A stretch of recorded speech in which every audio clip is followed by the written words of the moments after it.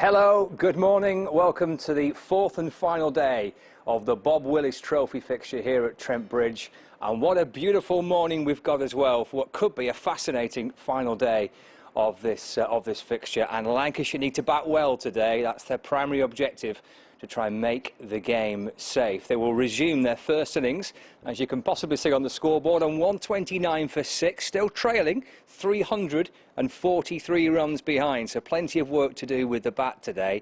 Stephen Croft, who batted beautifully throughout the course of the late afternoon yesterday, he'll resume this morning alongside Tom Hartley. We'll hear from Stephen Croft in a moment or two, but it's a crucial day for Lancashire because they've got the Roses match starting next Saturday and then Derbyshire in the final group game. So to keep alive their hopes of trying to win the North Group and qualify for the final, they've got to try and leave Trent Bridge today with at least a draw to show from it. We'll hear from Stephen Croft in a moment or two, but first let's reflect back on the third day. Long leg, Hurt comes over the wicket and balls to Clark. It's punched off the back foot. Glorious shot again. He's played two lovely shots, Clark, here. One through mid-wicket and one punched away through extra cover for... He's going somewhere. He's coming in to have a ball to Slater. He's playing and missing. What an expansive-looking shot from which. He's some really good games over the years. Oh, this is played down towards third man. He'll get 4, will Clark, but you're not entirely... No. Jennings in again. To Slater, and he's chased after that one. The Kent player, wasn't there, as Jennings bowls. Oh, an absolute jaffer from Keith. Looking quite pleasant at the moment. Hurt to Slater. Now that's disappeared down towards fine leg off. It's just clipped to the thigh pad. It's had a bit of a rest in Tom Bailey. Jennings again. Bowls. Oh, that was a much tighter ridge. Hartley to Clark. Oh, that's 4. That's absolutely cracked away through mid-wicket. Just dropping short there, Hartley, and Clark says, "I'll have a bit of that, please, if you don't mind." He muscled that one away underneath Liam Hurt, and I think that would have gone right through him had he got his body behind it. Such was the strength of the... Played for both counties. Jennings bowls and past the outside edge with Clark nibbling at it. 7 still. Keaton Jennings bowls to him. This time it's cut over the top of the catching. There's Bailey to bowl to Slater. Edged and caught. First ball with the second new ball, and Ben Slater has to go. That's a good catch. Livingston, Croft, the 3 slips. Balderson bowling to Mullaney. Has he edged that? Or at least Lancashire think he has, but nothing particularly... Balderson back into Clark, who has a little nibble at the ball that just moves away. 54 for 3. Next ball is nicely played. This will be Clark's 50 through mid-wicket. Very, very elegant way to get there by Jay. Balderson to Mullaney, who rocks back and clubs the ball over the onside, over the top of Tom Bailey at mid-on. It'll bounce out towards the boundary and he'll get 4 runs. Trent Bridge, but the floodlights remain on. Next ball, well, that's an almighty mo. So far, that was Ben Slater, eventually out for 142. As I say that, Joe Clark's just been bowled by George Balderson in the end for 57. So Lancashire picked up their second wicket of the day. Nottinghamshire now 373 for 4. Here's Bailey. Trigo is on strike, and he's off strike. He's nicked that one, and that's a fine catch by Alex Davis. And Bailey has a second one, and Nottinghamshire wicket starting to tumble now. Happy to say thank you very much. Off we go. Hurt in to Mullaney. We'll soon find out, because he's clubbing that one over mid-wicket and out towards the boundary. That's 4. Hurt bowls, and that's Moores going back, and that's a terrific shot. Glorious again. Mullaney comes down the pitch. It's a lovely shot, chipped up and over mid-wicket and down towards the boundary, and he's got 4 for it. A delightful shot.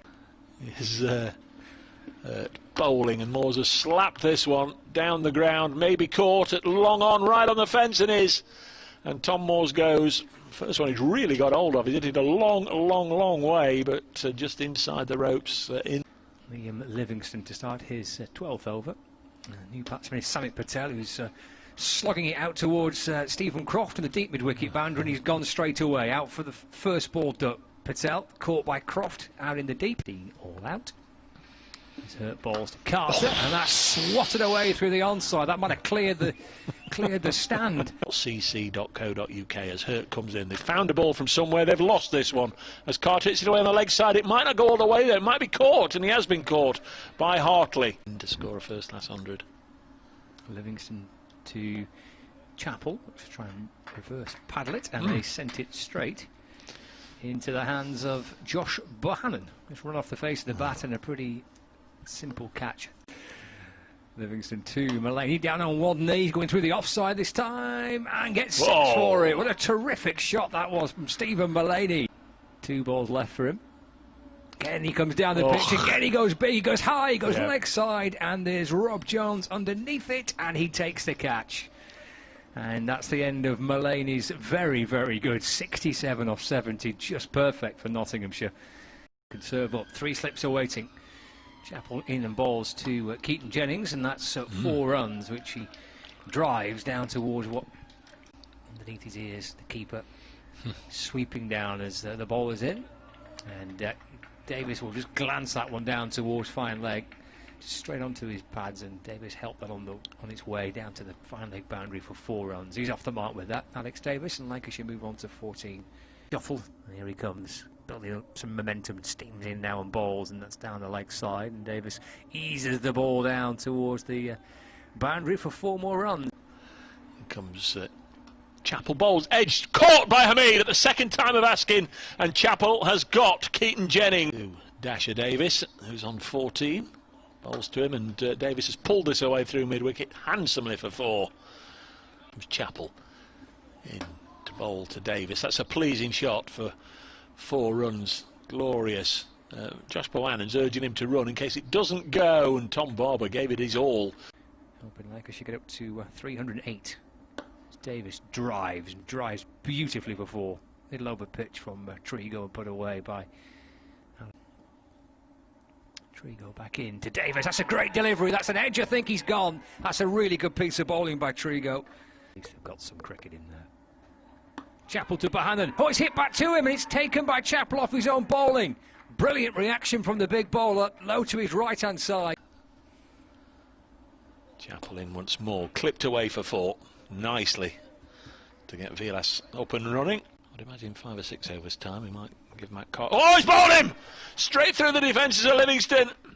Middle stump knocked back at a horrible angle. Certainly on a bit of a high, and he's carrying his team along with him. Bowles, and Croft is away.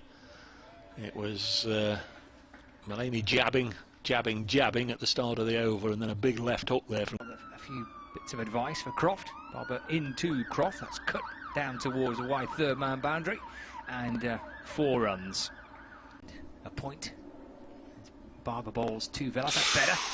And that's edged, flash down towards 3rd man. Barber back up to the stumps and bowls, and that's gone off the thick top edge from Stephen Croft, and over the top of the slips and down towards the boundary. One doing the loop around the outfield. Chapel balls to Croft. That's cut. Beats the dive of Hamid, and that'll run down towards the wide 3rd man boundary. And that will be 4 runs for Stephen Croft. Played it. Zach Chapel, he's not going to get any rest at the other end. Croft looks to try and sweep this away. Kind of default shot sometimes, isn't it, facing the spinner, the sweep shot, and he gets 4. Here he comes in and bowls, and they've got him! Dane Willis goes, and Chapel does a little dance of celebration. Responsibility here he's got now for his team. Here comes Chapel, bowls to him. Always tickled that one away for 4, first ball. Thank you very much. Trigo to Balderson. That's whipped rather stylishly through the onside. There's also a very stylish effort to stop the ball at mid-wicket, but that's a glorious looking shot by Balderson. Trigo to Balderson, short and cut. Oh, he's cut it straight to point.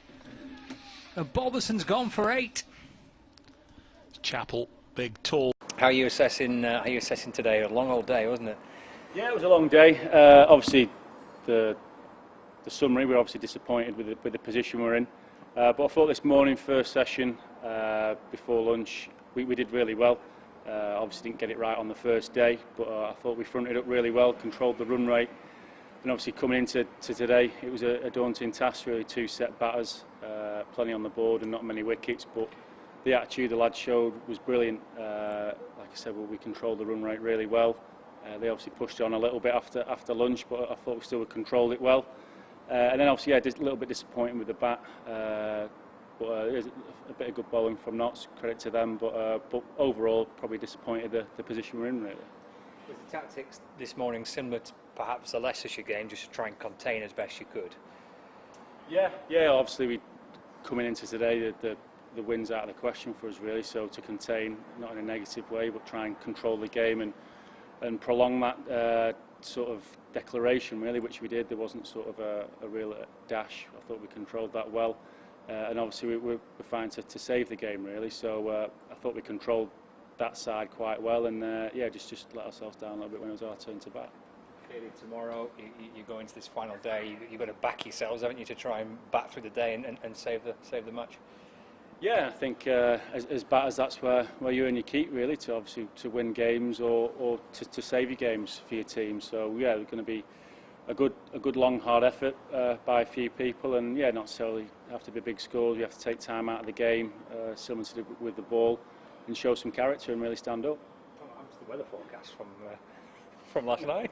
Oh yeah, we saw a little bit today. Some say it's supposed to be raining or thunderstorms. There's a yellow warning round, but I think, yeah, being around a bit, I think you tend to ignore them now. They guess quite a lot, but yeah, it obviously didn't do us any favours, but yeah, so be it. Just on a personal level, I mean, you've had a good start, haven't you? You must be pleased with how you've started. A couple of 50s in the first game, and obviously, you know, you're in now as well. Yeah, I'm really enjoying it through the winter. Sort of doing some coaching as well, keeping an eye on sort of the future stuff, but yeah, it's the last few years sort of put my mind at ease a little bit cricket-wise, and I feel really relaxed and enjoying the responsibility of being one of the senior players, really, and enjoy batting with Dane and have some good partnerships, and yeah, really enjoying that responsibility, really. So it's frightening to think you're the oldest out there at times. Yeah, don't know how. Missing Bunny being in the side, really, so he's usually the oldest, but yeah, I like that responsibility, and yeah, time flies when you're having fun, I suppose. 16 seasons, Stephen. Where's it gone? No idea at all. But yeah, still thoroughly enjoying it, and yeah, especially the role as one of the senior lads. And yeah, hopefully, yeah, if some of the young lads can learn up, it'd be great. But I think still want to perform as a player as well. Still got a big passion to do well for the club. And just finally on the game, to get it into the Yorkshire match and then potentially the Derbyshire match, the following game, you've got to get something from it. I mean, you can't afford to lose this one. No, massively not. Obviously, we want to try and get up that table as much as we can, and a draw is going to help that, really. We know how important Rose's games are as well, and we want the best sort of result that we can possibly get, which in this case being obviously a draw. So yeah, going in there without a loss to our name from this game will be a massive boost for us. Looks like they might draw their game with the way it's shaping up there. So it will keep it going, wouldn't it, going into that Yorkshire match, I think? Yeah, so with after this one, 2 games to play, yeah, there's still plenty of points up to grab. So yeah, we'll be definitely up for the Yorkshire game, but first and foremost tomorrow we'll need to dig in and show a lot of character. Well done, mate. Well batted. Thank you. The pavilion, the Nottinghamshire flag, the Lancashire flag isn't there, and that looks a little bit more proud today. That's getting a slightly bigger battering from a stronger breeze today, but we see the players on their way out. Stephen Croft resuming this morning. He did bat well towards the end of yesterday to get Lancashire to the close of play. In the end, 6 down, but those 6 wickets that did fall have given Nottinghamshire a chance, and as Dave mentioned, it will be a tough graft to get 14 wickets on the final day, but it is possible. Lancashire should go on to draw the game. They will back themselves to be able to bat through the course of these 90 overs and save the match, but as Dave described that, the beauty about the game is that you're never quite sure which way it will unfold. Here comes Matt Carter in to bowl the first delivery of the game, or of the day, and he's bowling to Stephen Croft, who just turns the ball down into the onside, and there is Hasib Hamid, who's at forward short leg. Straight to him. Carter into the attack straight away this morning, and that's turned away by Croft into the leg side. There's no run. Should Nottinghamshire decide to use quite a bit of Carter today, might be able to squeeze a little extra over to him, but he did look a threat towards the end of yesterday. Again, defended away by Croft and picked up by Duckett, who's at mid-wicket. And there is no run. The night watchman was Tom Hartley, who came out last night. But I mean, I'll be honest with you, I'm not quite sure where he would have been called to bat anyway. He's only into his second game as he turns this one into the onside, Stephen Croft. And Hamid stops the ball, and there is no run.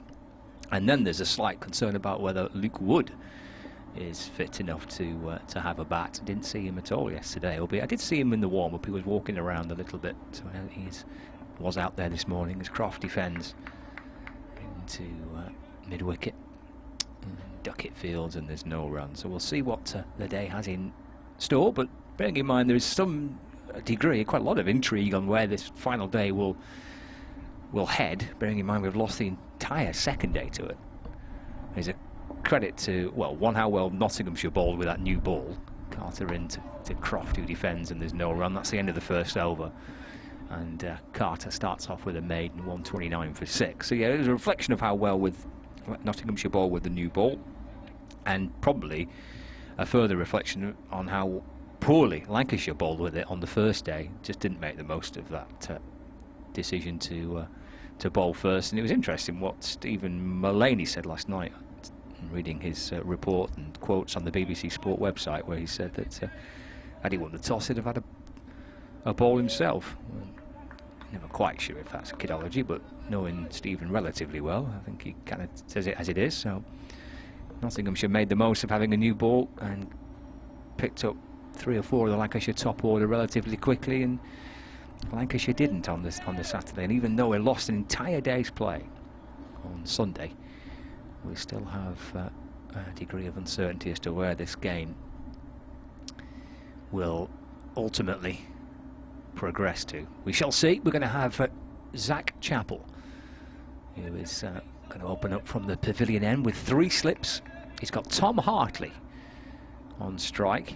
He's just making his second first-class game for Lancashire. So here's Chappell running in towards us on a breezy day, and Hartley just pressing forward. The ball nips away into the gloves of Moores. That's a good start by Chappell, who bowled ever so well yesterday, picking up 3 wickets, 3 for 38.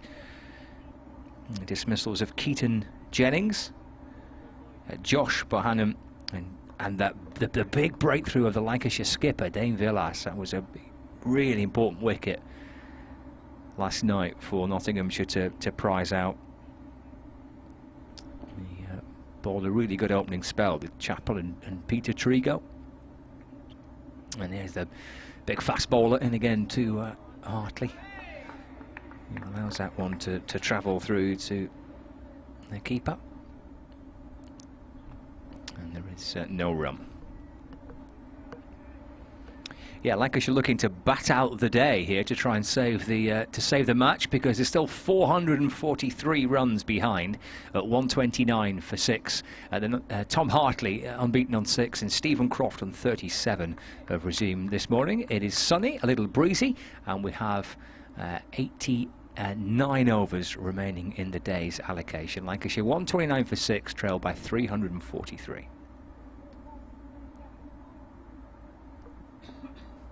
3 slips awaiting. Here comes Chappell running in towards us.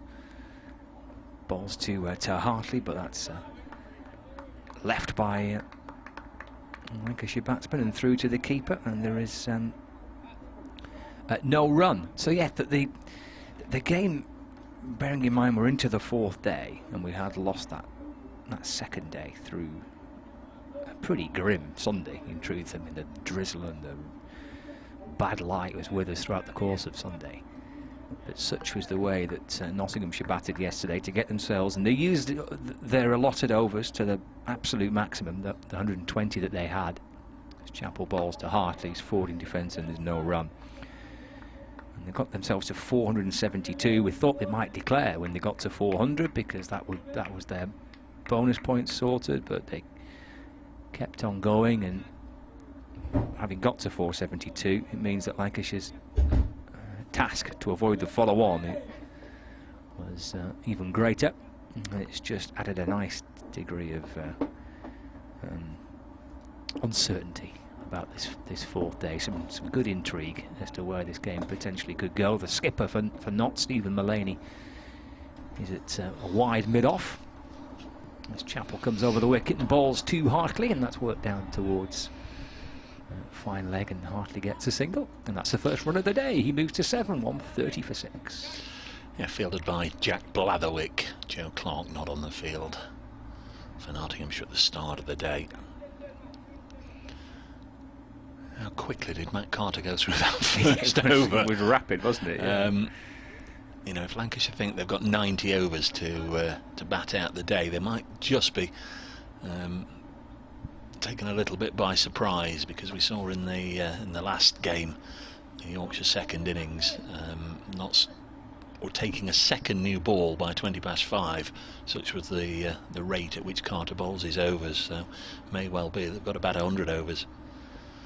There's Chappell from the pavilion end. This goes through to the keeper. End of the second over, 130 for 6. Hartley 7, Croft 37. Richard Dawson has been in touch. You can as well on the old Twittery thing, at Brace Cricket, at Scott Reed 16. Richard says, as long as the weather behaves, it could be a terrific day's play. Just trying to work out how Notts will contrive to snatch defeat from the jaws of victory again.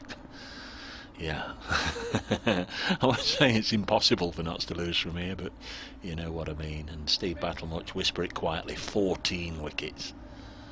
It's the first 4, I think, that are going to be the key ones. You know, just how quickly they can wrap up Lancashire's first innings, and then I'm assuming the only way they could go would be to insert straight away. Here comes Carter. Second over the day for him. He's got Hartley on strike, and he goes back and plays the ball quite nicely through the offside for a single.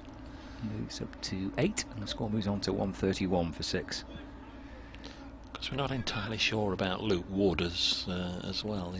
I'm sure Lancashire wouldn't want to. You know, we're not sure of his ailment or the reason why he's off the field yesterday. But you know, if it's anything that could be aggravated.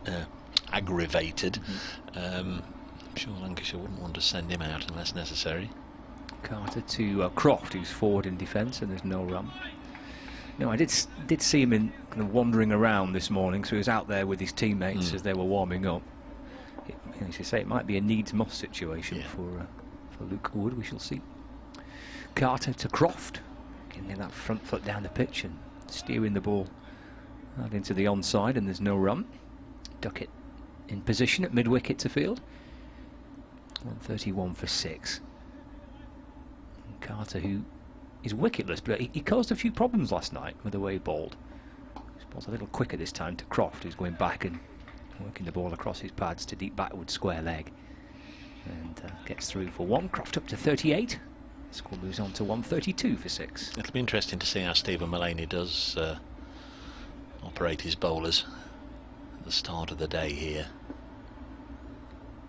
Carter to Hartley, goes back and tries to cut the ball, but Carter does manage to get a little bit of extra bounce, being the taller spinner that he is.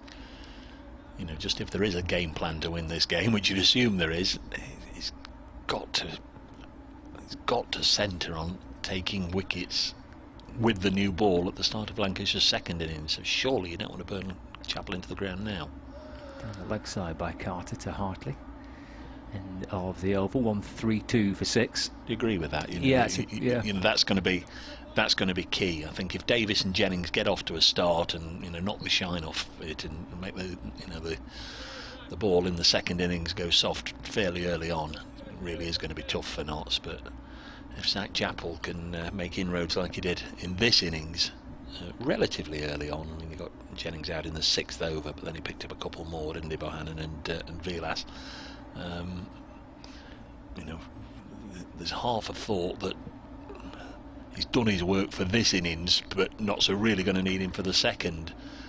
You know, I can understand Stephen Mullaney giving him a little bit of a dart here. Perhaps, you know, he was just hoping he'd knock over the night watchman straight away and they could go bang, bang, bang, and then get on with the main business of the day as they perceive it. 132 for 6. Chappell from the pavilion end comes in. That's cut away nicely by Croft, but Hamid at point has got a hand to it, and they will get a couple of runs.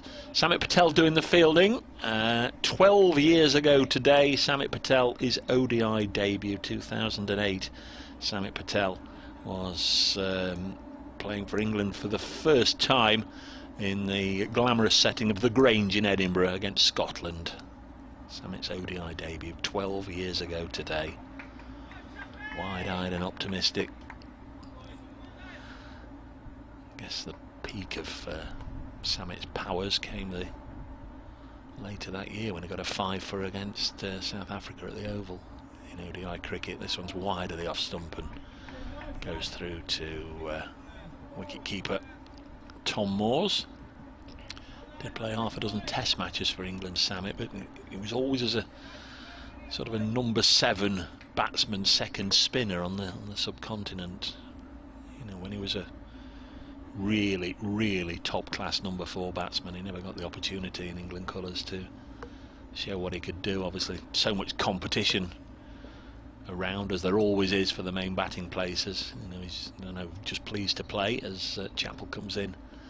And Croft has scooped this up for 4 runs over probably a 4th slip sort of region. It was a really ugly looking shot from Stephen Croft, and had it hung in the air any longer, or Blatherwick down here at third man been a little finer, it would have been a fairly inglorious way to get out. It wasn't the best of shots, but he did cut Chappell away for runs earlier in the over. He went after it again and just ballooned it up almost over 4th slip for 4. There's a little bit of a problem going on with the advertising boards away to our left. Some have fallen down, and Ben Slater's just making sure they're not on the field of play.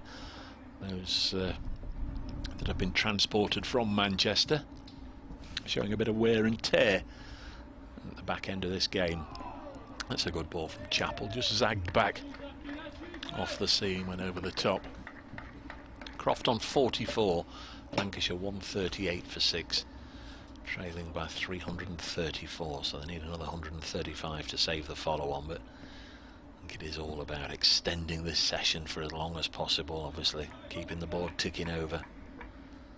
It's all time being taken out of the day for Notts, who probably need to take a wicket on average about once every 6.5 overs if they're going to take 14 in the day. Croft nearly chopped on there, bottom edge down onto his boot. It remains 138 for 6. Mentioned this being the anniversary of Samit Patel playing for England for the first time, 2008.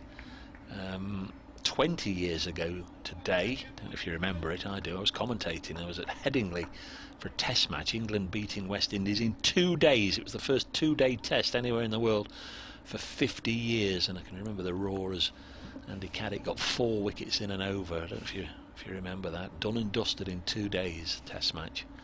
138 for 6 as Chappell comes in and bowls, and it's defended by Croft. Not good if you're being paid by the day, but I think the listening figures were that good. They sort of paid us out anyway. 138 for 6, but it's quite good in commentating from the old football stand at Headingley. Andy Caddick terrific. 138 for 6. I think that was the game earlier in the day. We'd all been brought a slice of cake by Curtly Ambrose for lovely. Would it be his 300th Test match wicket or his 400th? That was on the first day, and on the second day, it wasn't particularly celebrating, as his side had been rolled over twice in a day.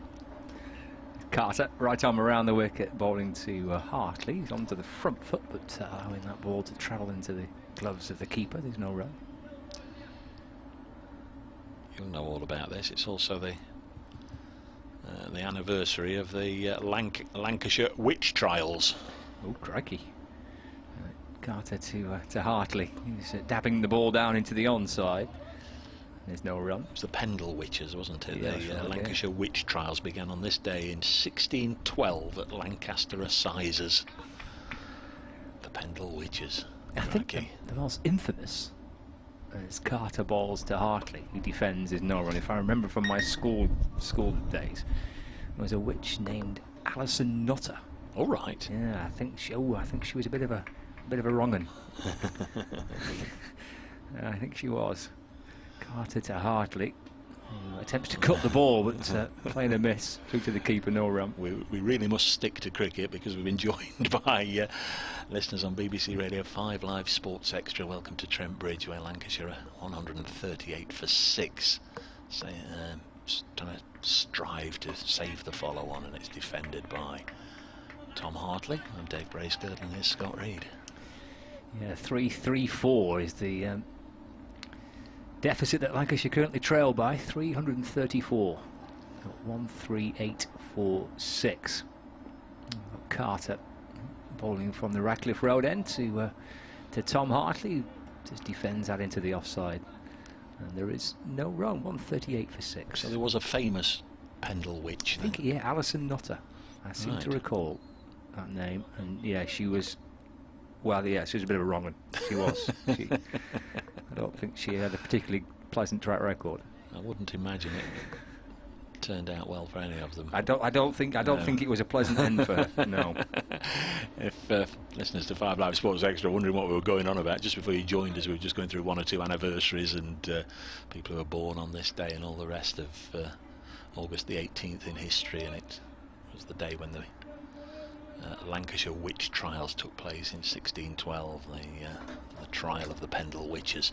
Here's Zach Chappell from the pavilion end here at Trent Bridge. Cloudy overhead, but fine and dry as the former Leicestershire man comes in and bowls, and Stephen Croft pushes it straight back along the straw-coloured surface to the big, tall Chappell, mentioned earlier in the game that when he was at Leicestershire, Lancashire's Liam Hurt came on trial and he stayed with him, and we're sort of making comparisons that they're both well-built young men, aren't they? They've got to be 6'4"-ish and absolutely bulging with muscles. They really are two impressive specimens as Chappell, with good pace, bowls outside the off stump, and Stephen Croft, who's battled away nicely here on 44, leaves it alone. The leading hand in the Lancashire first innings here, Croft. Alex Davis and Dane Vilas both made 26. Liam Livingston 14, Keaton Jennings 10, Josh Bohannon 1, and the last man out just before the close last night, George Balderson, was dismissed for 8.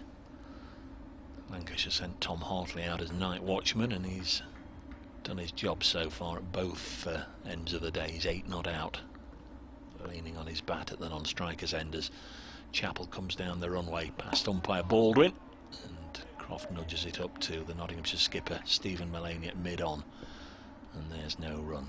Lancashire winning the toss at 10:30 on Saturday morning, opting to have a bowl, and the 2 Bens in particular, Ben Duckett and Ben Slater, said thank you very much. They both scored centuries on Saturday as Notts went on to score 472.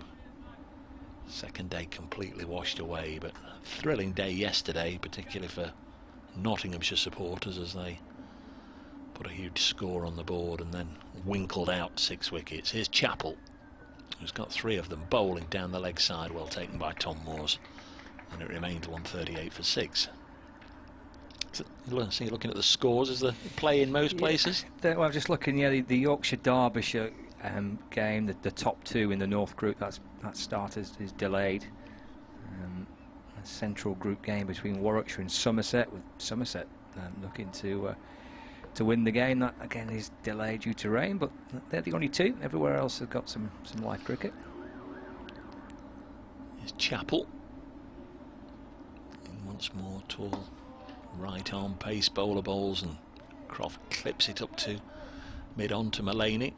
No run. I guess if the Yorkshire-Derbyshire game does end in a draw, the North Group still fairly wide open. They will both have won 2 and drawn 1 if that's how that ends. I think unless Nottinghamshire went on to win this one today, their hopes of sort of getting back into the picture towards the top end has evaporated. Lancashire have won 1 and lost 1.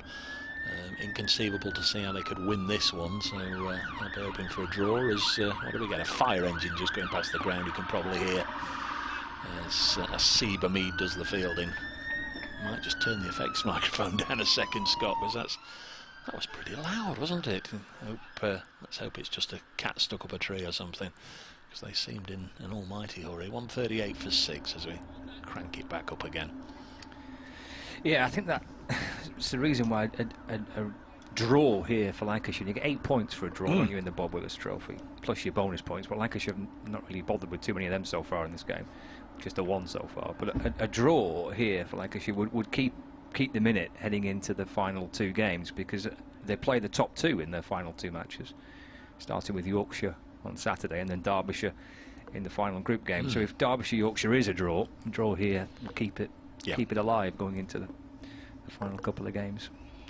Carter to Hartley, starts too wide, that delivery, so left alone by the left-hander into the gloves of the keeper. We sort of said, didn't we, that Notts would need to average a wicket around about every 6 overs if they were to take 14 in the day. Well, the first 6 overs have come and gone.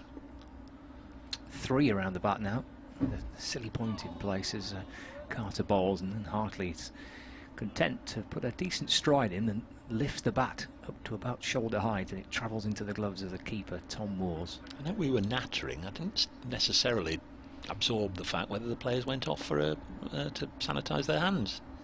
Carter to Hartley in defence, and there's no run. It's a good point. Yeah.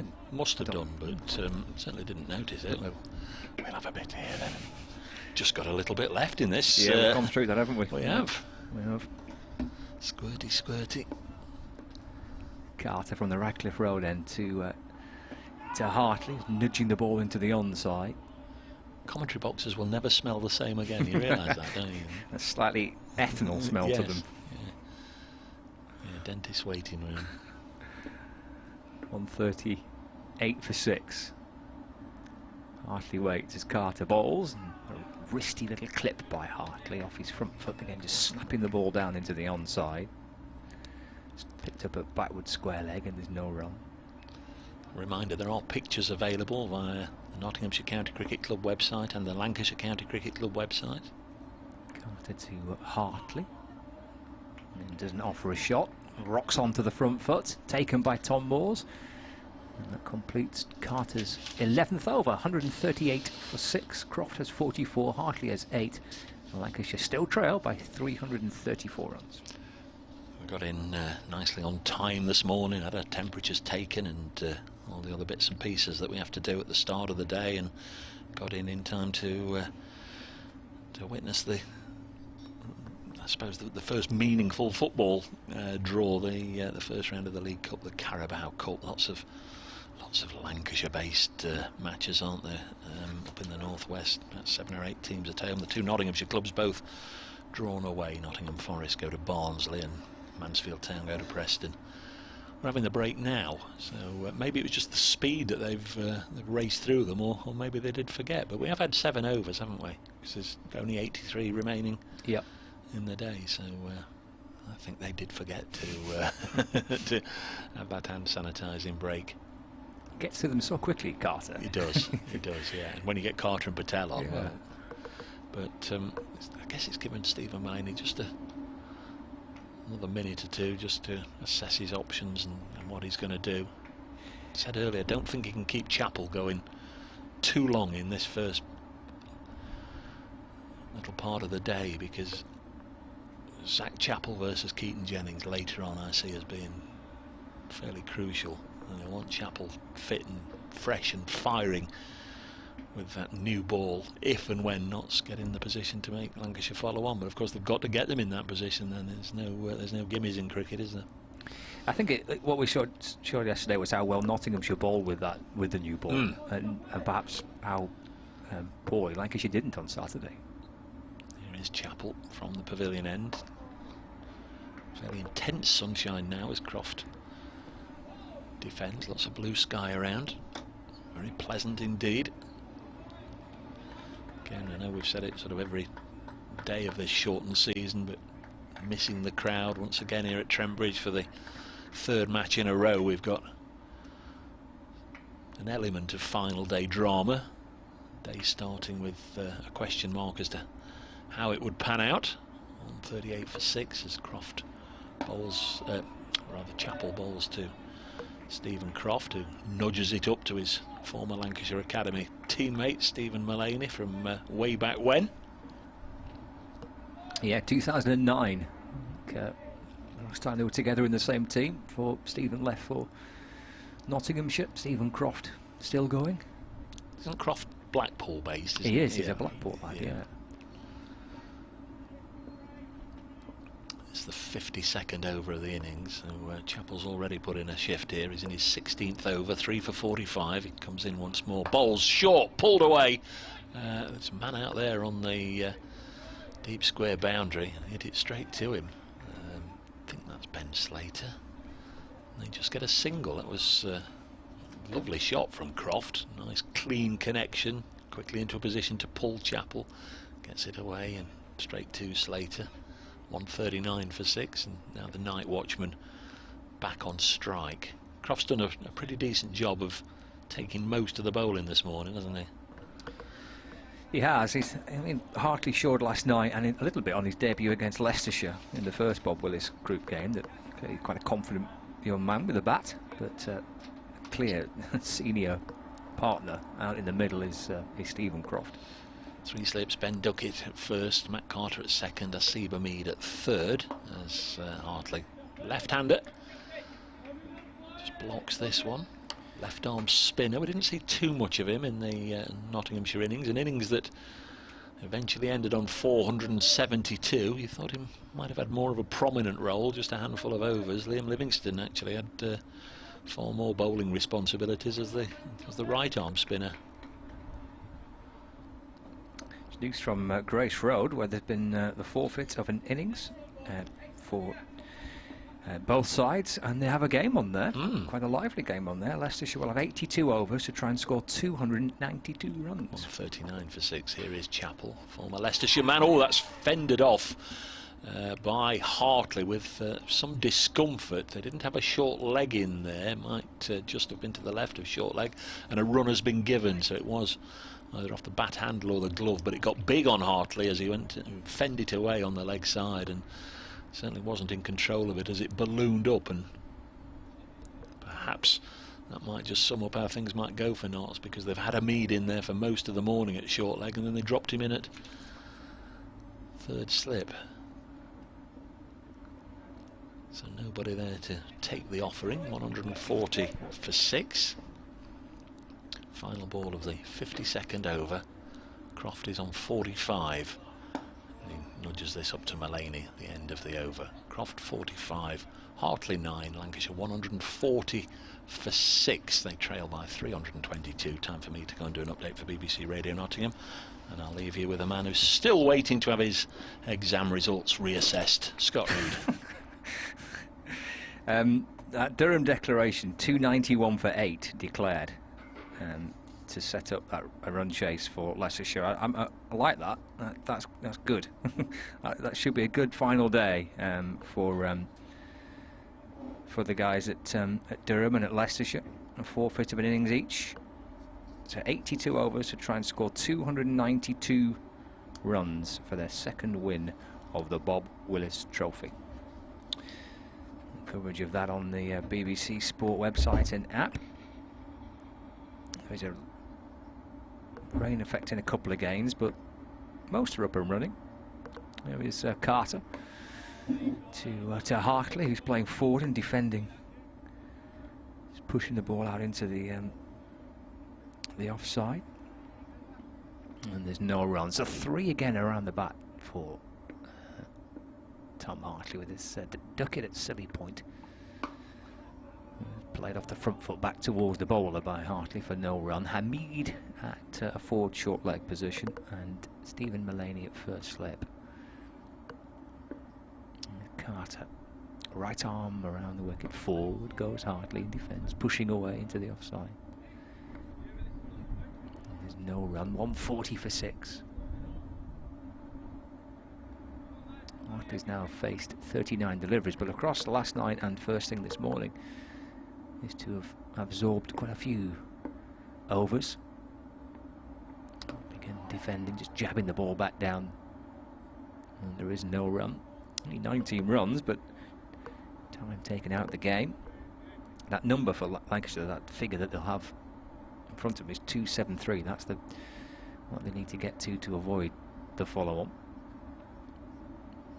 far to Hartley. Going off the front foot and defending. And there's no run.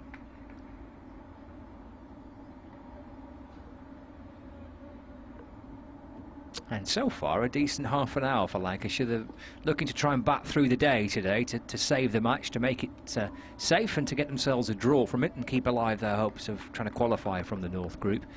Well, they've got through the first half an hour of play without any real alarms. Stephen Croft unbeaten on 45 and Tom Hartley on 9. The figure that they will have in their mind is to try and avoid being asked to follow on, asked to bat again.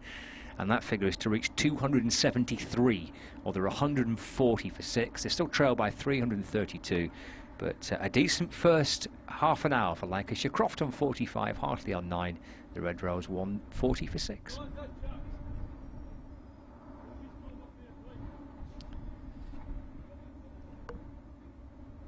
Another over safely negotiated by Hartley. I'm sure they'll be enjoying the challenge of being out there to batting with Stephen Croft. Chappell starts a fresh over into Croft.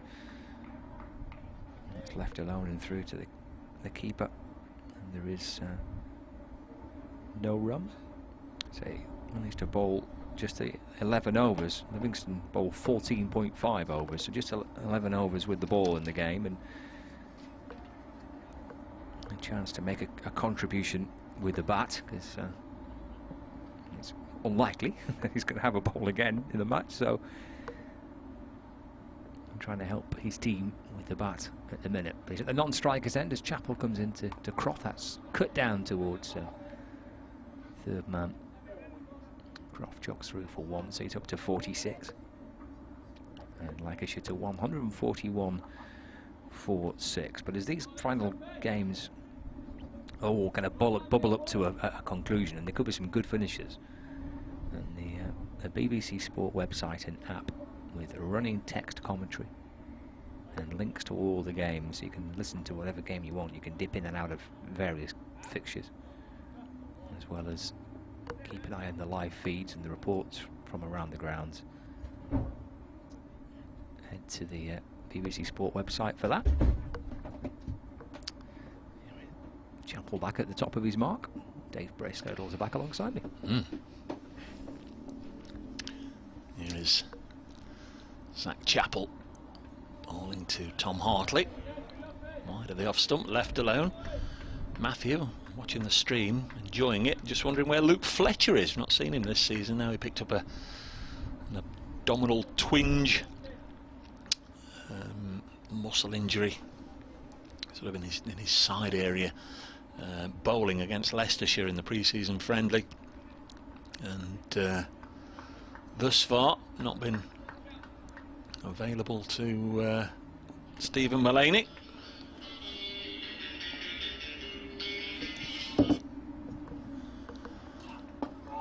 Next one's worked away on the leg side. There's no run. Remains 141 for 6.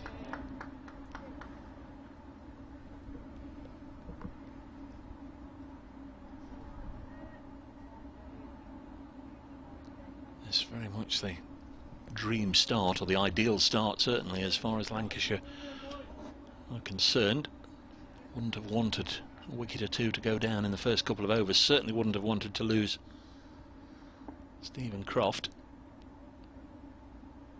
And he's found a useful batting partner here in Hartley. Next ball defended by the young left-hander.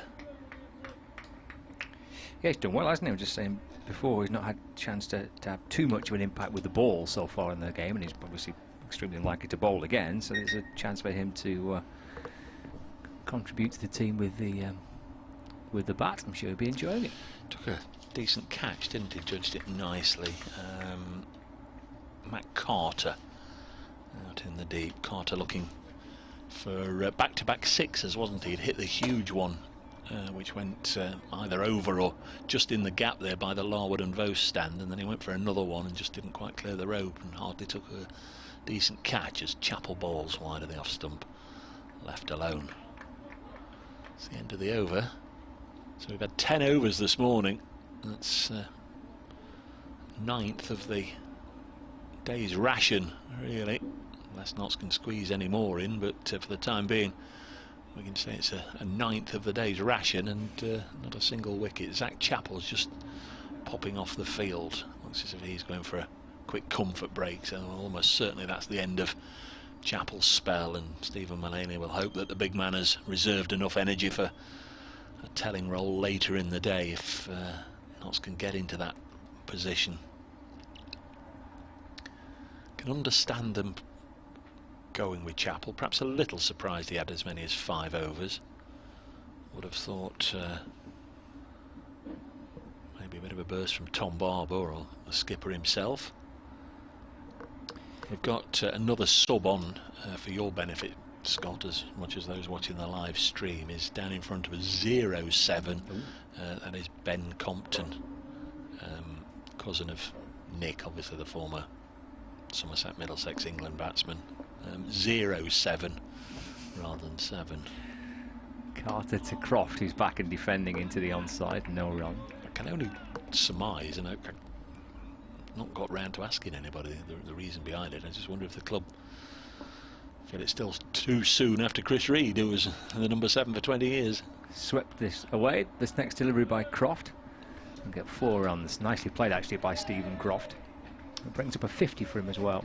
50 off 103 deliveries. It's been well put together by Croft throughout the back end of yesterday and through the first hour, half an hour or so this morning. His 3rd half century of the Bob Willis Trophy. 103 deliveries for his 50 runs. Yeah, and perhaps just as significantly, he's been batting for 2 hours 20 minutes as well. Aye, yeah. I used to have a chat with Stephen Croft last night, and he said, "Do you want me to sit down and stand up for this?" I said, "I think you can sit down." Hold up here, because again, one of the advertising boards that have made their way down here from the northwest has blown down and is on the field of play, and umpire Tim Robinson has he's detailed Peter Trigo to go and shift it. Yeah, give it a bit of a boot. Yeah, I don't know if that's in his description. Yeah. Not in my contract. It's not moving advertising boards. Carter to Croft. That's a neat shot. Right back into the crease and working the ball about a square on the leg side for a single. 51's it, not out now. It's a hard hat area, isn't it? Steel toe cap boots required if you're going to start booting the advertising boards.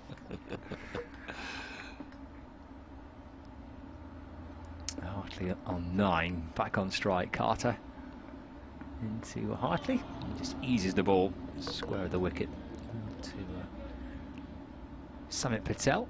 It's a backward point and there's no run. It's like Tom Barber doing a few it is, yep. stretches. Yep. So they might stay with the quicks from the far end. It's obviously quite a difficult thing to get right, that, isn't it? It's Carter balls to Hartley and defence is no run. And I agree with you. I think that's he summed it up really well, that the new ball will be absolutely pivotal should Lancashire be asked to follow on at some point, and you want Chappell fresh, ready to take it, but you also need to wrap this one up as quickly as you can as well. So it's a fine balancing act that Stephen Mullaney's got. Carter to Hartley, just trying to tickle the ball around the corner down to backward square leg, and there's no run, and that's another one done. It is Lancashire 146 for 6. Hartley has 9, Croft has 51. So 3 that we've not seen. Presumably, if he's fit to bat, Luke Wood would come in next, and then Bailey and Hurt. Would they be tossing up to see who goes 10 and who 11, or is there a recognised order? Bailey will come in next, I think. In next, even before Luke Wood, even if he's fit? Well, that's, yeah, I can't be certain about that. If Wood's fit. I just don't think that it's a needs-must situation, isn't it, with Wood, I suppose.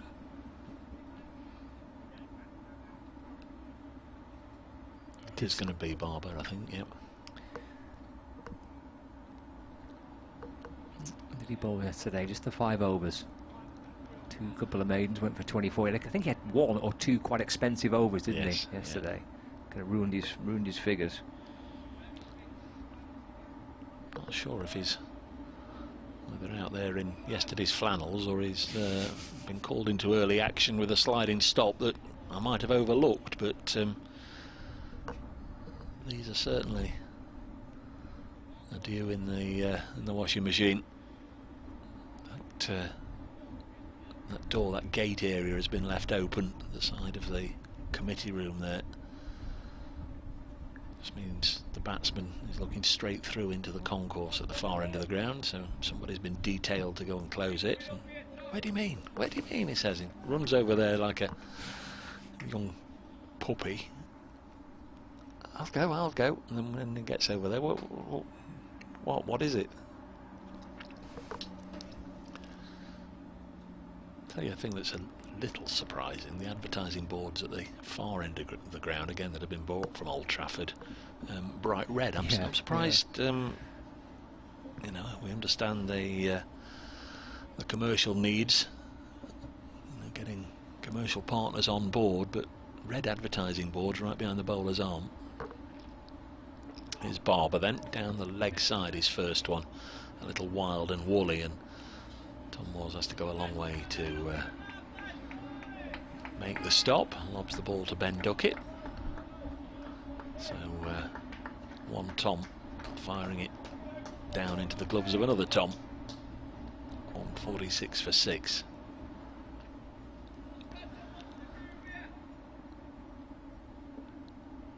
So 2 slips. Ben Duckett and Matt Carter.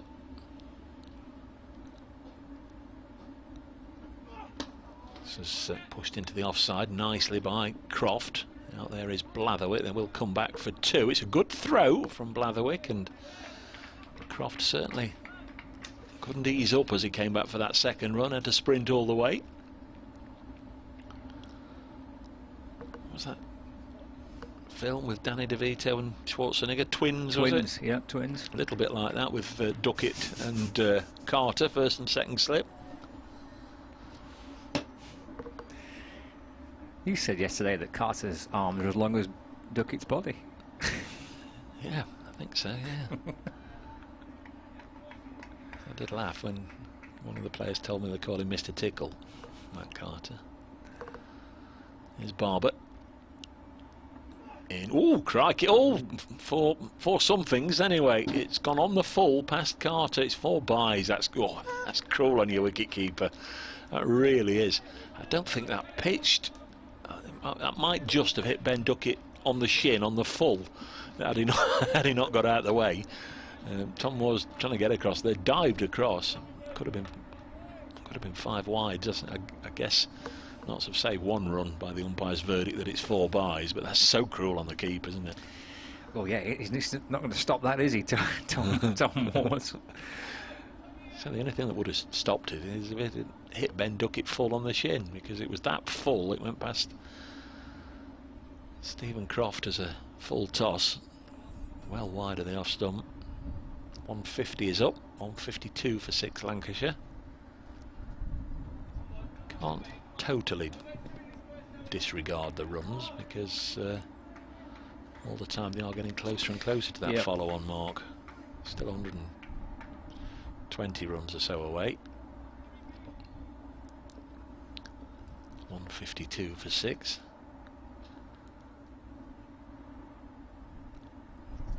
There's Barber in bowls.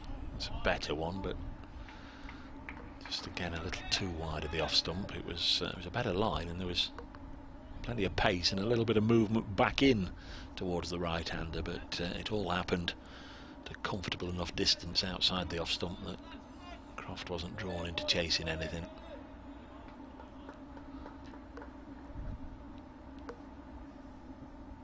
He's on 53, the almost veteran Lancashire batsman. 52 for 6. Lovely shot from him into the offside, takes a single. Didn't mean that to sound disparaging. How old is he now, Croft? He's seemingly been a member of that top 4 or 5 for almost forever. Yeah, probably mid-30s now, must be Stephen Croft. He knows he's the senior boy in the team. He's quite comfortable with that tag, I think. He's been terrific so far in this competition. The third 50 for him. It's been a good start to the Bob Willis Trophy with Stephen Croft. I think he'll enjoy the prospect of batting with a young man at the other end. I quite like that. He's a real kind of cool customer, Stephen Croft. He's not particularly well flustered. I think he was a terrific captain when he was skipper of Lancashire. I think because he's quite a calm guy, he doesn't really get too up or down. He's quite level-headed. Short leg has gone in. Hamid is there for Barber. Oh, this time down the leg side. A little bit erratic from Tom Barber to end that over. 153 for 6. Yeah, it's a tricky one for Stephen Mullaney, isn't it? Because with Barber's and it's his first over, but it's similar to what we saw last night, really. And Lancashire will probably think, well, if they can get through the Chapel spell this morning, which they have done, then the threat is not quite the same at the minute. I'm not saying that Barber won't come back and bowl well and be a real threat and take wickets. He might well do that, but at the moment, Lancashire will feel as though, well, at one end, if we can get through Chapel, the threat's just not quite the same.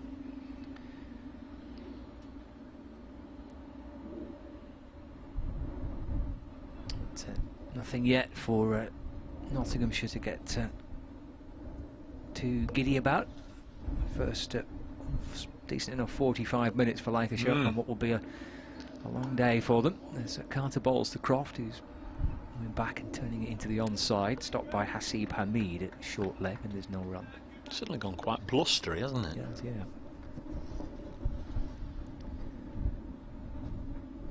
Carter to Croft. He wants a run here, Croft. Turning it out into the onside, gets it beyond the reach of Hamid, and goes scampering through for a single. Moves to 55. 154 for 6. It's Hartley on strike now. Carter be too concerned by that. I think he quite like the idea of bowling to Hartley, and there's a second slip in place as well as a silly point to the short leg, so there's plenty around the bat. Carter bowls maybe just a little bit too full and straight to Hartley on that occasion. Played away back towards the bowler. And there is no run. Stephen Mullaney is marshalling his troops, moving fielders into the right position. Just moved its deep point a little finer. Whipped up to mid-on by Hartley off the front foot. And there is no run. Remains on 9. There's 5 fielders, all crouching down. In fact, Patel at second slip for a moment was on his hands and knees, but picks himself back up. Hartley plays a very neat forward defensive. I'm asking a question, but whether that hit pad first, but it certainly hit the pad. That was pushed with a good sound of wood on it into the offside where Duckett fields, and there's no run. Carter, final ball of his 14th over. A few more to come today, you would think. Yeah, I'm just thinking, they don't really want to overwork him in this innings either, but needs must. End of that over with a ball played just out towards backward square leg. That completes it. There'll be quite a few quick sanitising breaks if we're doing it every 6 overs when we've got Carter bowling from one end. It's a good supply of hand gel for the players today. Somebody down there just again attending to all these advertising boards that have blown over. It's a windier day today, isn't it? Yeah, definitely a stronger breeze today. 154 for 6. It's a 318 runs behind Lancashire. So they're still off for rain at Headingley, and the other game in the North Group, Leicestershire 5 without loss then, as Scott said, a couple of declarations there. Leicestershire been set to score 292, 5 without loss, so the weather holds, that could be one worth keeping an eye on. at Cardiff. Glamorgan's second innings 40 for 2, still trailing Gloucestershire by 25 runs. At Wantage Road, Worcestershire 202 for 6 in their second innings, leading Northants by 209. It's raining at Edgbaston. That'll be frustrating for Somerset, who need 4 wickets to win the match. Raining at Arundel, where Hampshire and Surrey are still in the first innings of that particular match. Canterbury, Kent 185 for 7, trailing Middlesex by 84, and at Hove, Sussex 72 for 4, leading Essex by 126. So you're up to speed. They've nicely cleansed themselves, and it's going to be Tom Barber from the far end. Here he comes into ball to Stephen Croft. Cut. Oh, and that beyond the reach of, or through the hands of Hamid, who got something on it certainly, because he's wringing his hands there, and his fingers will be stinging there.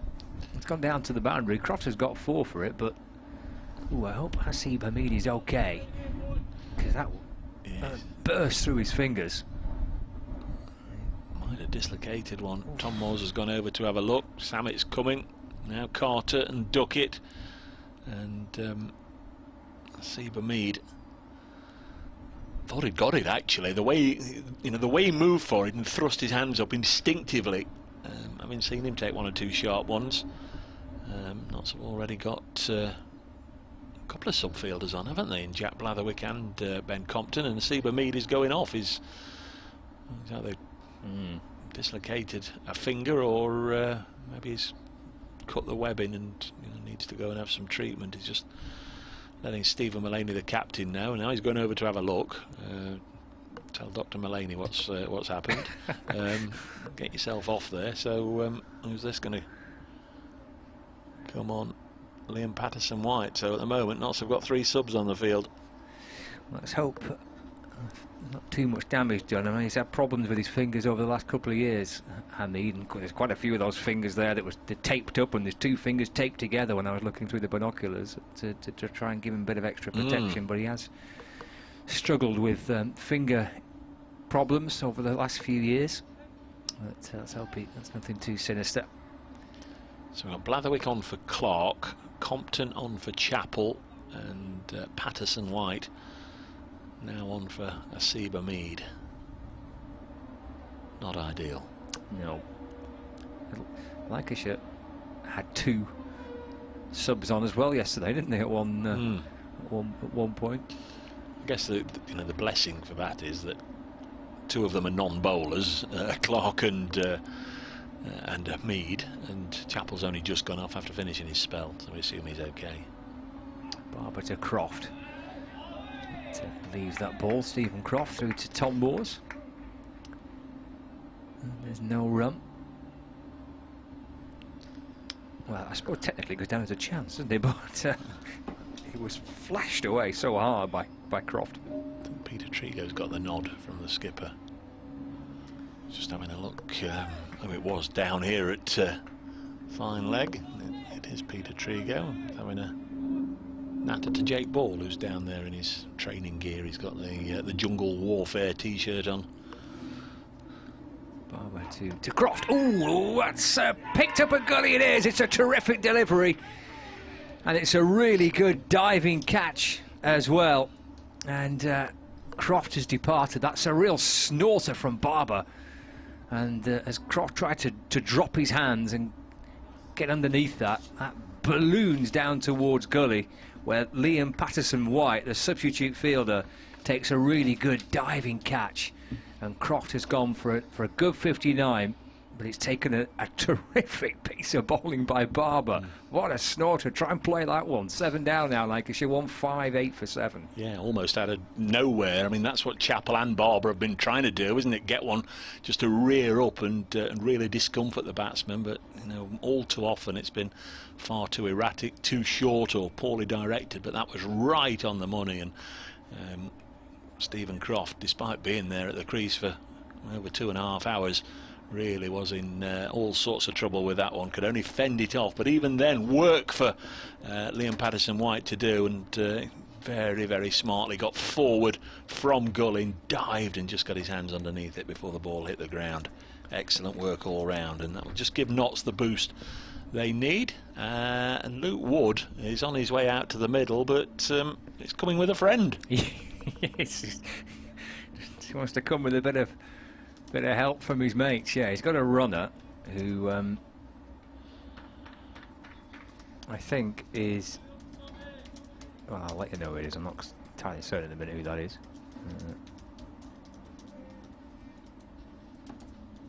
He's got a runner. Is Luke Wood. So clearly not fit enough. I didn't see him bowl in the. He was off the field, wasn't he, for the whole of yesterday? Didn't bowl at all. I think it might be the Lancashire captain, you know, who's quick, but the skipper's come out to be his runner. I think I was a bit reluctant to say it. I'm like, well, I can't be. The skipper's not going to put himself forward for that, but. I don't know. We'll let you know who that runner is, but it's either him or Keaton, just purely judging from the height. Yeah, I think that's Dane Villa. I think the captain's come out to be his runner. So Luke Wood out in the middle. That was a really good ball by Barber. Then that might just do wonders for him actually, because he has he struggled last night and first over today, just not quite got it right. But that might just perk him up no end, that. Yeah, Lancashire County Cricket Club have just they've just tweeted that Luke Wood's on his way to the middle with Dane Villas as his runner. Well, that's not your job as skipper, is it? To go well, fair enough. Leading by the front is Barber into to Wood. Well, that's down the leg side. They're appealing for a little glove down the leg side. But, it felt like distinct kidology.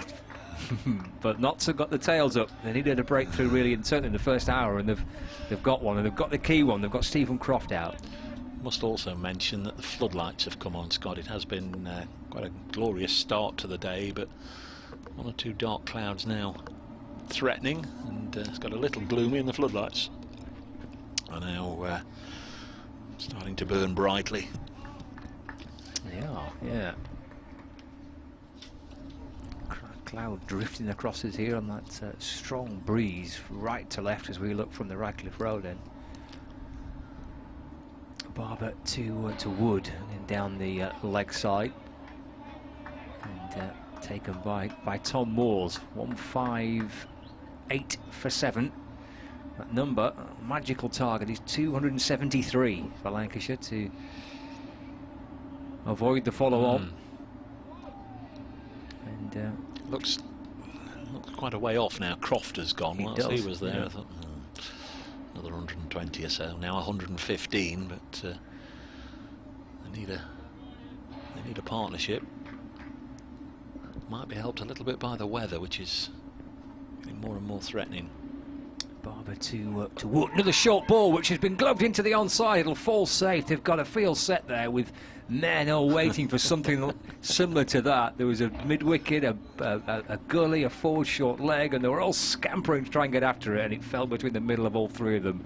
And Wood fending a delivery off from Barber.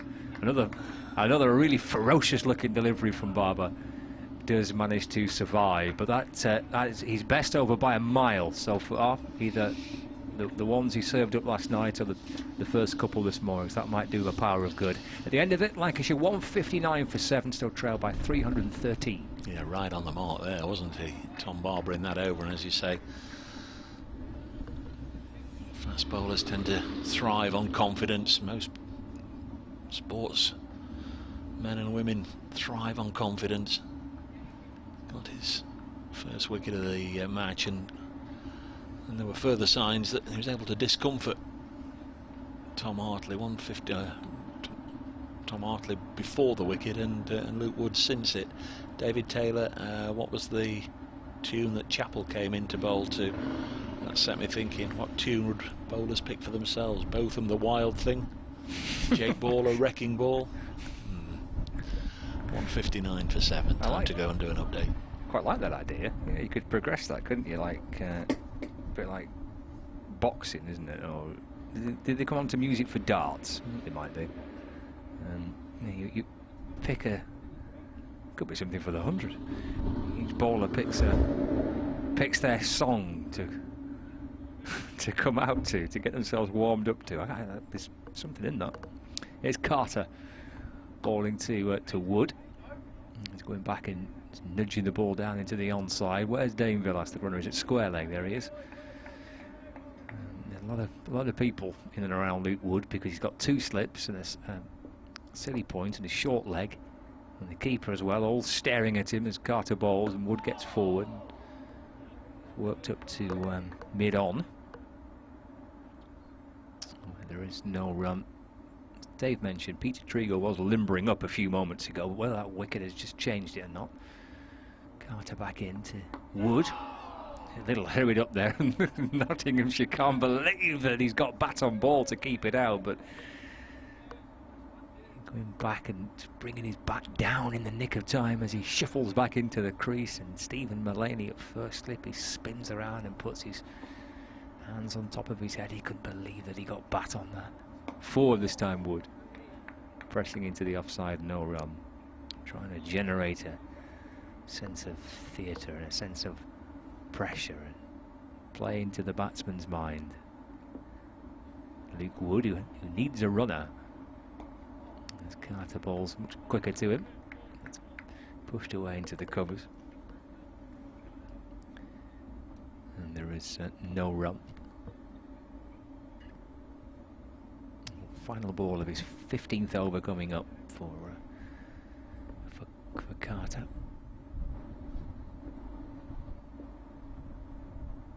Trigo just dropping a little deeper from mid-on. It's tickled away through the onside by Wood. That's a nice shot off the front foot, just in front of square, towards the boundary. Will it reach the rope? It doesn't. But they've run 2. They've run 2, I think. Yes, they've run 2. 161 for 7. I'm very confused when runners are out there. There's too many people doing things they shouldn't be doing. 161 for 7. So Wood's on 3. And Hartley's on 9. And Lancashire still trail by 311 runs. And we've had the first hour of play. And Nottinghamshire have got themselves a wicket in that first hour, which was the very least really that they needed to do. They've been in an ideal world. They want to be through this innings by lunch. Give them 2 sessions to try and bowl Lancashire out again. Lancashire can drag their first innings into the post-lunch session and feel a little more confident. Trying to get through this day with a draw. Just lost their first wicket of Lancashire. Stephen Croft, the man out for 59 off the bowling of Tom Barber, is a real snorter of a delivery which Croft gloved down to Gully, and he departed for a good 59. So Lancashire are 161 for 7. They've got Hartley and Wood currently batting out in the middle. Still trailed by 310 runs. The magic number for Lancashire to avoid the follow-on is 273. They're currently 162 for 7.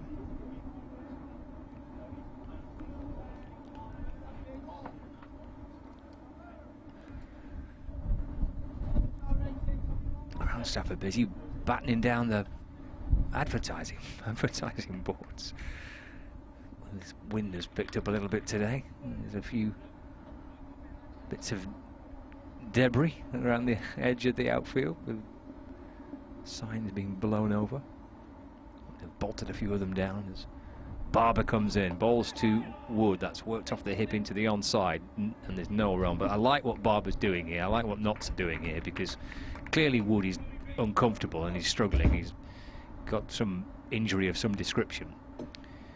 And Barber, having just bowled a real snorter to Stephen Croft in his last over, knowing that Wood's struggling, has got a short leg, a leg slip. He's got a short square leg, and he's going to try and work Wood over a little bit here with a bit of short stuff, and see if he can try and bring him to play one of those 3 fielders.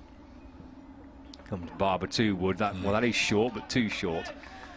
It bounces over the top of Luke Wood and through to the keeper, and there's no run. Probably should have been called, shouldn't it? It was way over the top of the batsman. Got a leg gully in it for Luke Wood. Samit Patel.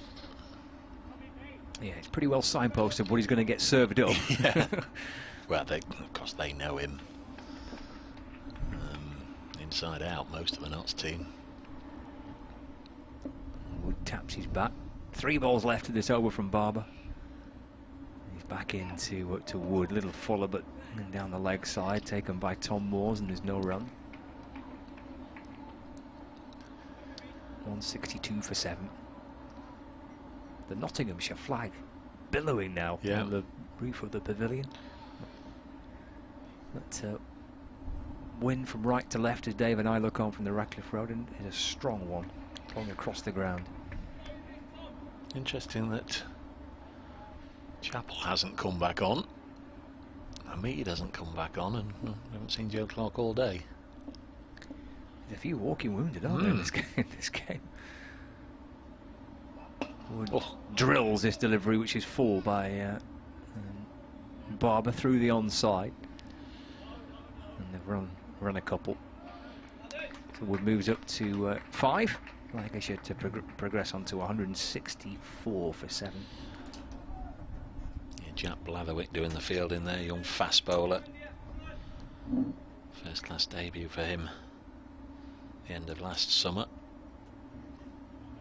Played a couple of matches here against Warwickshire and away at the Oval last game of the season against Surrey, which was pretty much a complete washout, just a little bit of play on one day. Barber to complete his over. Ball's a really good delivery to Wood, that beats him. And through to Tom Moores. Every now and again he serves up a beauty, Barber, even though his figures are a little wild because of a few loose balls. He has got the prize wicket of Stephen Croft this morning. 8 overs, 2 maidens, 1 for 35. Lancashire 164 for 7, trailed by 308 runs. Follow on target is 273. Yeah, it's not quite going to the script that Stephen Mullaney, Peter Moores, the rest of the Notts coaching staff would have laid out at breakfast this morning, but it can all change quickly, can't it? You know, you get 2 wickets in quick succession and 3 wickets in 3 overs or something, and Lancashire could still be batting before lunch, but just trying to find a way through here. Hartley's done a good job. He lets this one go through to the wicketkeeper from Carter, who's bowled unchanged so far this morning. This is his 8th consecutive over. Another of the Notts walking wounded on the boundary edge at the far end of the ground, young Joey Everson, still with that cast on his left foot. Samit Patel in at second slip. Not seen him there for a while. Makes the stop. Of course, it was Patel's slip catch off Shivnarine Chanderpaul all those years ago at Old Trafford that secured the County Championship First Division title for Notts. Andre Adams, the bowler, 10 years ago. Carter bowls in again, defended by Hartley. 164 for 7.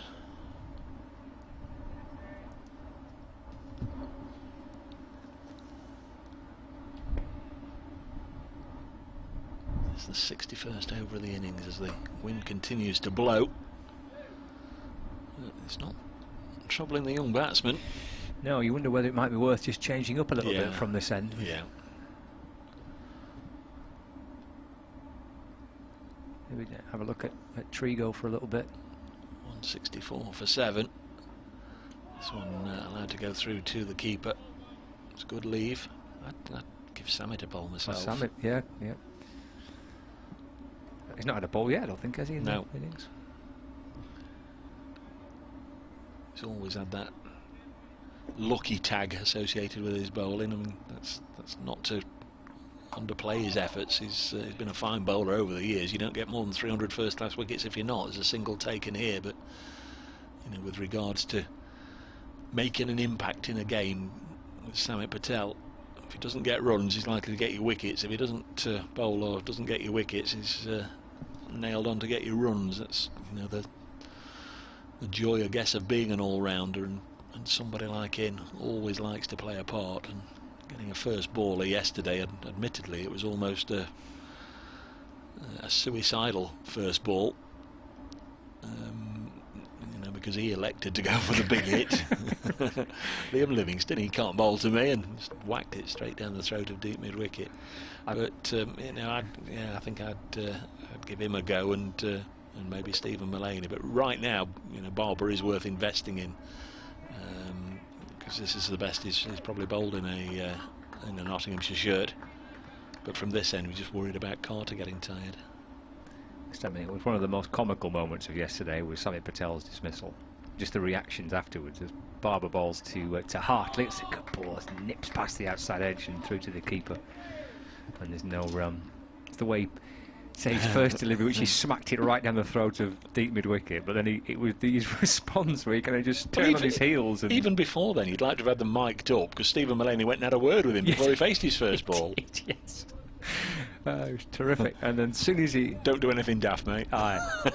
And then smacked it right down Croft's throat. And it was almost before Croft even took the catch. He turned on his heels, making his way back towards the dressing room. And so they couldn't cross. Yeah. Chuckling away. Barber down the leg side to Hartley. It's a terrific stop by Moores, who's... He's in the game, isn't he, Moores, at the minute with Barber bowling, but he's busy. Yes, it's not been a quiet morning for the Nottinghamshire wicket-keeper. 6-5 for 7. Speaking of wicket-keepers, 100 years ago today, Godfrey Evans was born. Sadly no longer with us, former Kent and England wicket-keeper. I think when I first started watching cricket, Godfrey Evans appeared in a lot of the Sunday games. Barber to Hartley, who's very neatly in behind and playing the ball back down the pitch, and there's no run. International Cavaliers and all that on a Sunday. Now that's way before your time, before the Sunday League, the John Player League started. First sort of Sunday afternoon cricket when BBC Two started, it would always be the International Cavaliers. And all through the season they'd go round all 17 counties, of course, as it was then. There'd be a real international flair about the Cavaliers. You know, one or two top names every week, one or two you haven't heard of, and one or two sort of senior players who you know, no longer could do it at the top level. And Godfrey Evans very often kept in those sorts of matches. Barber comes in and bowls to Hartley, and that's tickled away into the onside. There's no run. It's great hearing story. I mean, obviously I don't remember the name or the player, but great when you hear the little stories about players of years ago, that what they did and what they achieved. Of course, you know, that was half of the beauty of switching on at 5 to 2 on a Sunday afternoon, because you know it'd be, you know, whatever, Somerset against the International Cavaliers or Essex against the International Cavaliers, but you had no idea, literally no idea. And I understand half the time they didn't have any idea who they could get, you know. And it's Barber. And Hartley defending into the onside, no run. You know, and you just might switch it on, and you know, guesting for the Cavaliers today, we've got Brian Close of Yorkshire is captain in the side. Garfield Sobers from the West Indies is playing. Wes Hall's also come across to open the bowling, and Hanif Mohammed, the Pakistan opener, will be out there for the first ball of the day. And you know, you perhaps wouldn't recognise the other 6 or 7 members of the team, but they'd always managed to get some, you know, absolute gold that just happened to be in the country at the time. It's almost like the lashings, you know. You'll have heard and seen the lashings, I'm sure. Hartley flicks one into the onside, and a short ball, but beyond the reach of square leg, and he'll come back for a couple to complete the over. He's done well to not pick out one of those fielders on the leg side there for that type of shot, that type of flick off a shortish ball from Barber. But Hartley to 13, Lancashire to 167 for 7, trailed by 305. I mean, there was a time, of course, when Lancashire almost used to gobble up all the world stars. I can remember coming here in a a school trip. When talking about that last week, how now and again our school would run the old minibus to the Sunday games. I can remember coming for a Lancashire game when Clive Lloyd, where the Smith Cooper stand is now, you know, very difficult even for me to remember, let alone people who weren't around then. But there was a double-decker stand, the par stand, and the tree, the par tree, huge tree, and I remember Clive Lloyd smacked one right over the top of that tree. It was a day when Lancashire got plenty and Notts didn't get very many. If I want to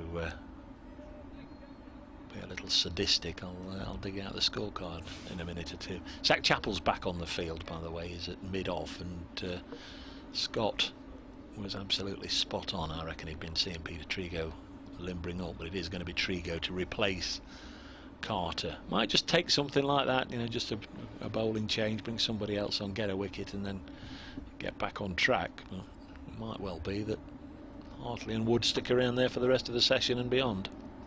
News from Headingley is that lunch will be taken at 12:30 with an inspection at 12:45. We had nothing on the fourth day there between Yorkshire and Derbyshire.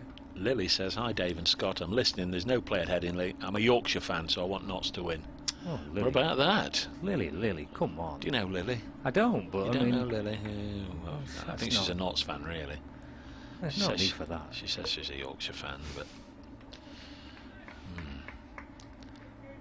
as long as you've paid your subscription, Lily, to listen to us. Send the check. Here's Peter Trigo bowling. First delivery to Luke Wood is just blocked. It runs its way up to Zach Chappell at mid-off. Big tall man. He's got the white floppy sun hat on. Just occasionally you sort of half see him and half think it's Stuart Broad, because similar build, almost similar gait, and Broad likes to wear the floppy sun hat. There's Trigo in once more. This one goes across the left-hander. Lots of encouragement, lots of oohs and ahs, as I'm sure you can hear, but Nottinghamshire struggling to add to the one wicket they've taken this morning. That of Stephen Croft came just before the hour mark, so Notts had to really work hard to break that 7th wicket partnership, and it was a decent snorting delivery from Tom Barber, which just got big on Croft. He could only fend it off his nose, and the ball looped up, and subfielder Liam Patterson wide on took the catch. This one's just wondered why they weren't running for a minute, and then of course I realised that Luke Wood had played the shot, and he's got a runner, Dane Vilas, the Lancashire skipper, doing the running for him. So we all sort of go round in a little it's almost like rounders, isn't it? So Luke Wood gets the run, but he has to move out to square leg. The man who was at square leg, Dane Vilas, he's run down one of the old used wickets to get to this end, and the man who was at this end, Tom Hartley, has gone down and is now on strike. That's how the old rounders works, isn't it? I think it is, yeah. English baseball. The next ball is in, and this one goes through to the keeper. 168 for 7.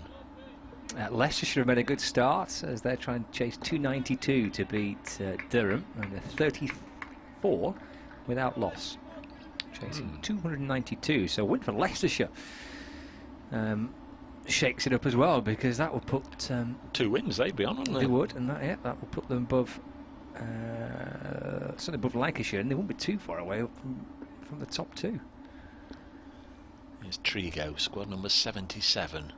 Bowling to Hartley, pushes it into the offside, fielded by Patterson White, who's been on for a while. Clearly Asiba Mead needing a little bit longer just to have that finger injury assessed or fixed or reset or scanned or whatever. Thought he'd got it. It was a real hard waft at the ball by Stephen Croft. As Trigo is in and bowls, this goes through to the keeper, and he was sort of a deepish gully, wasn't he, and flung himself high to his left, put both hands up. I don't know if it was the left hand, I think, that got a fingertip to it. The ball still went for 4, and off then went Hamid to have it assessed. On came Liam Patterson-White, and it was only a ball or two later where another snorting delivery from Barber was then ballooned up, and Patterson-White took the catch. Trying to find that day I came on the school trip to see Lancashire. Was it 1972? I've looked at 70 and 71. Let's try 1972 one day as Notts v Lancashire. This could well be it, I fancy. So a John Player League match here at Trent Bridge, 7th of May 1972. It's the official result is Lancashire won on a faster scoring rate. Should we leave it at that without going into the specific scores? Lancashire won on a faster scoring rate to take 4 points. Nottinghamshire no points. Lancashire 251 for 3 in 37 overs. Clive Lloyd 89. It doesn't say how many 4s and 6s or how many balls, but I can tell you it wasn't many. Clive Lloyd 89 not out, Harry Pilling 20 not out, the men that had gone. Farouk Engineer 32, Ken Snellgrove 62, and John Sullivan 40. So Lancashire 251 for 3 in 37. Nottinghamshire in reply 62 for 9. Innings closed 20 overs. Here's Barber. Crikey, 168 for 7. Let's see what the target was. He's in down the leg side, well taken by Tom Moores. Lancashire innings was reduced to 37 overs. Nottinghamshire's target was 136 in 20. That seems relatively okay. So they're set to score 136 in 20. There was 62 for 9. Ken Shuttleworth 5 for 13 for the Red Rose. Nottinghamshire's side, Mike Harris, Bashir Hassan, Gary Sobers, who top scored with 21, Mike Smedley, Brian Bowlers, Graham Frost, Bob White, Mike Taylor, Dave Pullen, Barry Stead and Bill Taylor, 62 for 9. Wasn't a happy bus back to New Orleans that day, I can tell you. This one's hit up in the air and this will be a wicket.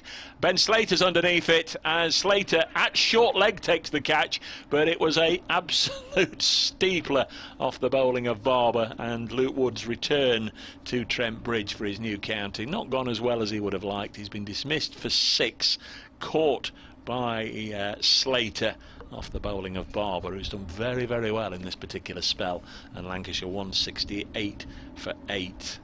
Caught it at short leg, but it went a mile high. I guess 6 or 7 different Nottinghamshire players could have actually caught that one, but it's Barber who's made the difference. Luke Wood out, batted for 26 minutes, faced 19 balls, and off as well, of course, goes his runner Dane Vilas. Yes, Barber, as you say, has bought quite a good spell here. He's still been one or two kind of wayward deliveries, but absolutely credit where he deserves it, because he bowled a couple of snorters. I mean, the one in particular to Croft was pretty much unplayable, wasn't it? And they've got the plan in place. They persisted with it to Wood, and it worked a treat, because obviously Luke Wood's struggling. He's got some injury or something, some problem which is restricting his movement. Obviously, he can't run. And they're trying to cramp him up for room and get men on that leg side and try and bowl short into the body, try and make him do something that he just did. And as you described it on commentary that day, they probably could have done 2 or 3 had time to come forward and take the catch. It went a mile high, and then Slater with a safe pair of hands. So 2 down, 40 minutes until lunch. I think Nottinghamshire would have been thinking this morning, if we can get into Lancashire's second innings at least at the very start of the second session, then it's game on. They don't want Lancashire still in their first innings after lunch, so they've got a couple of wickets here to try and take in the next 40 minutes. Well, yeah, or if they can do it any sooner, it might just be a tricky 10 or 15 minutes for Jennings and Davis. Well done, Tom Barber. 2 for 37, his figures. Brought them back a bit actually today, hasn't he? Yeah. Can't remember what it was that you said at the start. He'd gone for a few, hadn't he? Was it 5 overs, 2 maidens, and on for 33 or something? Something like that, yeah. I think it was quite as disastrous as that. I think it was 24. I think it was 5 overs for 24. Yeah, I think. Yeah, that's right. 168 for 8. Tom Bailey is the new batsman. Tom Barber to bowl to him. Tom Moores is the wicket keeper. It's a game of Toms, and batsman Tom has got away with boundary. Yes, Blatherwick in hot pursuit. It was nip and tuck, touch and go as to who would break the line first, and it was the ball. Just got there. 172 for 8. Bailey away with a boundary. You'll be saying, what difficulty? Well, he's decent bat, he's Bailey. He's had quite a few 50s in first class cricket. It would probably normally be coming in at 8. I think, in fact, last season, I think he did bat at 8, I think, last season for Lancashire. Leicestershire 34 for 1. Oh, okay, first wicket down. 172 for 8 here. Morning started with Lancashire on 129 for 6, so 43 for 2 in 80 odd minutes play as Barber round the wicket again, bowls edge, Duckett at slip, takes the catch, and Bailey didn't last long. 4 from his first ball and nicks it to first slip his second, and Ben Duckett, who's not had an awful lot to do at slip in this innings, in truth just gobbled up the chance. It came regulation height just to his right side, and Barber has got 2 in the over, and it has turned around very quickly. And also worth pointing out right now, that means that Nottinghamshire have got maximum points in the game. They've not done that too often in the recent past. Maximum haul of batting points, full complement of bowling points. Tom Bailey caught Duckett, bowled Barber for 4. Lancashire 172 for 9. It went quickly off the bat and was nicely gobbled up by Duckett. It wasn't a great shot, was it, by Tom Bailey, really?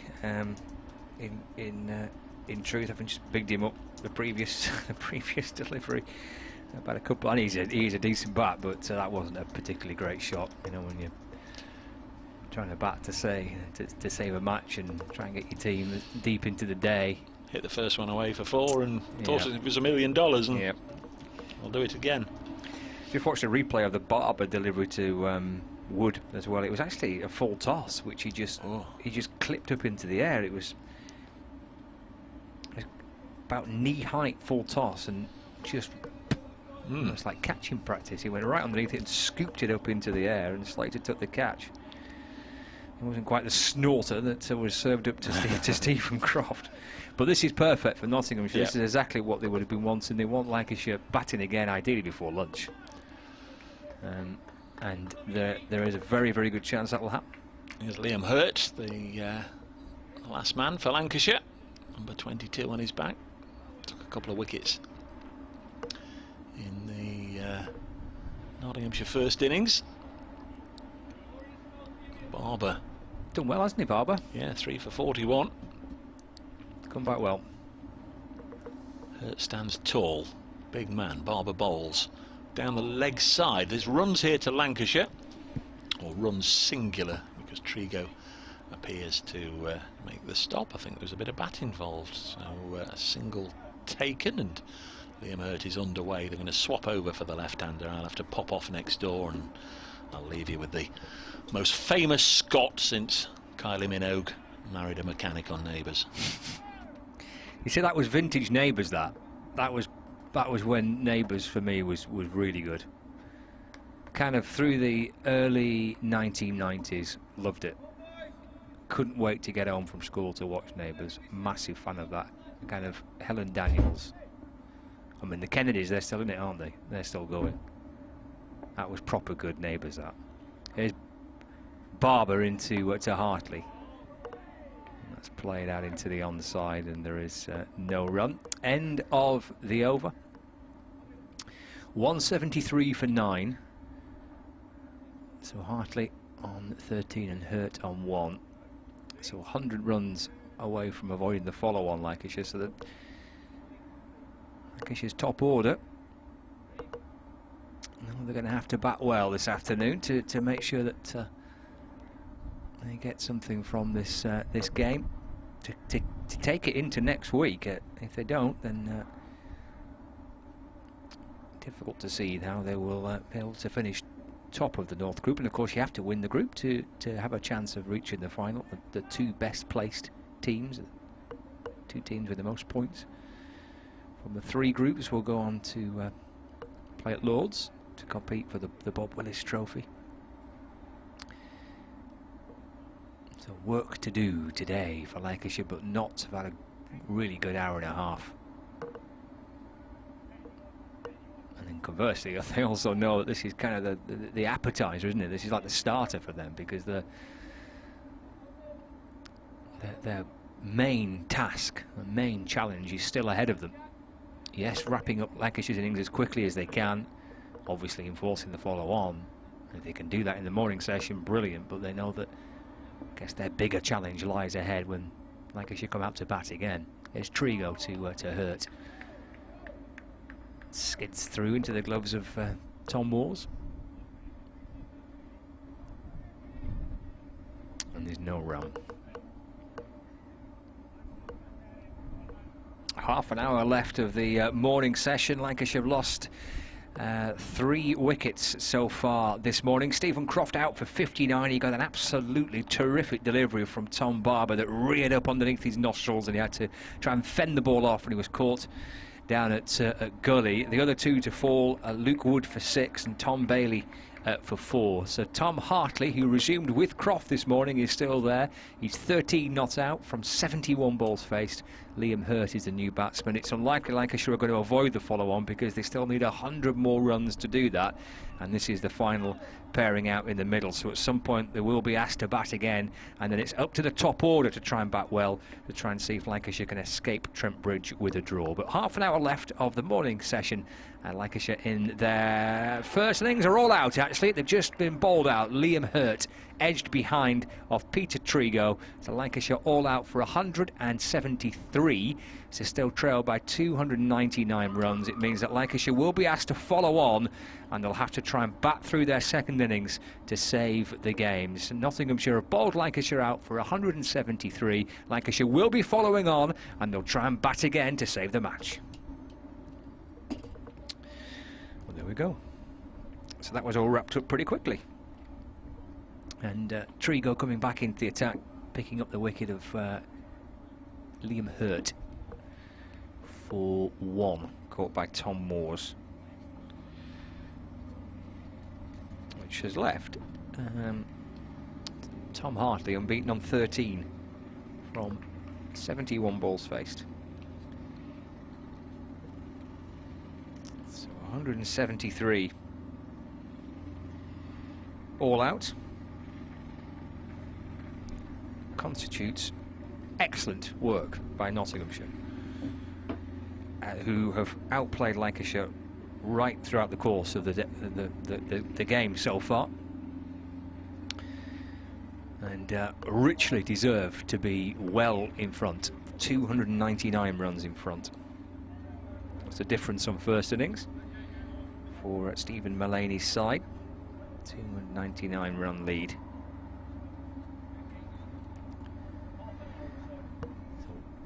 Lancashire will be facing a little tricky spell prior to lunch as well, so couldn't really have gone much better for Nottinghamshire.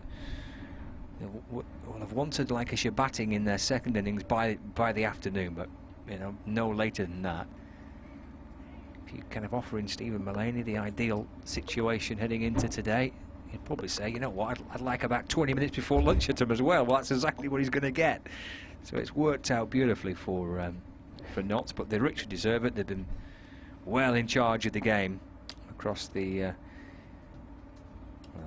2 and a bit days that we've had. We've obviously lost Sunday rather, due to the poor weather, but full days Saturday and Monday, and we'll get a full day's play today as well by the looks of things. And Lancashire with an awful lot of work to do to try and make this game safe. So let's just confirm that Lancashire card for you, and I run through the bowling figures as well. Reads like this.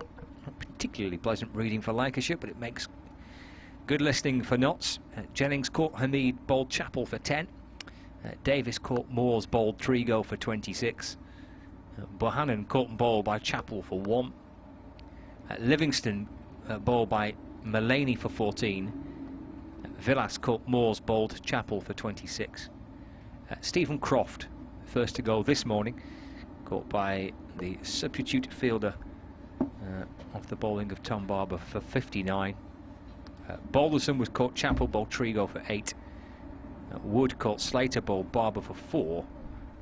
Bailey caught Duckett, bowled Barber for 4. And Hurt caught Moores, bowled Trigo for 1. 5 extras in a total of 173 all out. Top score of 59 by Stephen Croft. And the bowling figures for Nottinghamshire: Peter Trigo, 14.3 overs, 2 maidens, 3 for 33. Chapel, 17 overs, 5 maidens, 3 for 48. Stephen Mullaney, 7 overs, 1 maiden, 1 for 23. Tom Barber, 10 overs, 2 maidens, 3 for 42. And Carter, 16 overs, 7 maidens for 22 runs. And a good morning's work, Dave, by Nottinghamshire. Very much so, yes, and it all changed round there in the space of just a couple of overs, didn't it, with those last 3 wickets falling very quickly indeed. A couple to Tom Barber in the same over, and then Liam Hurt falling in the next to Peter Trigo. Barber was certainly the difference. That's the best that we've seen of Tom Barber in Nottinghamshire colours, but they have been telling me all through the winter, before and after lockdown, he's ruffled a few feathers in terms of the batsmen that have had to face him in the nets, both the indoors and the outdoors. He's been bowling very quickly indeed, and could well be somebody who's just not quite had the opportunity at Middlesex, but has now found himself back on the straight and narrow. He's getting some sort of coaching from Kevin Shine that agrees with him, and he's managing just to harness all of that talent into the match situation. Was a little wild and woolly. He's a little bit like Chappell in that respect. You're not entirely sure how it's going to come out or where it's going to go, but when it's coming down at top side of 85 mph, you're going to cause a problem for even the very best. And in this particular innings, Chappell with 3 of the first 5 wickets to go down, and Barber with 3 of the last 4, and Peter Trigo also doing a good job, all 3 of them taking 3 wickets. Stephen Mullaney with I think what was a really crucial one when he bowled Liam Livingstone, because at the time it just seemed to be a little bit of a swagger about Livingstone. He looked like he was to take it to Nottinghamshire, and Livingstone falling to Mullaney for just 14 was a real plus for Nottinghamshire. And they did well, I think, to get Chappell and Carter out of the attack when they did this morning. They will have big roles to play, I'm sure, both of them, but Carter only bowling 16 overs in the innings. His workload, is somebody who can get through 40 or 50 in a match, so there's plenty left in him today, assuming that Stephen Mullaney needs him. And Chappell's burst, 5 over burst was it this morning, and they got him out of the attack nice and early, got him off the field, and the opportunity just to change his footwear, change his shirt, and I'm sure he'll be pumped up now, knowing that they've got about 20 minutes to go before lunch here, and there's a real onus, a real responsibility for Zach Chappell and whoever shares the new ball with him here, just to try and make an early breakthrough. 4 wickets, they're overjoyed at getting rid of Lancashire and enforcing the follow-on. 5 in the session. They'll be cock-a-hoop. They're not, nowhere near winning this game, but if you sort of chart where they need to be at certain points in the game, they are smack on target. I agree. I think that's just the ideal kind of morning session, really, isn't it, for Notts? As you say, they not had to use Chappell too much. Just a little bit of a burst from Trigo coming back into the attack.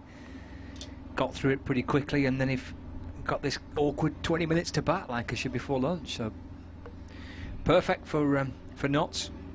Excellent session so far for them. And if they can prize out a Lancashire opener before lunch, well, goodness me, that would be absolutely spot on. But a big test for Lancashire now. Lancashire's top order would have known going to bed last night that they're going to have to bat well second time round. They're under pressure, they're behind the game. Notts have been the better side, and now they have the challenge of trying to bat second time round to save the match and to kind of effectively keep them in the competition. Really difficult to see them being able to win a group if they lose this one, so well, a lot at stake. Only one bonus point as well for Lancashire. Yep. 8-1. That doesn't happen very often, I can tell you. It certainly hasn't happened for Notts very much in recent times. Peter Trigo is going to open the bowling. That's an interesting choice to give him the first over. The screen is showing the two Lancashire batsmen, Keaton Jennings and Alex Davis. I want to see Keaton batting with that helmet on. I want to see that Marwan Fellaini bush of hair that he's cultivated. It's the highlight of the 4 days with you, that, when he came on to bowl and took his cap off for the first time. I thought, that's not Keaton Jennings. Scott's calling it as Keaton Jennings, but it's not Keaton Jennings. Okay, Marwan Fellaini. Here's Trigo, going to get us underway. Jennings is on strike, the left-hander, and first ball, middle of the bat. Pushes it up to Mullaney at mid-on, who almost standing next to Peter Trigo, but elects to throw it 40 yards down the other end of the ground to Tom Moores.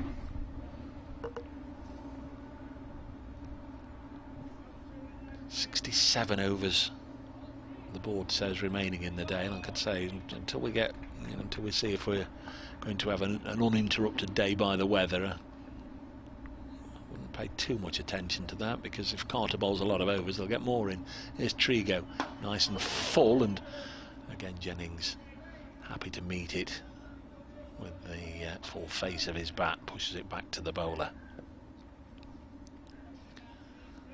0 for 0, Jennings and Davis. A word on Tom Hartley, who finished 13 not out.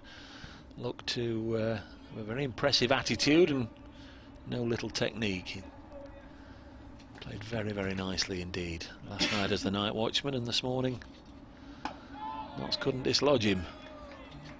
Jennings pushes this into the offside. He'll certainly be hoping he doesn't have to go out there and bat again later on. To say that, be hoping that'll do me. Thank you. 13 not out from 70 odd deliveries. Over to you, Mo. Did well, didn't he? Wasn't in any great discomfort at any point. Yeah, he looked really calm, didn't he? Well, it might be like the old swan, graceful above the surface and the legs paddling 10 to the dozen underneath. But yeah, outwardly, certainly looked very much in control as Jennings appears here as he works it again to Blatherwick. Just looking, so there's no Clark and there's no Hamid still, so we've got Blatherwick at extra cover, and Liam Patterson-White, after taking his fine catch in the gully, has joined the slip. Corden is in at third slip. So just looking forward to next week. That could be potentially worrisome. No Hamid. Next ball nice and full. Again pushed up to Chappell at mid-off. An accurate over, but Jennings has met everyone without too much difficulty so far. One ball left.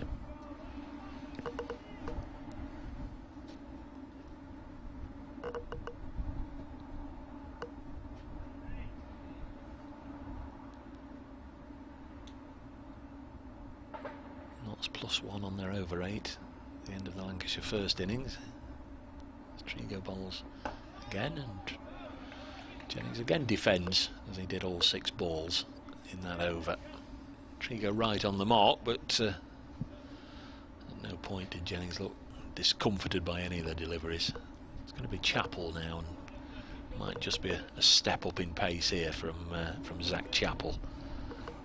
Davis made 26 in the first innings. He fell to Trigo. Jennings fell to Chappell for 10 first time round. Yeah, it was a good opening spell, wasn't it, by Chappell and by Trigo. They did make the very, very most of the new ball yesterday, which Lancashire were perhaps guilty of not doing when they won the toss and chose to have a ball back on Saturday. Ball particularly well, perhaps Tom Bailey apart. Tom Bailey bowled well, but Dane Velas said after the close of play on Saturday that, just be honest, we just didn't bowl very well. obviously put a couple of chances down as well, but Chappell and Trigo were on the money yesterday, and these two with the new ball again this morning, and have not had to do too much hard work in the morning session either, so it's worked out pretty nicely for Stephen Mullaney. Davis will be on strike, 3 slips in the gully. Chappell comes in from the pavilion end and bowls to Davis, and through to Tom Moores, and there is no run. And look at some of the scores elsewhere, with Leicestershire having lost 1 wicket, but have made a good start to their target of 292. They're 53 for 1. A declaration by Durham of 291 for 8, and then they forfeited their second innings, and that's allowed the game to be set up pretty nicely for Leicestershire to try and chase down 292 to win. The only game not being played at the minute is at Headingley, as Chappell bowls to Davis, and that's left and through to the keeper. In fact, there's no play before lunch there, having lunch at 12:30. Yorkshire against Derbyshire, but some good finishes elsewhere, because Somerset are closing in on a victory at Warwickshire. And 138 for 7 Warwickshire, so Somerset 3 wickets away from picking up another victory to start their Bob Willis Trophy campaign. Coverage of all these games and commentary and reports, text commentary on the BBC Sport website and app. Chappell to Davis, who leaves a delivery, and through to Moores, and again there's no run. You just say that, they've just gone off for light rain at Edgbaston, Warwickshire, Somerset, and they're going to take an early lunch there. Always keep an eye on the weather at Edgbaston, because it sort of tends to blow up towards Nottingham from Birmingham. If it's raining there, very often we get it here about an hour later, so we'll keep an eye on that. Sometimes it blows around the ground, as it did yesterday, thankfully. Chappell over the wicket to Davis, straight to balls, who plays this one. He tucks it pretty neatly behind square on the leg side, and Trigo stops it pretty neatly as well. That's a really good effort from Peter Trigo. Backwards square leg boundary, sliding across, just keeping the ball away from touching the rope. Davis comes back for 2. It's an impressive effort, wasn't it? It was, I'm sure if it was a televised game they'd be looking and looking and looking, but seemed okay from here, from this distance, but I think if there was a TV replay there you'd just keep looking, but no, I think it's fine. Didn't see the rope move. In fact, the way he was sliding, had he gone into the rope, it was certain to have moved, wouldn't it? Chappell to Davis. It's punched up to mid-on, but for no run. Yeah, it's good work by Trigo. Penny says we've had a heavy shower in Nuttall. That's one of the suburbs in Nottingham. So there's a little bit of rain around then. But, as you say, I might get lucky. Managed to miss it all yesterday. We seemed to rain around the ground, but not over us. We had a bit during the luncheon interval, which meant we were late coming back. Lost 6 overs then. Final ball of Chappell's first over. And Alex Davis leaves off the front foot and brings his bat up and across his body, and then like a little periscope, it's poking up above his helmet is the bat. The end of the first over. 2 without loss Lancashire in their second innings. They're following on after being bowled out for 173.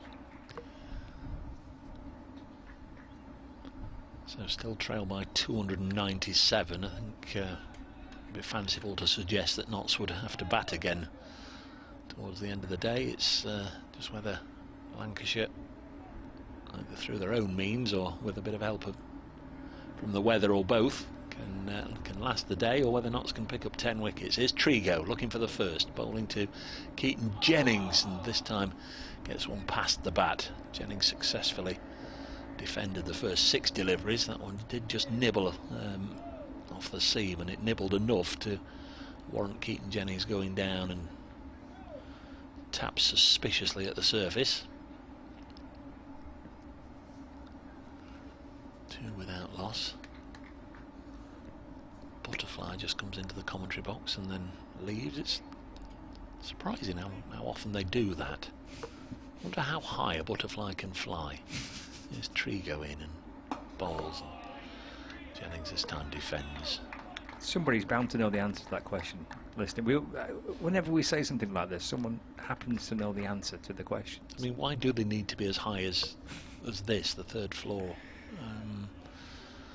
There's no flowers up here. There's no. What are they after? Are they after pollen, butterflies? I'm not sure. I know there's wasps and bees, or bees, to be strictly correct. There's the next ball from Trigo, and Jennings defends.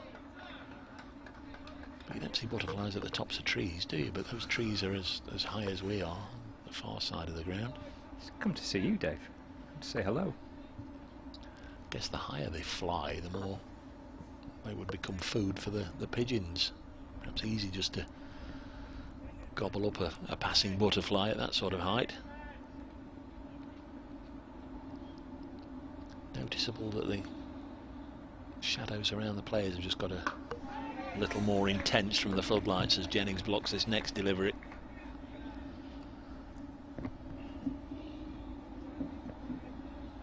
Probably as dark as it's been all morning. I wouldn't say the clouds look to be laden with rain, but you just never know, do you? Sometimes just a sprinkling is enough to force them off. But I think we'll be okay. I hope we're okay until lunch, and then fingers crossed it stays that way this afternoon as Trigo is in again and Jennings got into a good position to assess where his off stump was and left it alone. And it remains 2 without loss. Some following on stats for Lancashire here for you, Dave. It's the first time that Lancashire have followed on since September 2017 in the game against Somerset at Taunton, which they lost by 7 wickets. And only the 11th time in 20 years they've been asked to follow on. Next ball. This one's clipped away on the leg side. There's no run because Samit Patel with the stop, and the end of another tidy Trigo over. 2 maidens, both bowled to Keaton Jennings. It's 2 without loss. It's the first time Lancashire are following on since September 2017 in the game against Somerset at Taunton, which they lost by 7 wickets. Only the 11th time in the past 20 years that Lancashire have been asked to follow on, and it's the first time that Nottinghamshire have been forced to follow on since June 2017 in the game against Leicestershire at Trent Bridge, which they won by an innings and 280 runs. Breaking news, and it's bad breaking news. I fancy the umpires are getting together, and judging by the fact that the batsmen are walking already, yeah, they're off, aren't they? Yeah, I think they've had the verdict from the light meter and the nod, so that's a bad thing, but not necessarily a bad thing in that they're going off now and they won't lose any time. But I guess what concerns me, Scott, it's not raining, so it's the light they've gone off for, and we've got nothing more than dark clouds overhead. But they will take lunch, and let's hope it let's hope it'll be okay in 40 minutes. Bristol Bob says absolutely nothing to back it up, but just out of the blue we get a tweet. Dave, butterflies can fly up to 2 miles high. There we go. I knew somebody would know the answer. Yeah, but we need verification. And why only 2 miles high? Why not 2 1/4 miles high? Or where is that specific measurement come in from? But thanks, Bristol Rob. There's a ripple of applause. I'm not sure who is doing it. The respective coaching staffs, no doubt. Lancashire 2 without loss, trailing by 297. They've been made to follow on this morning, having been bowled out for 173. 3 wickets to Chappell, Barber and Trigo. Mullaney with the other one. I suspect we'll be having lunch. Yeah, I would think so. And with the lunch break scheduled to be in just 7 minutes' time, the ground staff wander out to the middle, and the players retreated back towards their pavilion and to the dressing room. So the medium wave listeners on BBC Radio Lancashire, you will be rejoining the FM programmes and the FM output for the next 40 minutes thereabouts, and that will happen in the next few seconds for you. Those listening online via the BBC Sports website and app will be back with you shortly as well. And if you're watching the live stream on Lancashire's website during the course of the next 40 minutes, you're going to be listening and watching the latest of Lancashire's Legends series. This time it is Jimmy Anderson in conversation with Warren Hager.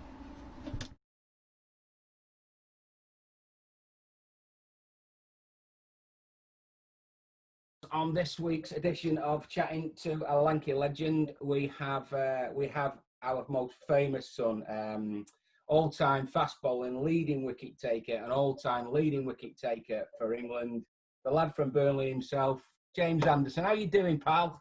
I'm good, thanks, Eggy. How are you? Not a bad introduction, that was it? Nice, yeah. Sounded like some off Sky Sports. Exactly, yeah. What have you been up to, mate? I mean, what have you been doing with yourself? I've just been trying to stay fit, really. That's been the main thing.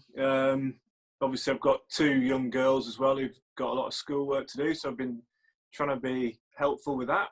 I'm not sure I've been that much use, but yeah, I think staying fit's been the biggest thing. Obviously, we don't know when we're going to get back out there, if we're going to get back out there this summer. So as players, we've just got to try and stay fit. So if we do get the call, then we're in a decent place to start playing cricket again. But I find it difficult because you'll know it yourself when you've not got the sort of end goal. I guess you don't know when you're going to be playing next. It's hard to sort of motivate yourself for that sort of stuff, that keeping fit sort of stuff. Definitely. And you've always been someone who's kept yourself really fit as well, and thrived really on a dressing room banter kind of competition and trying to beat your mate and I suppose when you're on your own like that, it's hard. You've got Danielle and the girls, like you said, around you, but that for me that competitiveness has been really hard to be done without, really. Yeah, it is hard. It's hard, but I guess it's just a different challenge, I guess. So we've been like, I'm on a couple of players groups. Obviously, the Lancs players group, and we've got an England players group as well. And there's still that kind of when a lot of lads are Instagramming their runs and the times that they're getting and stuff like that. Some of them I'm not sure. It could be slightly fabricated, but it does keep that competitive edge up a little bit, and I think you need to keep that going. And it is a different challenge for everyone at the minute, not just as cricketers. There's so many challenges for people staying at home, and it's just a case of trying to find the best way of getting through it and trying to keep in touch with people, and just getting on with it as best we can. I've seen a load on, like you say, on social media. The England boys are doing the press up challenge, and they're doing the music. I saw Ben Stokes had done one, and I think that keeps people going in these bad times as well. And we as cricketers and custodians of the game really have got to keep cricket at the forefront of everyone's mind during this time of no cricket.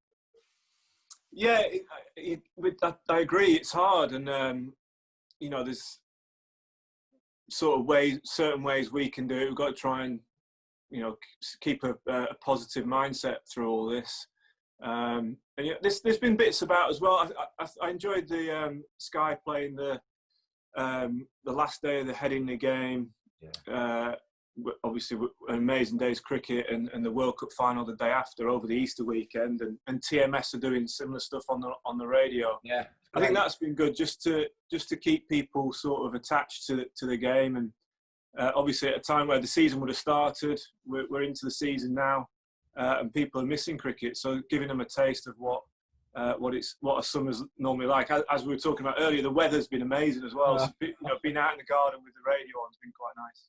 Yeah, it's been lovely, and like I said to you, my happy hour's been starting earlier and earlier every day, and I could do that because I'm retired. But like you say, yeah, it's frightening. Let's talk about your early life in cricket, mate. You came from a real historic area of Lancashire that's synonymous with cricket, really.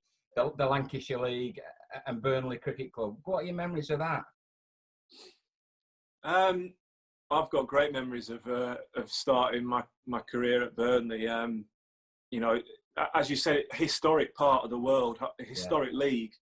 And I was lucky. I sort of got the back end of some amazing overseas pros. You know, the guys that I started my career against. Roger Harper was still playing. Yeah. Joe Scuderi, who we both played with at Lancs. Yeah. You know, these guys that you know, just were amazing cricketers, and a real test for, especially, you know, for me as a 15, 16-year-old coming into the side. You're playing against these guys you've seen on TV. It was a real challenge, and I'm luckily I got the back end of that, because obviously in recent times that standard's just slightly dropped a bit because I think because the amount of cricket around the world. Yeah. It's been difficult, but I just remember the early days. I remember, you know, every ground you turned up at, there'd be pictures on the wall of these pros as well from back in the day, and just incredible, you know, to get that sort of standard of player, and the Lancashire League seemed to attract those players. It did, and I think that's a trait that goes right the way through the leagues in Lancashire. You know, you're playing against Test one-day international cricketers from all over the world, and like I said, now with a lot of the franchise cricket, all these players are taken away, and there's more opportunities for them to play on the biggest stage. But you've mentioned it before. You were very proud, a proud Burnley lad, and I still now know your best mates are the lads that you grew up with.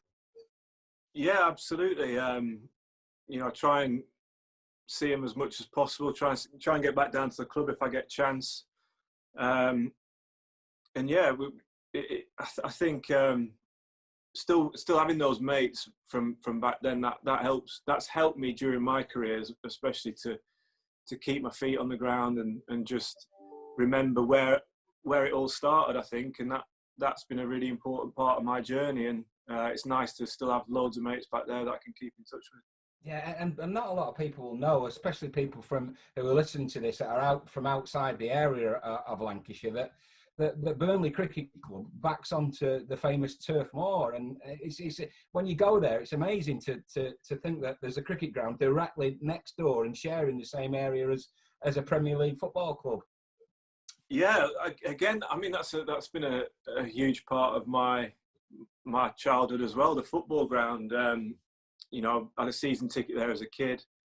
Did you? I didn't know that. Yeah, in the cricket field stand as well. Yeah. But yeah, it's been and now it's still a massive part of the club. It you know, it's a place where they encourage away fans to go, a safe place for them to drink before games. So it provides a lot of revenue for the club and helps the club keep going. So again, it was a difficult times for them at the minute, but yeah, I mean, it's got a fantastic history, and like the players you know, that have played for. Going back to, I mean, there's pictures on the wall of Charlie Griffiths, West Indian fast bowler. You know, and again, that growing up with that sort of history and hearing stories about him from all the members, is, you know, just inspires you as a kid to want to be like them. And what about, like you say, you were a first team cricketer at 15, 16 at Burnley in the Lancashire League. Who did you aspire to be like as a kid? Who are your heroes or your idols? A good question, that, because you're probably good mates with the lads that you looked up to. Yeah, well, I mean, I was a massive Lancashire fan as well back then, and obviously with the success we had in the 90s. I was just a huge fan of that team. So Peter Martin and Glenn Chappell were two bowlers that I was really keen on. Neil Fairbrother, you know, I was a left-handed batter as well. Wanted to be like him. Yeah. There was probably only you that I didn't want to be a wicketkeeper. So you're probably a good judge, mate. Yeah, but I remember I went to the I think it was '96 final against Kent. Yeah. And it was I think Graham Lloyd took the last catch, and then everyone sort of ran onto the field after, and it was just one of those memories that you'll never forget. I think I was like 14, 15 at the time. Big trip down to Lords with my dad and my uncle, and yeah, it was amazing. And I think that team, the amount of games, not just the success as well at that time, the amount of brilliant games that Lancashire played in. The semi-final at Old Trafford against Yorkshire. Did you hit the winning runs or Digger hit the winning runs? It's actually my only gold award I ever won that. Only gold award, and Digger hit someone over point for 2 over Michael Bevan's head, and then was running in treacle trying to get back, and we it was brilliant. Yeah, exactly. Yeah, so some amazing cricket to watch, and I feel lucky to have grown up in that period, because I didn't get to go to a lot of games at Old Trafford, but there was quite a lot of cricket on the BBC at that time. Yeah. So being able to watch it was really, just brilliant from a fan's point of view. I think the Lancashire team of that era was a big influence on me, wanting to, really want to play for Lancashire. It was obviously being a Lancashire lad. Yeah. It was a big dream of mine to play. And looking further afield, I think there was a lot of brilliant fast bowlers around that time as well. Alan Donald, someone that I really looked up to, and was lucky enough to work with him. He was bowling coach for England for a bit as well. Wow. I've lost my train of thought now. Waz was another one, obviously, amazing skills. And again, to see him play for Lancs was brilliant. So I don't think there's one person that I looked up to. I think that's actually helped me, the fact that there wasn't one person that I thought I want to be like him. I just tried to watch everyone and try and work out what was best for my game. You've always been your own bowler. Ever since I know you, you've always been your own bowler, and you've got a good cricket brain. You work things out for yourself, and what's right for you as a bowler. But like you say, let's talk about, you've come from the Lancashire League. You aspire to that team of the 90s, and you watch some great games. All of a sudden, 2002, you're walking down the steps, famous steps to Old Trafford, with a red rose on your shirt, playing for Lancashire. What's that all about? Oh yeah, it was incredible, really. I think I've got Neil Fairbrother to thank for that, because a week before, 2 weeks before, I played a second team game, and Harv was injured. We played a second team game at I want to say Formby, but I forgot. It was around there, somewhere. Yeah. Anyway, played a second team game against Northampton, got 8 for, and it was reverse swinging, and I think Harv had a word, and then a week or 2 later, I was in the first team. It was just incredible, really, to make my debut. Obviously, a lot of nerves, but one thing that sticks out from that time was how welcoming everyone was. And I know that I'm pretty sure it was still first and second team dressing room then. Yeah. But it was still, everyone was still really welcoming, and a huge help on the field as well. I think to have the experience around that there was, that was a huge help to me as a 19-year-old, I think it was. Because I remember I was working a lot with Mike Watkinson at the time on swinging the ball. So there was occasions where you'd come up to me and go, right, forget swinging it, just bowl as fast as you can. Yeah, I remember. Swang it down as fast as you can. And that really helped me. It's, it helped me, because I think I have got a good cricket brain now, but when you're starting out, it's hard to think clearly in those situations, I think. So to have that experience around you to say, right, now just forget about being accurate. We just want you to bowl as fast as you can. That really helped me, and I remember them days, because we us start wicket keeper. You got Neil Fairbrother, and then you've got who else? A Crawley or a Galleon stood at third, whoever it was, and we loved pace. We just wanted to see pace, and we know what you could do. So we loved it when you were inflicting this pain on other batsmen, flying up through here. And then in the early days, that was your strength. And I've always said to people when they talk about you that your actual strength was your speed. Early doors, it was speed, pure speed, and pure speed gets batsmen out, doesn't it? Yeah, it can do. Yeah, definitely. I remember, because it's strange how my game plans changed over the years, because now I hate going for runs. Yeah. And I think back then I did hate going for runs, but I just thought, you know what, everyone was saying to me at the time that when you bowl quick, you're more likely to go for runs. So I'd go at 4 and over. Yeah. But I would take the odd wicket in a spell. So I think your game does develop like that. But I'm so glad that I had that opportunity to bowl quick, because it was so much fun. And from where we were stood. And the square's getting back to where it was, I think, now. Right. But when it was the other way around, the pitches were absolutely rapid. Lightning. There was something in it for everyone. If you batted well, you'd get runs. If you could bowl quick and hit good areas, you get bounce, and it was quick, and then it would reverse swing as well. So it was a brilliant place to learn my trade on.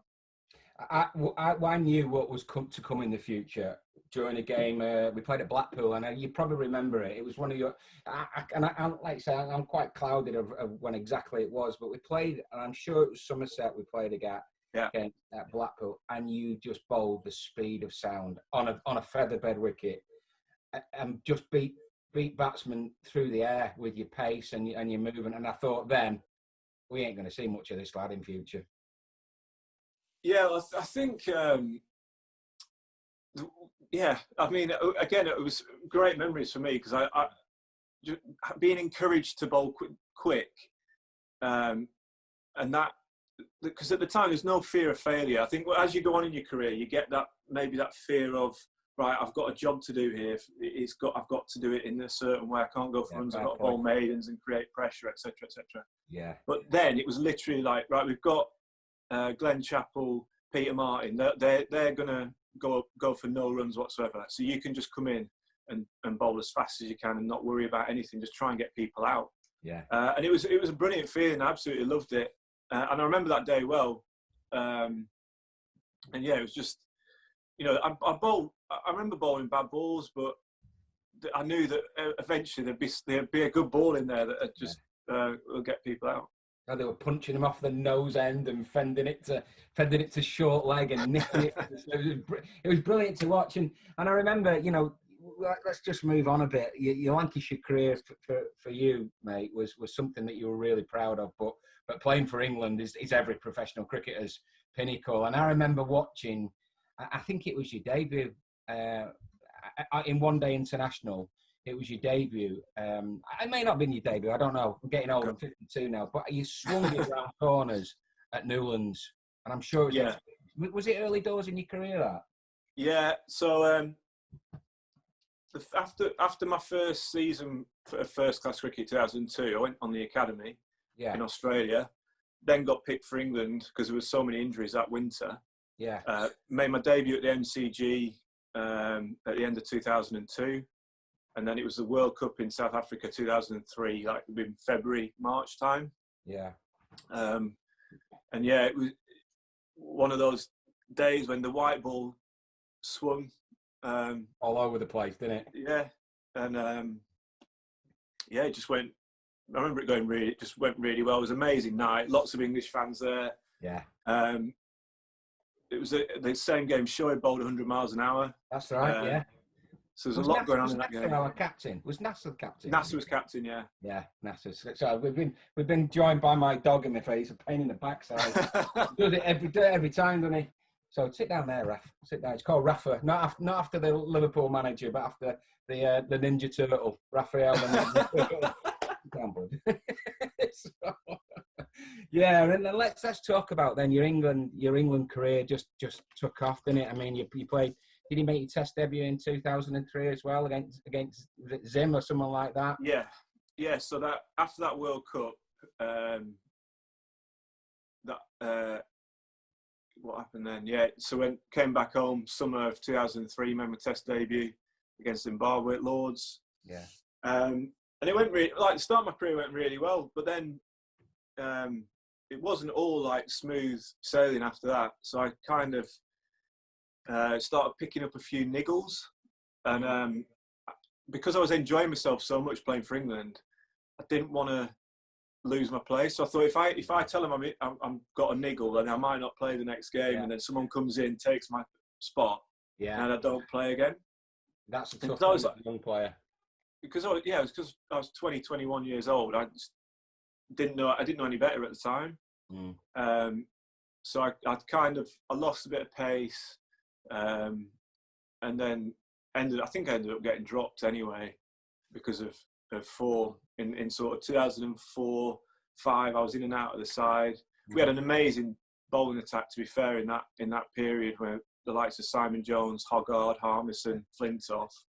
It was a hard attack to get into. Definitely.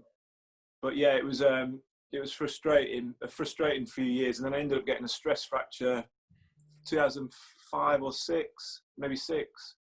And then that's probably 2007 onwards is probably when I started feeling a little bit more like I had a secure place in the England team. And then the rest is history. England, the world's most successful fast bowling, in terms of wicket taking, and that lad from Burnley, playing as a 15, 16-year-old lad. Did you ever think that one day you'd surpass the great Glenn McGrath in wickets taken? It's unbelievable, isn't it, mate? It's knowing you like I know you from that lad that turned up at Old Trafford to play for Lancashire to become the most successful fast bowler ever. It's pinch yourself moments, that. Yeah, it is, and I don't think it's sunk in really, to be honest. It's still a bit. I still find it a bit strange, but it's been amazing. The last few years, I think that the last sort of 7 or 8 years, I've absolutely loved, because I've felt so in control of what I'm doing, and I've obviously last sort of 18 months I had a couple of injuries and stuff which have been frustrating, but before that, just felt so. I've loved playing the game, and I feel like I'm coming into my peak, into my 30s, and I still feel like that 15-year-old kid that tried to bowl fast at Burnley. I still love, turning up and trying to, now it's slightly different. It's not trying to bounce people out and bowl fast Yorkers. It's trying to be a bit more subtle than that. Yeah. But I still love the battle with the batsmen, and I still love playing the game as much now as I did when I was 15. That's really refreshing to hear. And the young lads that come into the England setup, and of course the Lancashire setup, they look up to. Do they ask you for advice and your thoughts and techniques and stuff like that? Yeah, quite a lot do. Yeah, I've to be honest, the last few years I've really enjoyed that sort of responsibility of trying to help out if I can. I don't force myself on people. I don't try and tell them what to do. But obviously, we've got Glenn Chappell as our coach, who's had an amazing career himself, and he's now a brilliant coach. So he does a lot of the work, a lot of great work with the lads. And I'm, when I'm around, I try and chat to them if they want me to, if they want any advice or anything like that. But certainly with the England group, we've got a brilliant group of bowlers who we constantly talk about the game. Whether it's in training, on the field, in the dressing room, or even at dinner, if we're on tour or whatever, we'll be talking about the game and trying to learn from each other. And I still learn from them, as much as they learn from me. And I think that's how you develop a good group of not just bowlers, but a good group of cricketers, is by allowing that communication to flow. And keep talking about it. Brilliant. But we look at 4 or 5 years on ahead. Now you're still plenty of cricket left in you, both international and domestic. Would something like coaching be something that you may be interested in, going down around the world?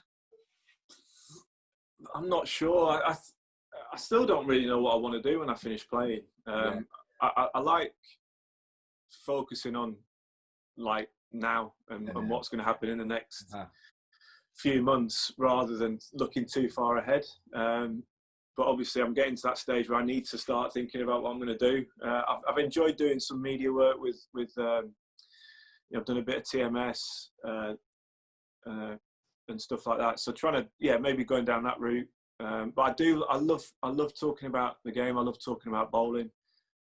So definitely coaching's on the radar in some sort of shape or form. Yeah, and I've also used the net to a bit of a bowl into it as well. Oh, yeah.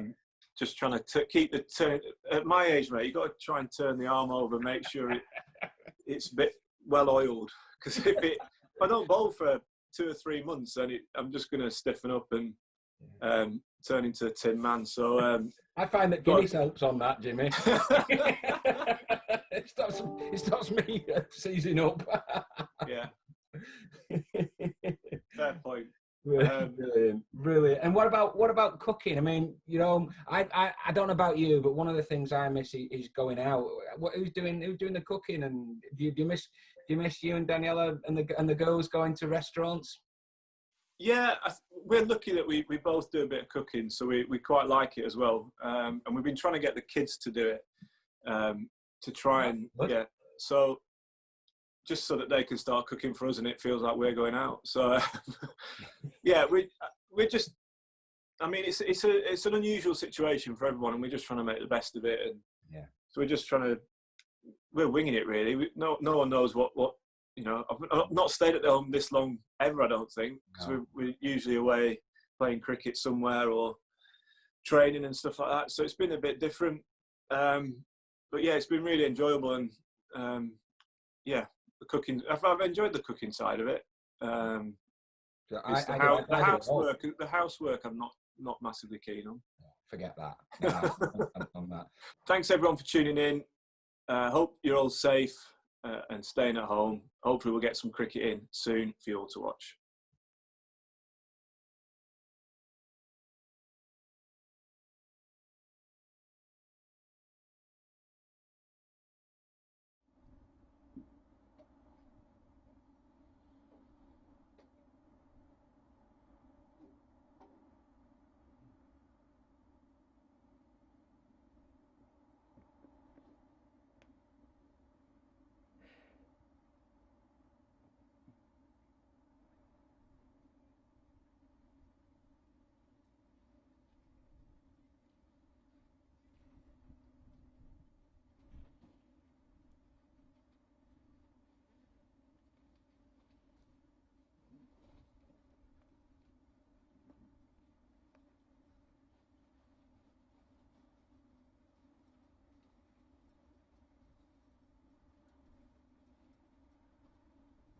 Greetings. I was no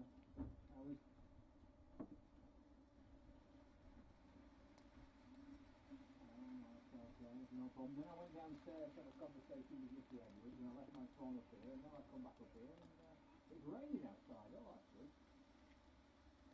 No, it's tipping it down. Oh, happy day.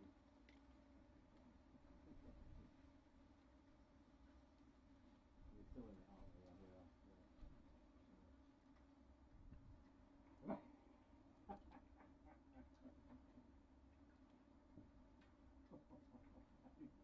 I did not, but...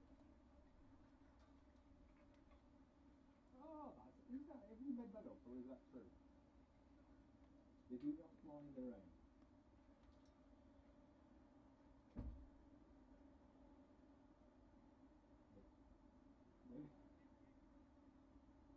They don't fly in the rain. A long-made rain.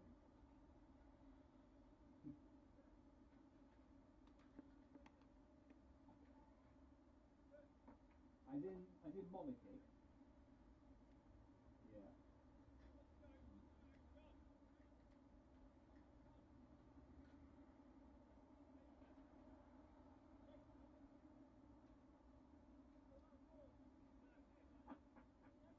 You got that from? Detective.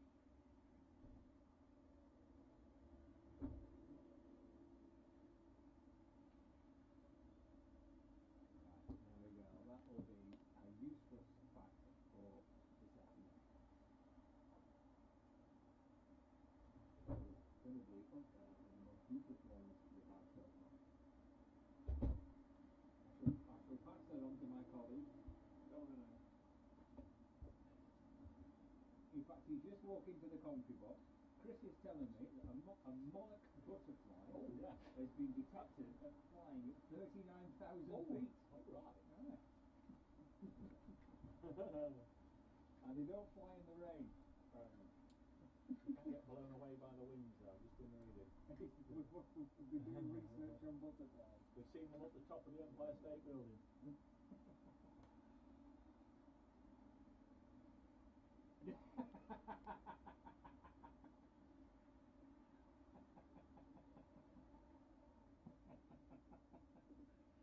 Oh dear, very good. Excellent. Thank you very much for that. Speak to you in a bit. Cheers, mate. Ta-ra. Bye.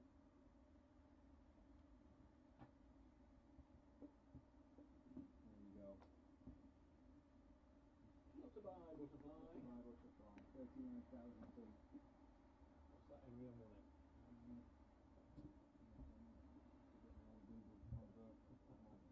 39,000 feet converted into miles.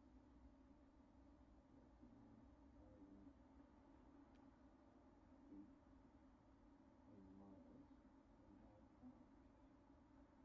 7.3 miles.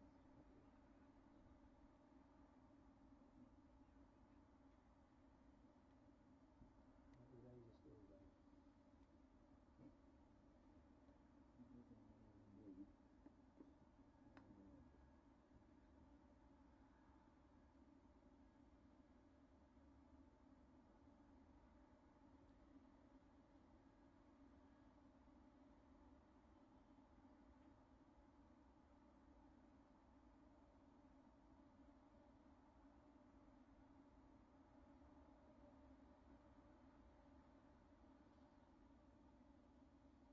Tottenham Hotspur are delighted to announce the signing of Joe Hart.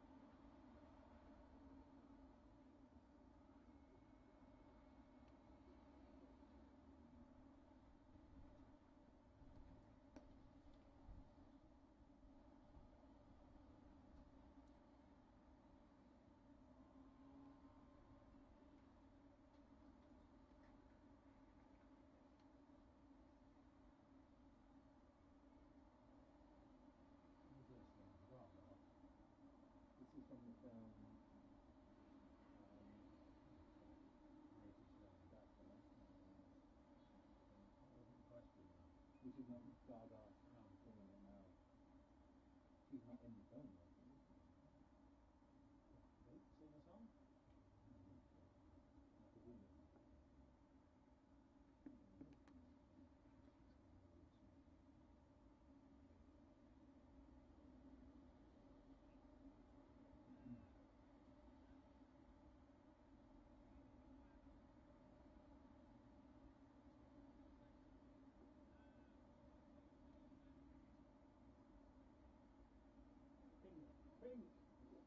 Pink. There you go, well done.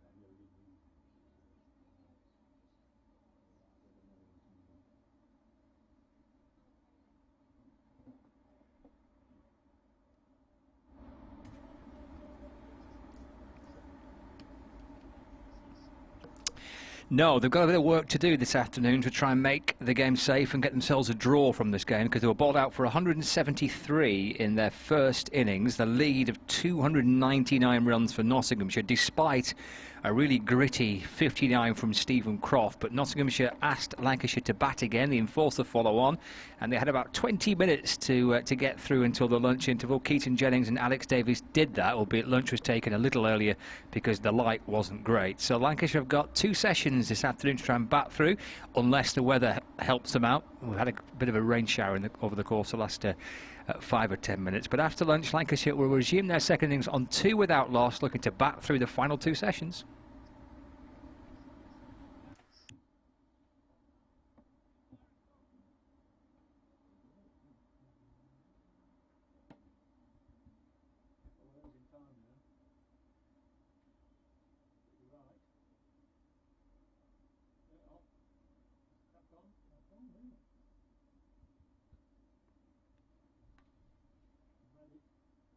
You were born ready.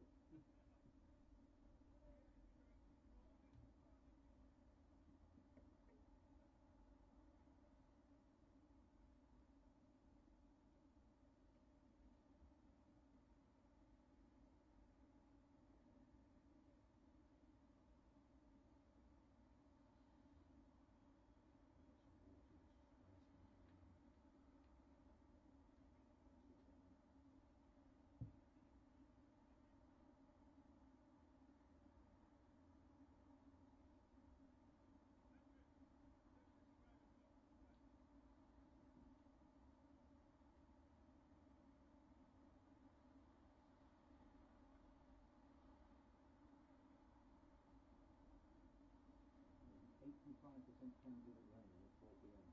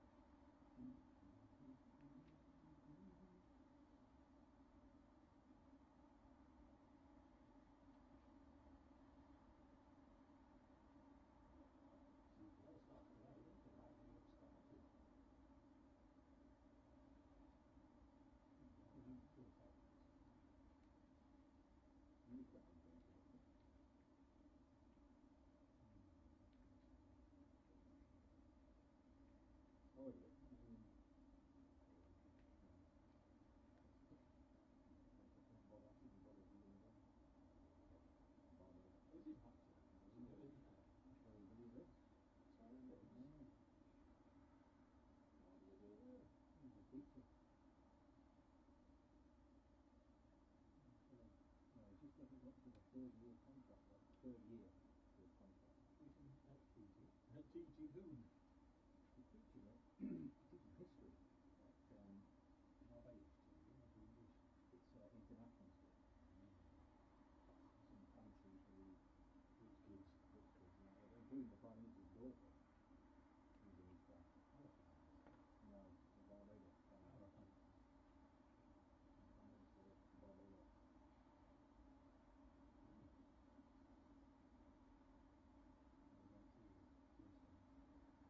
No, he's not too far away from it. He's near the airport. Probably 5 minutes drive. You been there? I have to. Christchurch. Oh.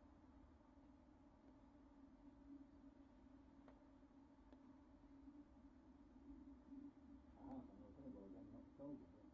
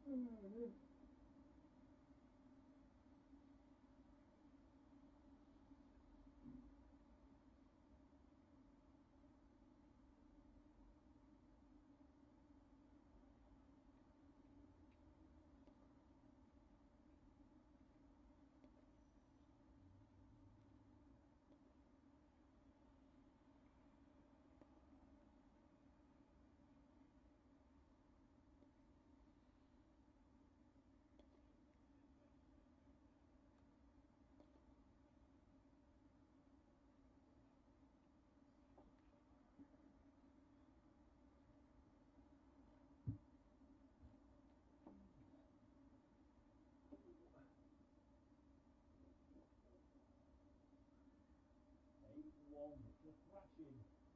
It is a thrash. It is.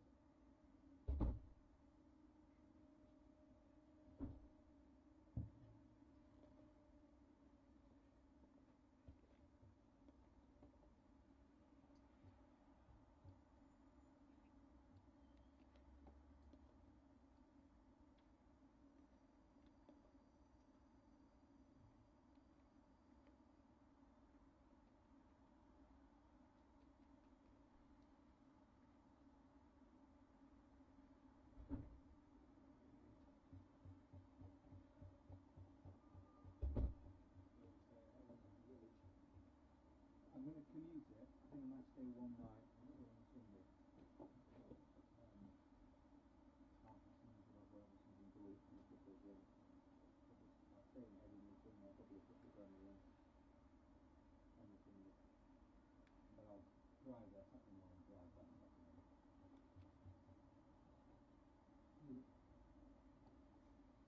That's interesting. That's 45 minutes.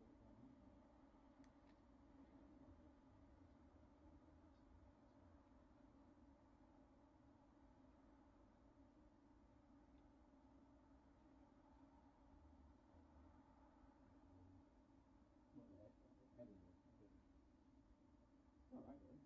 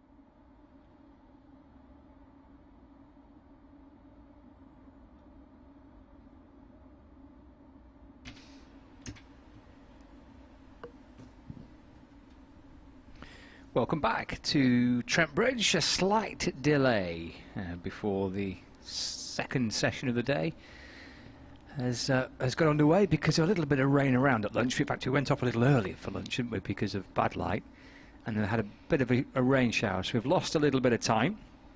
3 overs we've lost, but so nothing too significant, but a little bit of a shower during the course of the lunch interval. Hence the delay, but the umpires are making their way out, and the Nottinghamshire boys just behind them, and we'll see the arrival of the Lancashire batsmen in the next few moments as well. Lancashire 2 without loss in their second innings. They're following on after being dismissed for 173 in the morning session. Scott Reed and Dave Bracegirdle here at the Ratcliffe Road end in the media centre at Trent Bridge. 2 sessions left of the game. Dave, and well, Notts did what they had to do this morning. They've got Lancashire back out there batting for a second time, and they'll be hoping for a couple of early ones. Yeah, we said at the start of the day, around about every 6 overs, Notts would need to take a wicket today, and coincidentally, they've just had 3 overs lopped off their allocation because of that slight stoppage, which means there are 61 overs remaining in the day, and they need 10 wickets. So they're still where they were effectively at the start of the day. So. Notts on target by lunch. They'd have loved to have got rid of either Jennings or Davis before the break, but they lost those 3 overs when they were forced to go off at 10-1. Now properly rested up, Zach Chappell and co can have a little bit of a go here. The ball's still new, it's only 3 overs old, and they'll start to look for some inroads. See Samit Patel whirling his arms around as if he's been told he's going to get a decent run out. With regards to the walking wounded, I can't see either Clark or Hamid, and Ben Compton is there at 3rd slip. I think it's Jack Blatherwick at backward point. No, that's Ben's. Yes, it is Blatherwick. Yep. So Notts have got 2 subs on. Here's Chappell from the pavilion end, going to get us underway. Davis is on strike, the right-hander. He lets this go through to the wicket-keeper. Chappell just wiping his hands on the edge of the strip, having released that ball. So 61 overs remain. May squeeze 1 or 2 more in if Matt Carter has a lengthy old bowl, especially if he's in tandem with Samit Patel. They race through their overs, but Nottinghamshire will certainly want to make a breakthrough. Chappell was ready to come in, and Davis quite rightly aware that there was a little bit of chatter in the slips, and they were moving Peter Trigo down at long leg, little squarer. So Davis held his bat up, and that in turn held Chappell up. When the delivery does come, it's wide of the off stump, and we go through it all again. We only got as far as the hover cover being on. It didn't rain that heavily during the lunch break, but for a while it was just persistent, wasn't it? The Lancashire squad players, see Saqib Mahmood out there and 1 or 2 others, they were out there the entirety of the luncheon interval, so it never really got that wet, but damp enough for them not to restart on time as Chappell bowls the next ball. Again, just bringing it back off the seam, and Davis lets it go through to Moores. This morning Lancashire losing their last 4 wickets in adding 44 runs. 3 of them to Tom Barber, who really did present a problem for the lower order. Ball quickly, left arm over the wicket to the right-handers, banging it in short. You know, when you get somebody of the calibre of Stephen Croft in a difficulty or 2, that you're bowling well. Here's Chappell into Davis. Again, wide of the off stump. There's plenty of time for the batsmen, of course, to try and for the bowlers rather, to try and set up a batsman here, but you do feel that the Nottinghamshire bowlers have got to make Lancashire play more often than not. Been more than happy to leave and leave and leave. The longer the top order, especially the openers, can stick around, the more likely we'll be shaking hands at 5 o'clock and condemning this one to the history books as a draw. Here's Chappell in again. bowling to Davis. This one's banged in short, and again he doesn't have to play at it, can leave it alone.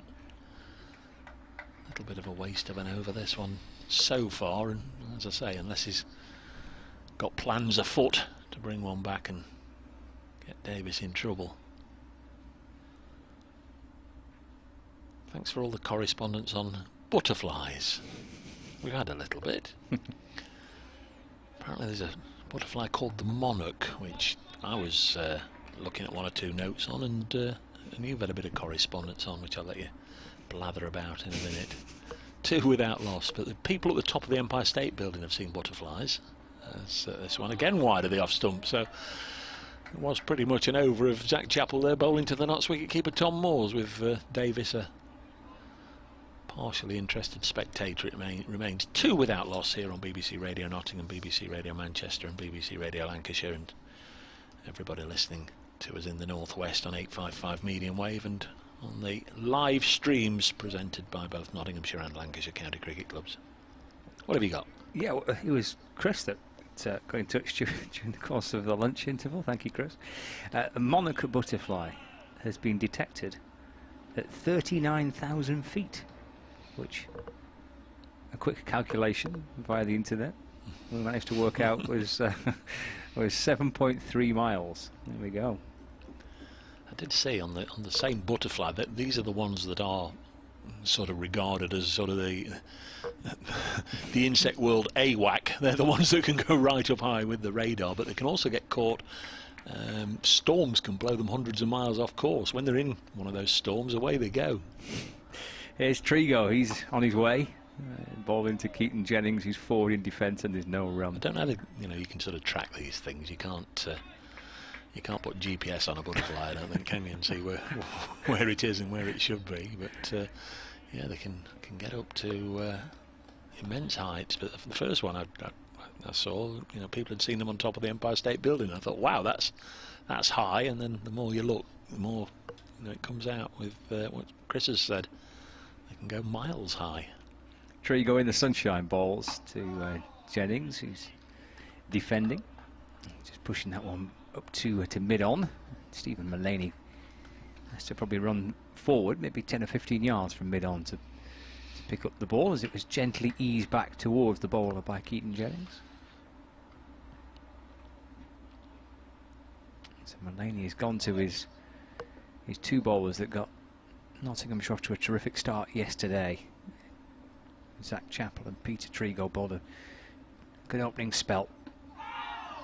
So Jennings shapes to play it through the onside. The ball just deflects and into the offside, and there is no run. Trigo with 3 for 33 and Chappell 3 for 48. And then Tom Barber pulled things round really well, today in particular. He struggled a little bit yesterday, and his first over today was a bit wayward, but then his following 4, he bowled really well. 10 overs, 3 for 42 is what he finished with. Trigo into to Jennings. It's angled across Keaton Jennings, who just tucks his bat inside the line. And through to Tom Moores, no run. Both wickets that went down on Saturday, Asiba Mead, and then later on in the day, Ben Duckett, after he'd got his 100, were given out LBW. And since then, I can't recall a single LBW shout, let alone anything given. The pads just haven't been struck anywhere near being in line with the wicket. Trigo to Jennings, allowing that one to travel through to the keeper. Yeah, then there's not really been, as you say, not really been many that hit the pad. There was a couple of appeals, wasn't there, for LBW in the Notts first innings, but that's obviously aside from the dismissal of Hamid and from Duckett, but not been many that have thudded into the pads, and too many yelps from the bowlers for asking the umpire the question. Final ball of Trigo's first over after lunch, and Jennings cuts the ball but not beyond cover. That's the end of the over. 2 without loss, Lancashire. More butterfly correspondence from Rod. The cabbage white butterfly can be spotted at a height of 1 foot, munching my greens and laying eggs on them. Yes, they're a about, aren't they, the cabbage whites? Don't seem to be as plentiful as in my youth.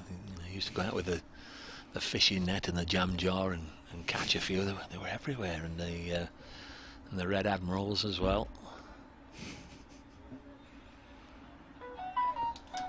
You ever caught a butterfly I in a haven't. fishing net? I've never done that. No, I've got the image nicely in my mind now of a little Dave Bracegirdle and his fishing net in a glass jar, Yeah. going out and about trying to catch a butterfly. You've created a lovely image in my mind.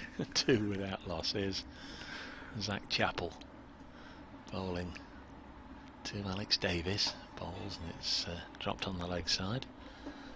Luke Fletcher's listening to us, and can't mention all the words he's put in his little message, but basically it's on the lines of stop talking about the butterflies and can you plug me book. Luke, be assured he's mentioned it a few times already. Out any day now, Tales from the Front Line by Luke Fletcher. I think I said yesterday we should have had this on the back. It's not the best cricket book ever written, but it's certainly the funniest. Someone's passed the off stump and through to the keeper. Lots of tales from Luke Fletcher. There was a childhood and the scrapes he got into, and then obviously making his way in the game and all the amusing incidents. But look out for that Luke Fletcher new book. I think you'll like. If you like the sort of Peter Crouch humour, you know, the self-deprecating humour. You know, well aware that there's far more skillful players in the game, but you know, you have a role to play, as Crouch sort of makes out, doesn't he? And Fletcher, I guess a little bit the same. 2 without losses. Zach Chappell comes in and bowls. It's pulled away through middle wicket for 4. It's a nice shot from Alex Davis, just short of a length, and Davis, not a tall man, he was in good position to get onto that, pull it away nicely. That's the first run since we came back after that extended luncheon interval. Lancashire on to 6. The BBC Sport website reporting, look away now Somerset fans, but it's absolutely battering it down at Edgbaston. So the 2 PM inspection has been delayed. Somerset are, I think, 3 wickets away from winning that game, but the conditions in Birmingham are a bit bleak at the minute. Yeah, and if you're a Notts fan sniggering at that, just try and hold it in abeyance for a while, because as I mentioned earlier, very often when they get the wet stuff at Edgbaston, we get it here an hour later. 6 without loss as Chappell comes in and bowls. And that's another very elegant drive, this time just through the onside of straight from Alex Davis. Tom Barber's after it and he will pull it back. That's a good chase from Barber, and well, even better, he's kept them to 2. Is that poor running? I wasn't really watching the batsman, but for Barber to go all the way down there and drag it back and them only get 2 runs, I think they perhaps presumed, as I did when he stroked it, that it was going for 4. But just a couple. Davis with all the runs. Lancashire 8 without loss. Davis 8. Jennings not yet got going. He's played 3 maidens against Peter Trigo so far.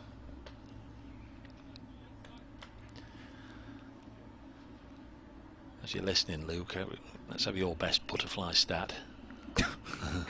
Mind you, little Luke, as a kid, used to go around catching butterflies. Oh, he'd have bitten their heads off.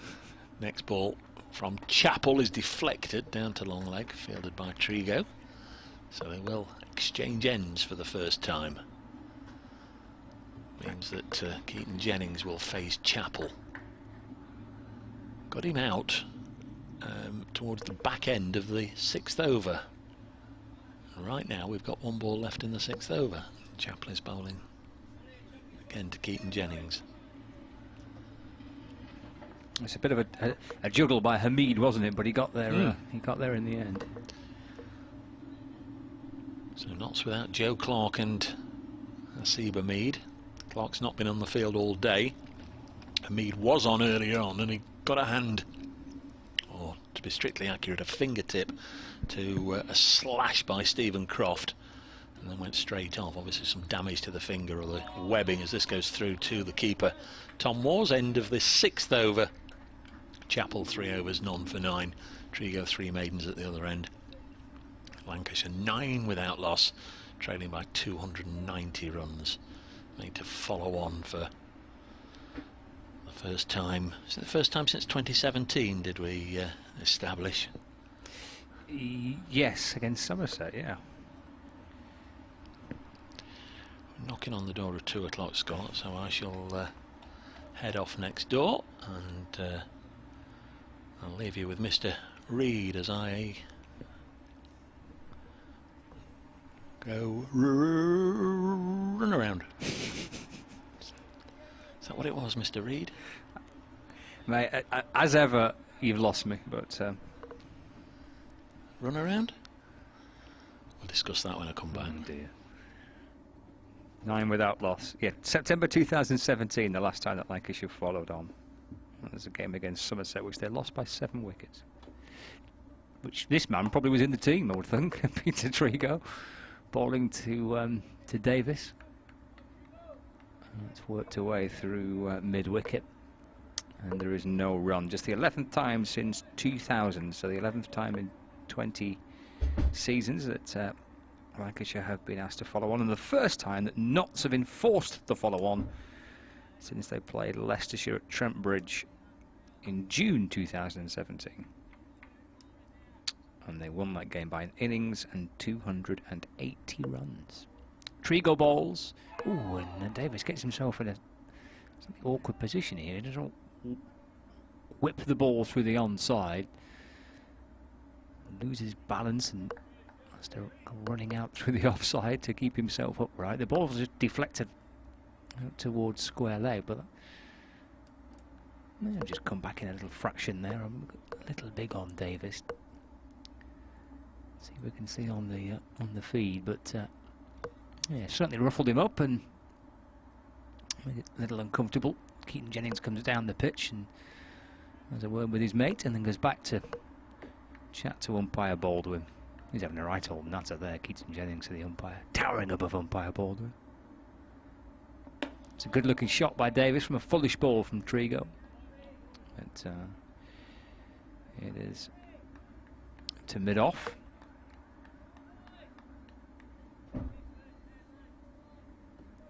And there is no run. 9 without loss.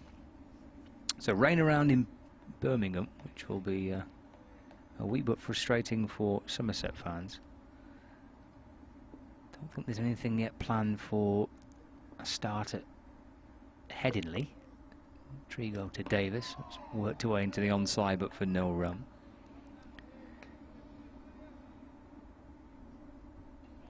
And I think there was some plan for inspection at 2, but whether that's going to go ahead or not. Game a few miles south from here at Grace Road is between Leicestershire and Durham, and Leicestershire has lost a 2nd wicket. Dearden's gone for 23. Strigo bowls to Davis. It's a ball wide of off stump and left through to the keeper, no run. So Leicestershire 69 for 2.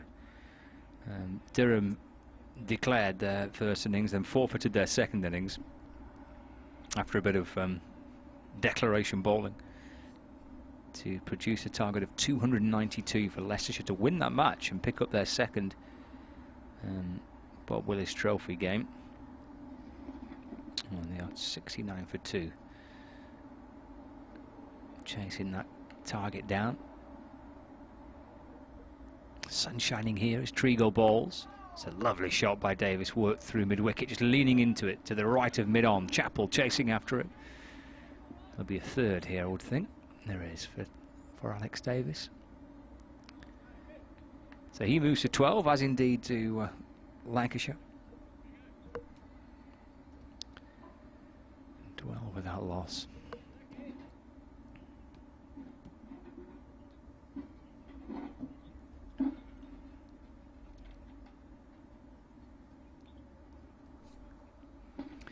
End of the over as well.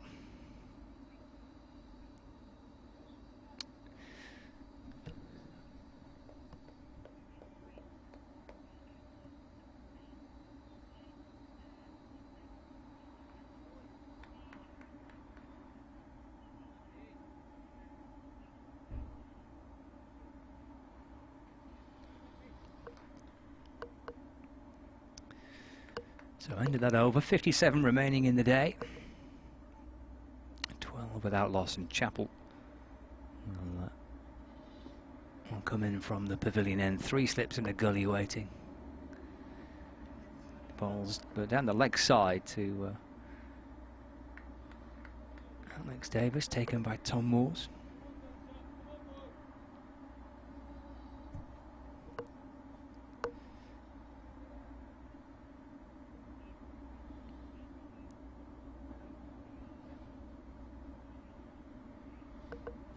Yeah, so just the Yorkshire Derbyshire and the Warwickshire Somerset game affected by the poor weather. Everywhere else is playing. Games bubbling up towards a conclusion. Coverage on the BBC Sport website and app.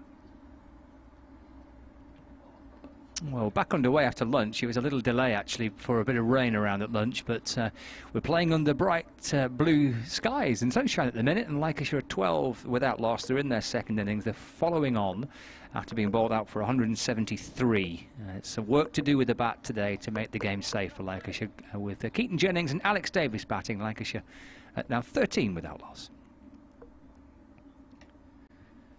And that brings Jennings back on to strike. All 13 runs off the bat of Alex Davis so far. Not that Jennings, I don't think he'll be too concerned. Occupying the crease. Chance to bat through the day. No rush for Lancashire in terms of trying to score runs. Bends his knees and waits for Chapel, who bowls. It's pushed wide of off stump. In fact, it's so far wide that Tom Moore takes it wide on the toes of first slip, which is Ben Duckett. The 3 slip fielders are Ben Duckett and Matt Carter, and the substitute fielder Compton. So Duckett, Carter, Compton, the 3 slips. Ben Slater at gully. Trego's at point, in fact just a fraction behind point. Peter Trego. Skipper's a wide mid-off. Tom Barber's at mid-on.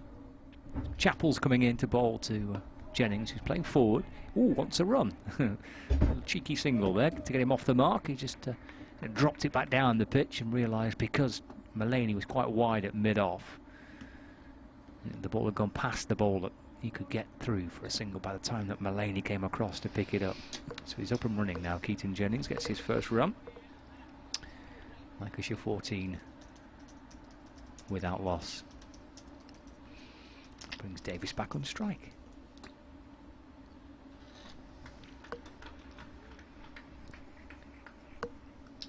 Chapel 2 balls left of his 4th over. 3 wickets in the first innings. And Nottinghamshire trying to make the most of this new ball.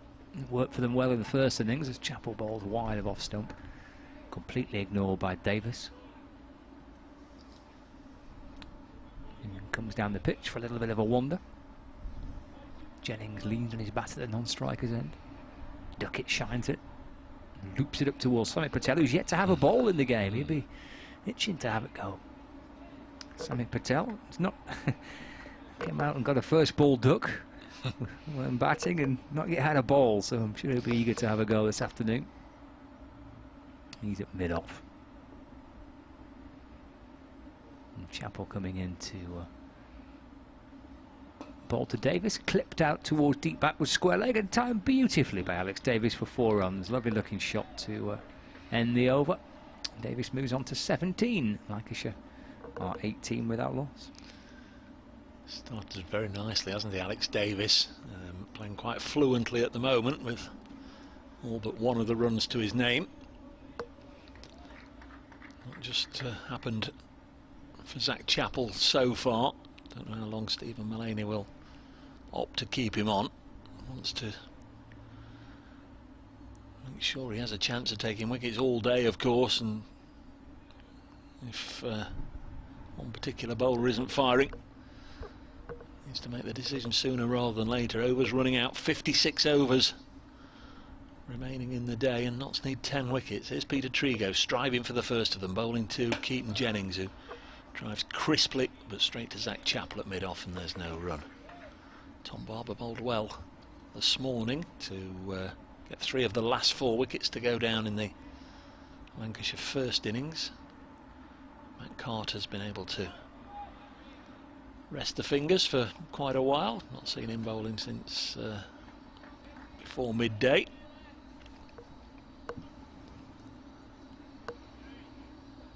She's saying Mulaney himself might fancy a go, or even Samit Patel. 18 without loss. Here's Trigo.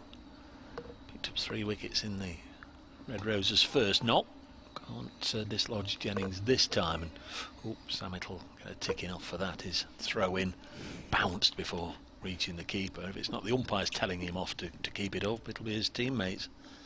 That will have just scuffed the ball up a bit.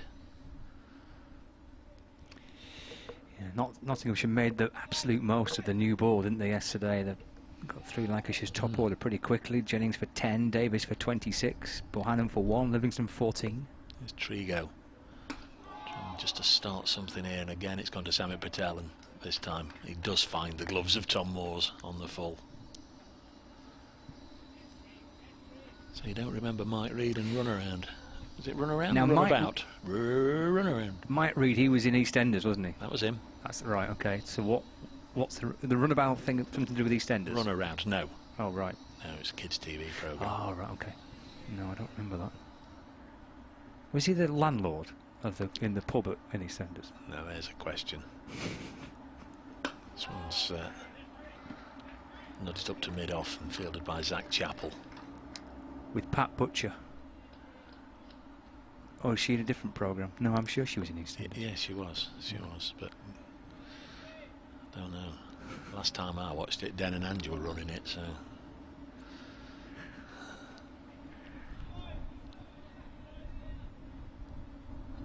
I'm not entirely sure. Never really took to that. Team without loss. Next one. Oh, it's angled down towards third man by Jennings.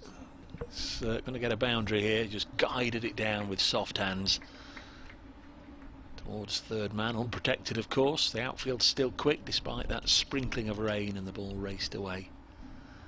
And Jennings is on to 5-22 without loss. Don't mind a bit of the old Emmerdale. In fact, that's the only fresh air I get. Or on the cobbles of Weatherfield, but no,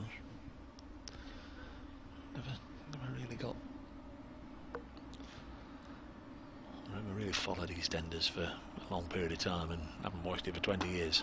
This one's eased into the offside, and there's no run. Can't imagine you setting your timer to tape all the soaps either. No, I'm not. 22 without loss at the end of the over. Only soap I used to watch with Neighbours as a kid. That's. Speaking of soap, oh, is that time? And sanitising time. The players are all going to the boundary edge to have a bit of a squirt of the gel that's been provided all the way around. Decent game bubbling up between Northamptonshire and Worcestershire as well. Worcestershire's declaration at 255 for 6. So a target of 262 to win for Northants, and the 48 without loss after 12. Good start for Northants to that run chase. And I mentioned the wicket of Harry Dearden, a victim of Ben Rain, LBW to Ben Rain, former Leicestershire man, former teammate of his. Of course, yeah. Leicestershire 69 for 2 with that target of 292. So some intriguing games bubbling up in the Bob Willis Trophy. So in the North Group going into this game, or this round of matches, Nottinghamshire played 2, lost 2. Lancashire won 1, lost 1. Leicestershire won 1, lost 1. Durham had lost both, and Yorkshire and Derbyshire had each won 2. So certainly Yorkshire and Derbyshire are going to be up at the top of the group still after 3 matches, whatever happens today. With that one almost certainly going to finish as a draw. We've got a bowling change. Barbary's coming on. Leicester should be in the mix, I guess, if they can chase down that target against Durham. They'd have won 2, and they play Notts next week. And as you say, Lancashire have still got to play Yorkshire and Derbyshire. Yeah, it's a big afternoon actually, isn't it, for Leicestershire, if they can chase those runs down. For Lancashire, if they can avoid defeat here, keeps it going into the final couple of games potentially.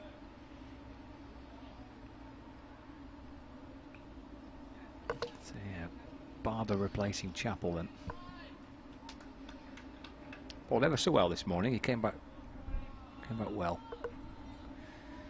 His first 5 overs went for 24, and then his 6th over, the first one today, was pretty expensive. Then he pulled it right back. I might just have a short leg in, you know. Well, yeah, we're protecting boundaries on either side. Notts need 10 wickets here. Does it really matter if Alex Davis finds the rope on either side? But you know, if he has to fend one off his nose to short leg and there's nobody there, Notts will be sorry. Barber in. That's played nicely out through the offside for 4 by Alex Davis. It was banged in a little short and wide. He just kind of helped it on his way, encouraged it. Off you go to the boundary in front of square on the offside. So 4 runs for Davis. Moves to 21. Lancashire up to 26 without loss. So yeah, even at that, Ben Compton, one of the 2 subfielders, he was at Gully. He's just been told to drop back 10 yards. Yeah, deep point, deep square leg, deep backward square leg. Barber to Davis. He's punched away off the back foot, square of the wicket for a single. 22 to him now, 27 without loss. Lancashire trails still by 272 runs. Could be a little more attacking, I fancy. Jennings, the left-hander, on strike now. Again, in comes Ben Slater now. Where's he coming from? The rope. I think he's just going to come up to the square leg umpire. Doesn't appear to have the protective pads on under his flannels, does he? He did it this morning after Hamid went off injured. I suppose having that type of tactic to Davis is quite tricky, isn't it? Trying to bowl short to Davis because he's quite a short man. There's Barber to Jennings, who's playing forward and pushing it back down the pitch, and there's no run. It does just stop the batsman just fending. True. Yeah. You know, one off that gets up round about throat or head height. You know, just get some bat on it, knowing that there's no close catches. Ben Duckett's run all the way down to have a chat with Stephen Mullaney, and there's a bit of pointing going on, as if Ben Duckett's made a suggestion.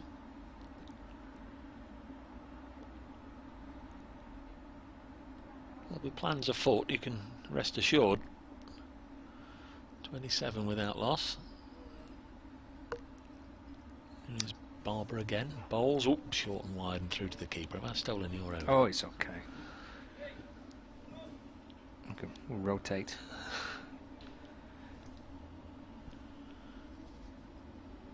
Samit Patel now moving from the...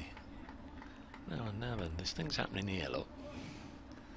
Samit Patel was on the offside at extra cover. He's been brought in to short mid-wicket catching. Not entirely sure how comfortable Samit would be there. Often find Chris Nash in that sort of position when he plays, but Nash, who played in the first 2 games, not selected for this one. Ben Slater returning and scoring a century on his return, as Barber again from the far end bowls to Jennings, who just plays this one down off his hips. 2 Slater. No run, 27 without loss. 22 to Davis, 5 to Keaton Jennings. After a good start by Northants, 48 without loss after 12. They've now lost 3 wickets, 55 for 3.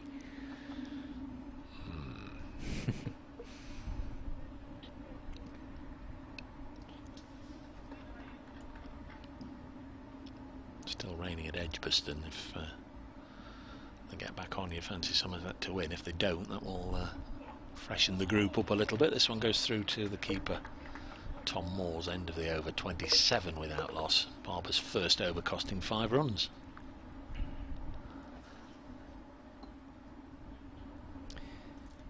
Could be an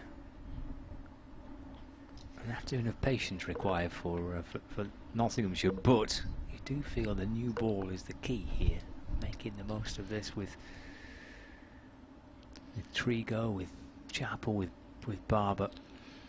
How many overs did Lancashire bat in the first innings? 64.3. Right. They've only got 54 more to survive here, unless not squeeze a few more in. But they're odds on right now to get the draw, you'd imagine. Trigo from the Radcliffe Road end into to Davis, who snaps the ball down into the offside. Samit Patel is at short extra cover fields and there's no run.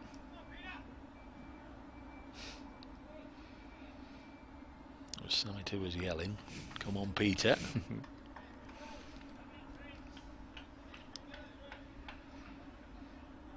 Gets the ball back from his captain. I mentioned that last time Lancashire were forced to follow on, it was against Somerset. I suspect Trigo was in the Somerset team then. Ball's a short ball to Davis, but it was short and wide. Well, it's been signalled as a wide. Well, no ball. Sorry, no ball. Umpires just having a little brief conversation there with each other, and Davis turned to the square leg umpire and went, "Oh, I'm not so sure about that." And eventually they agreed. No ball.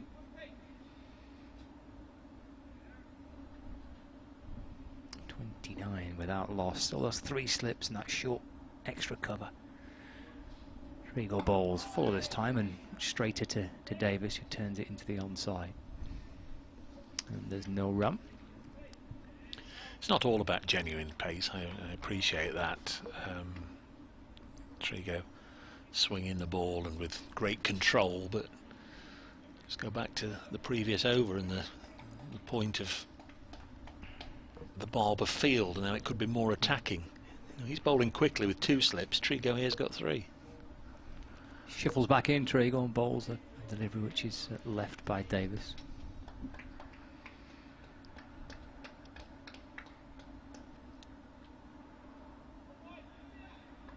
And the skipper, Stephen Mullaney, at mid-off. His short sleeves on, cap on, his collar tucked up behind his neck, thinking strategies to try and pick up some wickets here. Trigo shuffles his way back in with a strong breeze into his right hand side and bowls to Davis, clipped neatly enough into the onside, but for no run. I think as and when Trigo's finished this spell, and you know he's certainly worth another over or 2. This is his 6th. I think I'd give Carter a go from this end, get him on and get him wheeling away. And of course Barber's only just come into the attack at the far end. Assuming he goes 4, 5 or 6 without a wicket, then worth Stephen Mullaney having a go from that end. Trigo to Davis, left by Davis. Or Samit as well, and get the 2 spinners on. Might well be an afternoon where he is trying all sorts of different options and chopping and changing, and little burst from someone here and there, and keep rotating it, keep the batsman on the toes as best you can. First wicket's always the hardest, isn't it? Well, it's often the hardest, I suppose. There's plenty of sides in history that have been held up by. Lower down the order, we've got another sub on. Sol Buddinger's at mid-on, number 1. Trigo angling it in towards Davis, but it's gone down towards the leg side via a little flick off the pad, or the thigh pad perhaps, and down towards the boundary for 4 leg byes. End of Trigo's 6th over. So Davis remains on 22. Lancashire now 33 for no wicket in their 2nd innings. I hadn't noticed because he's got the floppy sun hat on, and I think it's Zach Chappell who is replaced, who is also the other one with the sun hat. But Notts 3 subfielders on at the moment in Blatherwick, Patterson, White, and beg your pardon, Blatherwick, Compton and Buddinger. We have had Patterson White on this morning. In fact, he took a catch to get rid of Stephen Croft. Here's Barber from the pavilion end here at Trent Bridge. Blowy day as Jennings plays this off his hip. There's no run. Ben Slater, the former Derbyshire man, the Chesterfield churner they call him. Well, he's been churning out the runs in the 2 matches that he's played against Lancashire.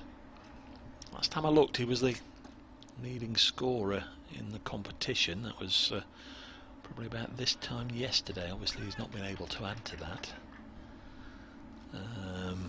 Yeah, Slater still top 339. Jake Libby 333 and David Milan 332. Next ball wide of the off stump through to the keeper. Jake Libby's had 6 innings. Slater and Milan have had 5 apiece. Then Brett D'Oliveira 316. So 2 Worcestershire batsmen in the top 4 in the competition. Nick Gubbins not playing this round of matches. He's got 306. There's only those 5 that have passed 300 in the competition so far.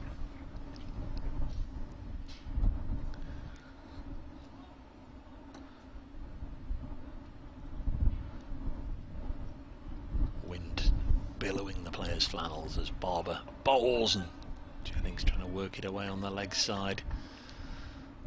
Just happy just to keep it out at the moment. He's content very much just to play a defensive anchor role here, isn't he, Keaton Jennings? He is, yeah. Well, I want some time out in the middle. Just looking at his score so far. First game 5 and 8, and then at Durham last week 18, and the first innings here 10. So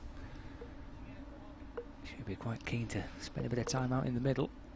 Faced 34 deliveries for his 5 so far.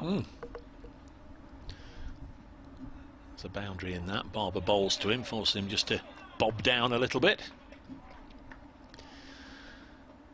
Son of Ray Jennings, was it, the former South African Test wicket keeper? Former Durham man.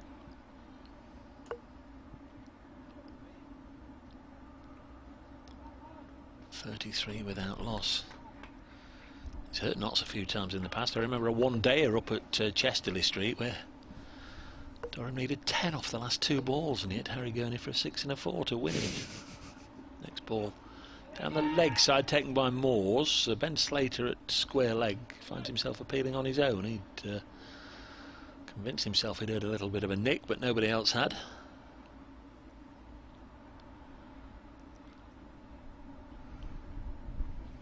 Scored a century in this game 2 years ago. Keaton Jennings, his first year with the Red Rose. Lancashire won here. That was a Division 1 clash.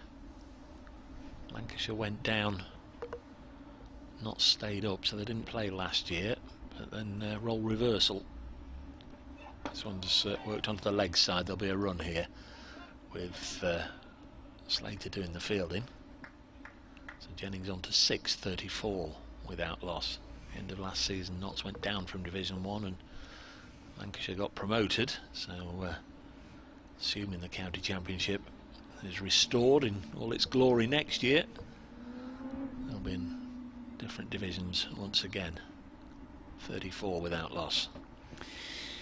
Indeed, there have been one or two reports in particular over the course of the last couple of days, which suggested that Bob Willis Trophy might be here to stay for well, at least for next season. Or this sort of format, anyway. Yeah, the regionalised thing. I think Stephen Mullaney's going to have a go to replace Peter Trigo.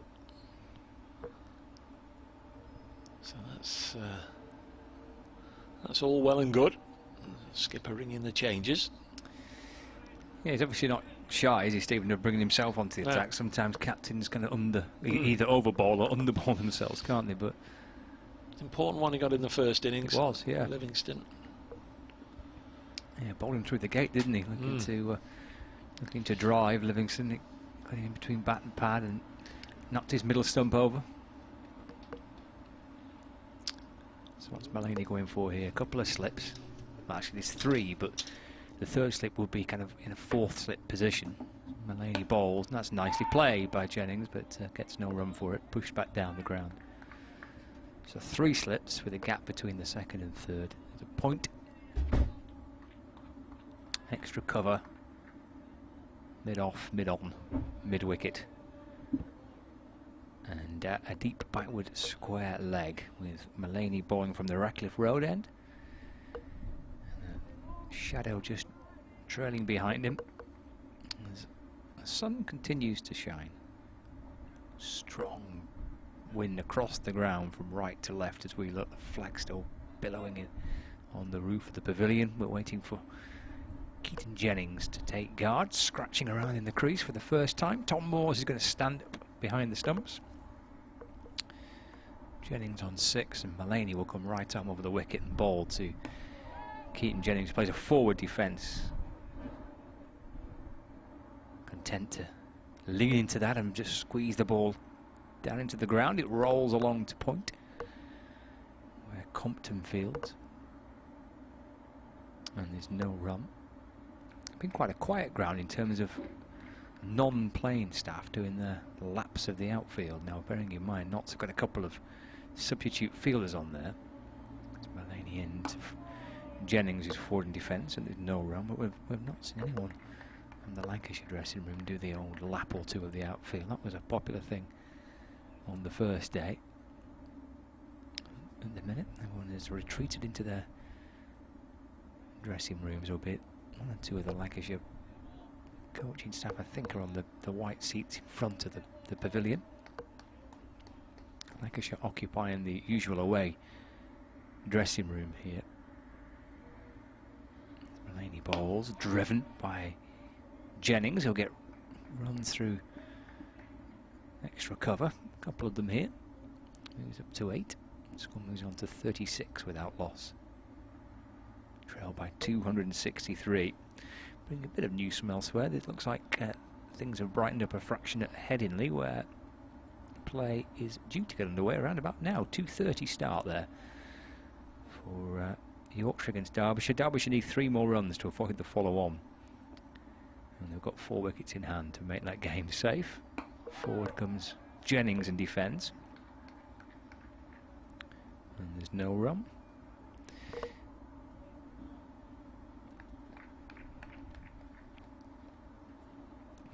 And it's going okay so far for Lancashire in their second innings, because they're batting again. They were asked to follow on after being bowled out for 173, and Keaton Jennings and Alex Davis have got Lancashire off to a nice calm start. Jennings unbeaten on 8 and Davis on 22. A little earlier today, Stephen Croft made a very good 59 in the context of the innings as Lancashire were bowled out for 173.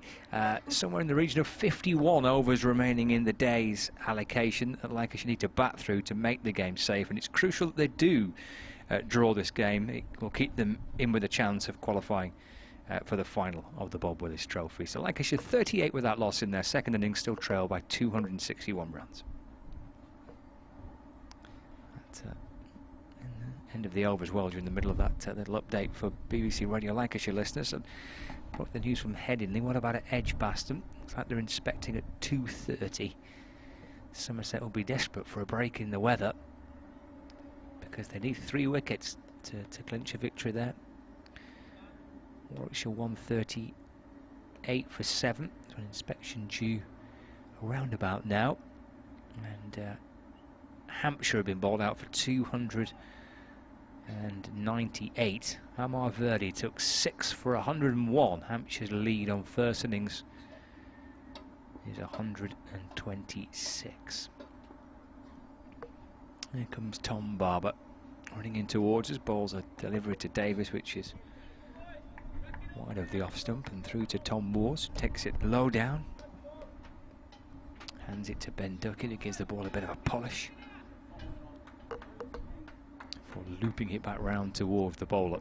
So you're up to date with scores elsewhere, but the Northants game's an interesting finish. The Leicestershire game is an interesting finish there as well, with results possible. Warwickshire Somerset, plenty on that game if they can get underway. Leicestershire 87 for 2, need a further 205 runs to beat Durham. Barber to Davis, taken by Moores, who lands rather heavily in front of Ben Duckett at first slip as he got his gloves onto that. Northamptonshire now 4 down, 75 for 4. They were 48 without loss, chasing 260 odd. Now 75 for 4 require a further 188 runs. Bob Willis Trophy, round 3 of games, 4th day right across the country. There's potentially some good finishes in store. Here's Barber into bowl, slashed away by Davis, backward a square. Should be cut off and is by Blatherwick, and he does well. Gets there quickly and has the ball in the air to deter the batsman from coming back for a second. 39 without loss. Davis on 23. Jennings has 10. Barber in his 3rd over. Hugely impressive this morning. Picking up 3 of the last 4 wickets to go down. Lancashire just adding 44 more runs this morning for their last 4 wickets. Stephen Croft was the big one for Notts. Barber got him. Can he get Jennings? He's in now, and that's just glanced off the leg side. No run.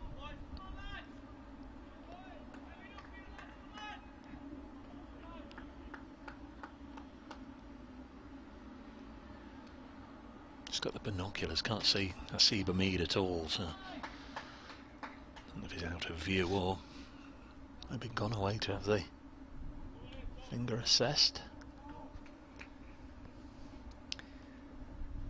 Yeah, he's not re-emerged, has he, since going off? Can't see. It's horrible. There's Barber in and Jennings defends.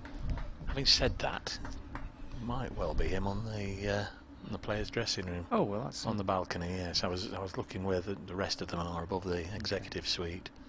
Yes, I think he's all on his own on the balcony with the training top on.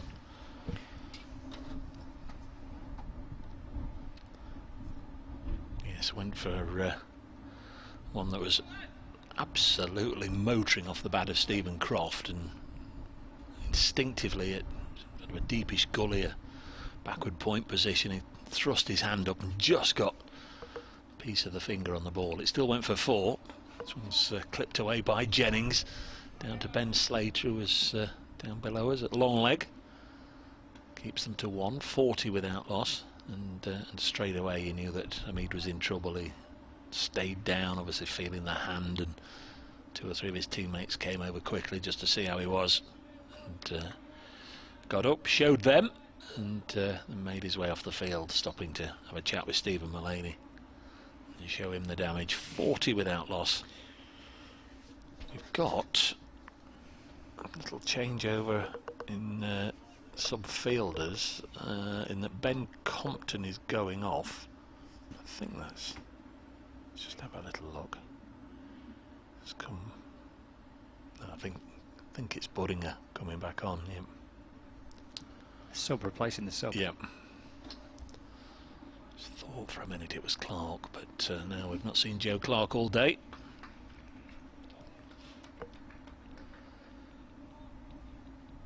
More standing up for Stephen Mullaney. Jennings on 11. As Dave said, with the keeper right behind as Mullaney bowls to Jennings, who just cuts the ball off slightly bent knee. There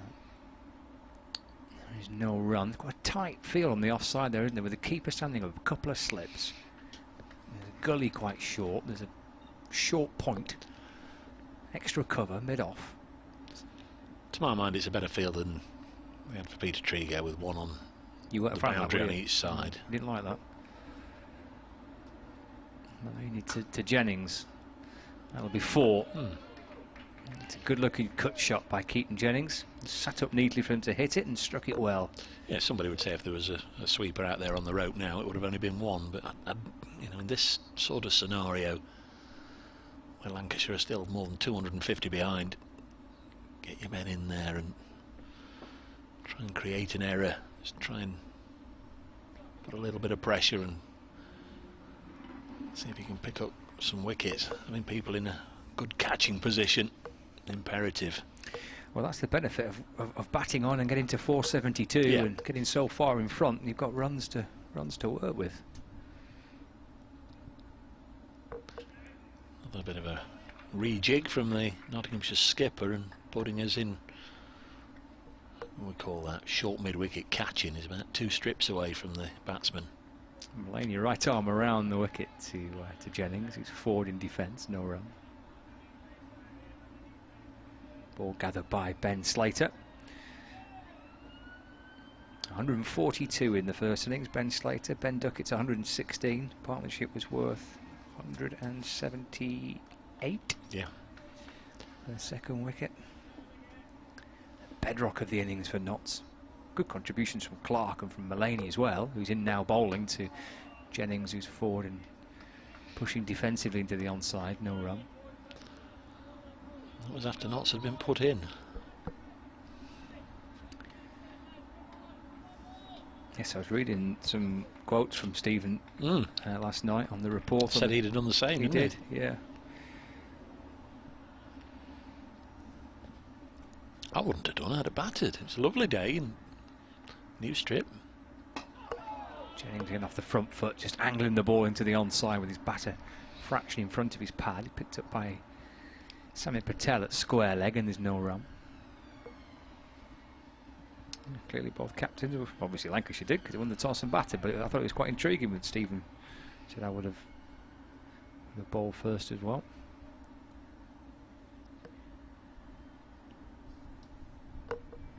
Final ball of Mulaney's second over to Jennings, who's right forward in defence, and with a determined front foot push, a good stride. He's a tall man. Sent the ball right back down the pitch to the ball and says have it back, and Stephen Mulaney picks it up and gives it to Ben Duckett, who'll give it a bit of a polish. It's the end of Lancashire's 15th over of their second innings, 44 without loss.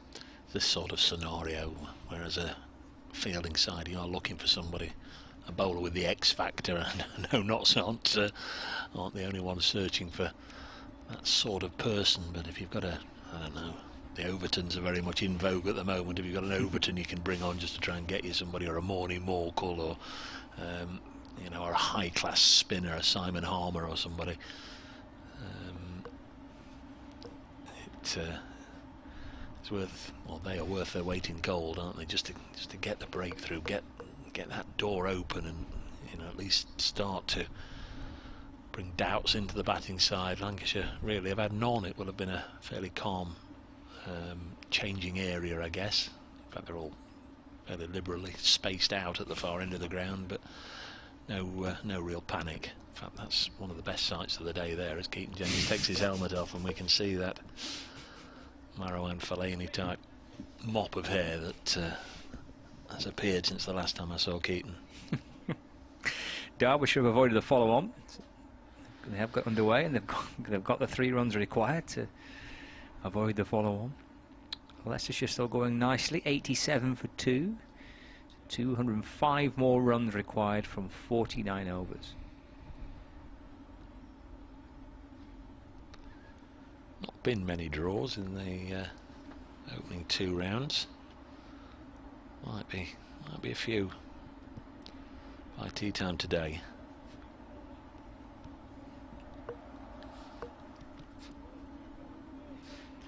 Yes, could well be. I mean, both North and South groups in particular, a little bit in the Central group, have been badly affected by the weather on different days. The North group suffered it on Sunday and vice versa on Monday for the South group, but a lot of bad weather around, so might well see a few draws come 5 o'clock, 6 o'clock tonight. Manchester's reputation warranted? Do you often sit there watching it pour with rain at Old Trafford when they're playing everywhere else? Well, I don't particularly think that way, no. No, I don't necessarily see it myself either. Just get a little bit of an unfair reputation, doesn't it? Yeah. I mean, it obviously was frustrating for the Test match at at Old Trafford the other week, and he got a bit of a panning for that, didn't it? But then they went to Southampton and it chucked it down for him. Yeah. Going to be Barber. I think we're just about ready to start. We do have some long spells between overs when they all go off and sanitise their hands, but we're ready again. This one wide of the off stump from Tom Barber. Alex Davis on strike on 23. Lancashire wicketkeeper batsman. Kept fairly tidily throughout the Nottinghamshire innings. Took decent catch to get rid of Trigo in particular. Just having a look. That was the only one he got, wasn't it? Alex Davis, but he did perform quite manfully. This one's pulled away by him, and he's going to get runs here. Work for Samit Patel. There's a sliding stop right on the rope. Did well, and they only get a single. Well done, Samit. Oh, he's got up, nursing his finger. Looking at his hand there, Samit. It's the last thing Notts need. Somebody else to. Oh, hang on, he's ringing it and made a sliding stop. So when he went to ground, obviously hand stopping the ball, whether it trapped it a little bit or not, but he's made a steely stuff. Is Samit Patel. It's not going off, but he is discomforted. Certainly, look, he's still ringing it. He's rung all the way from the Fox Road side of the ground. Now moving over to short mid wicket to Keaton Jennings on the other side of the ground. The entire journey he undertook, he was looking at his hand and wringing it and clearly wincing a little bit. Barber comes in to bowl to Keaton Jennings, who bobs down and comes back up just to push the ball back to the former Middlesex left armour. 45 without loss. News from Edgbaston that play will start at 3 o'clock with tea taking place at 3:40. 40 overs remaining in the day's play. Somerset are needing to pick up 3 more wickets to win that game. You might just need 10 minutes, mightn't they? Been a problem for them getting on today. 45 without loss. Here's Barber bowling again to Keaton Jennings, big tall man, and not really troubled by that one. Dug in by Barber, but and he got up round about chest height and he was able to get over it, play it down. Been a watchful innings so far from Keaton Jennings. 15 from 54 balls, but exactly what Lancashire would need.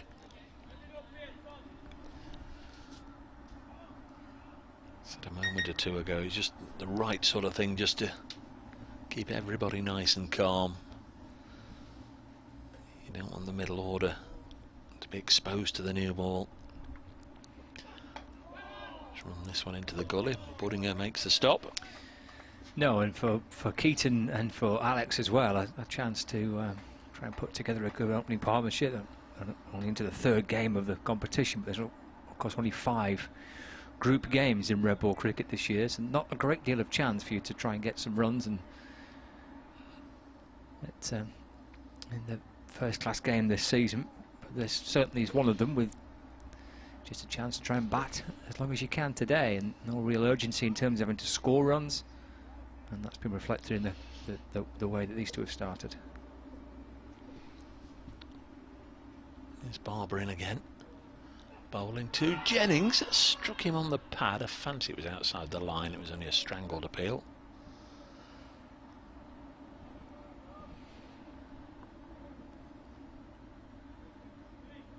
Completes the over at 45 without loss. Mrs M's been on and says she's lived in 3 different parts of the country: Sussex, Notts and Knutsford.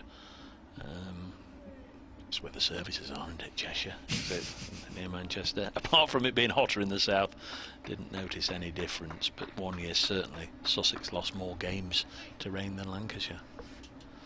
Yeah,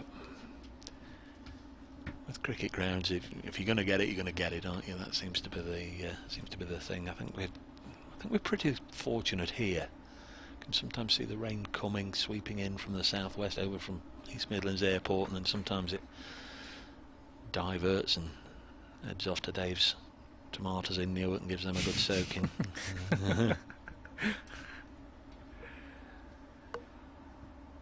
Only 48 overs remain. It's going to be a tall order for Notts to pick up 10 wickets, but they try through Mullaney. He's bowling to Alex Davis, who plays it defensive, but with the angled bat that he played it at, it bounced back towards the stumps, and then he wasn't a little certain as to where that ball was heading. He could easily have rolled back onto his stumps. That I thought it had bowled him. That's as close as Notts have come, I think. With the keeper standing up and the short extra cover, shortish mid-wicket as well, everyone kind of tight in on Davis, a chance to try and put him under a bit of pressure. Not with that though. It's cut away for 4. Short and wide from Stephen Mullaney, and Davis will slash it out through the offside for 4. Takes him to 28, and Lancashire edging towards a 50 partnership for the first wicket. 49 without loss. Of the sort of current generation of up-and-coming wicket-keeper batsmen, I guess the two in this game are the two that have sort of been vying for the Lions spot over the last 2 years, haven't they? Alex Davis and Tom Moores. Mullaney to Davis, left and gathered by Moores. Yeah, I mean, both obviously young men with really bright futures ahead of them, both really good players. And they both had some injuries actually. I think Tom's come back from a couple of Lions tours early through injury, and Alex has had 1 or 2 knocks as well, hasn't he? Yep, he has. Yeah, unable to keep wicket last season for Lancashire because of a finger problem. He's driving this next delivery from Mullaney, but to Trigo, who's at mid-off, and there is no run. 28 from 45 balls and 49 without loss, Lancashire. Stephen Mullaney skippered the Lions. Never really been talked about in terms of any full England recognition, and probably won't now into his 30s. Shuffles back in to Davis, who doesn't offer a shot, just rocks forward and allows it to go through to the keeper, no run. He's always done a job, and in white ball cricket in particular, he's such a handy cricketer, 3-dimensional cricketer. Stephen Mullaney will whack you a few runs, he'll bowl you some tidy overs, and he's a very, very good fielder, excellent catcher.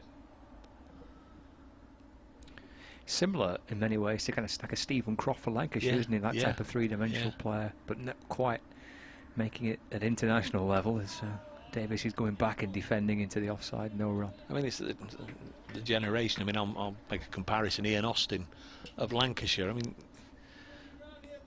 you know, he just got the opportunity, didn't he? Whereas Stephen Mullaney hasn't, and I don't know. Nothing to hand, as you can see. I don't know how his figures would stack up with Austin. Maybe Mullaney's got more centuries, I'm not sure. Although they played more cricket back then, you know, it's one way or another. But it's that sort of player, isn't he? Who, if he takes the selector's fancy, might have had a run in one side or the other. Not going to let you down. And to captain the Lions, to captain the North in that one-day series, to captain Nottinghamshire, he's obviously highly regarded. There's Barber from the far end, and again he makes Keaton Jennings bob down. He's still bowling quickly. This is his 5th over. I would say this might be his last in this little spell. Can always bring him back again, but I don't think you can afford to go more than five overs or so. I think that's what Chappell had, wasn't it, at the start? I think you can go more than 5 overs without trying something afresh. Notts have got 46 overs after this one. They still need 10 wickets. Here is Barber again, bowling to Keaton Jennings, who shoulders arms. Again, we've got the floodlights on, which at times is absolutely necessary, but most of the time does seem as a little bit of an extravagance, and we've got sunshine. But you can't keep, you know, you understand it. Yeah, you can't keep turning them on and off just whenever a dark cloud comes over. But it does look a little silly and strange when we've got clear blue sky and bright sunshine. Let's hope it stays like that. 49 without loss, Lancashire. The run's really immaterial. They're still 250 behind, but there is the 50th run, clipped away on the leg side Jack Blatherwick will scamper after it, pick it up right-handed and hurl it back into the keeper. 50 without loss, 50 partnership from 106 balls. 28 to Alex Davis, 16 to Keaton Jennings. It's the first one of the Bob Willis Trophy, 50 partnership for the first wicket. Looking at the game on the south coast at Hove between Sussex and Essex in the South Group. Essex 23 without loss in their second innings, and they've got a target of 196 to win that game.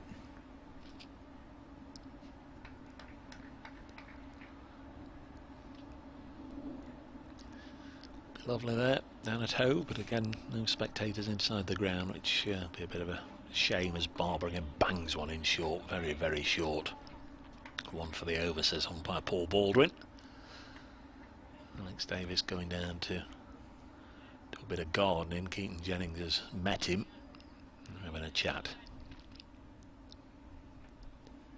Difficult for the bowlers, I guess, to keep adjusting their lengths, in that Keaton Jennings is about 6'13" and Alex Davis is about 5'2", and not quite, I'm exaggerating both of them, one in one direction and one the other, but there's a huge disparity when they stand next to each other. A bit like Slip, Carter and Duckett. This one past the bat, and again through to the keeper. 50 without loss. So Matt Carter hasn't yet had a bowl in the Lancashire second innings. Assuming he's okay, and no reason why he shouldn't be. I reckon he'll be on another couple of overs.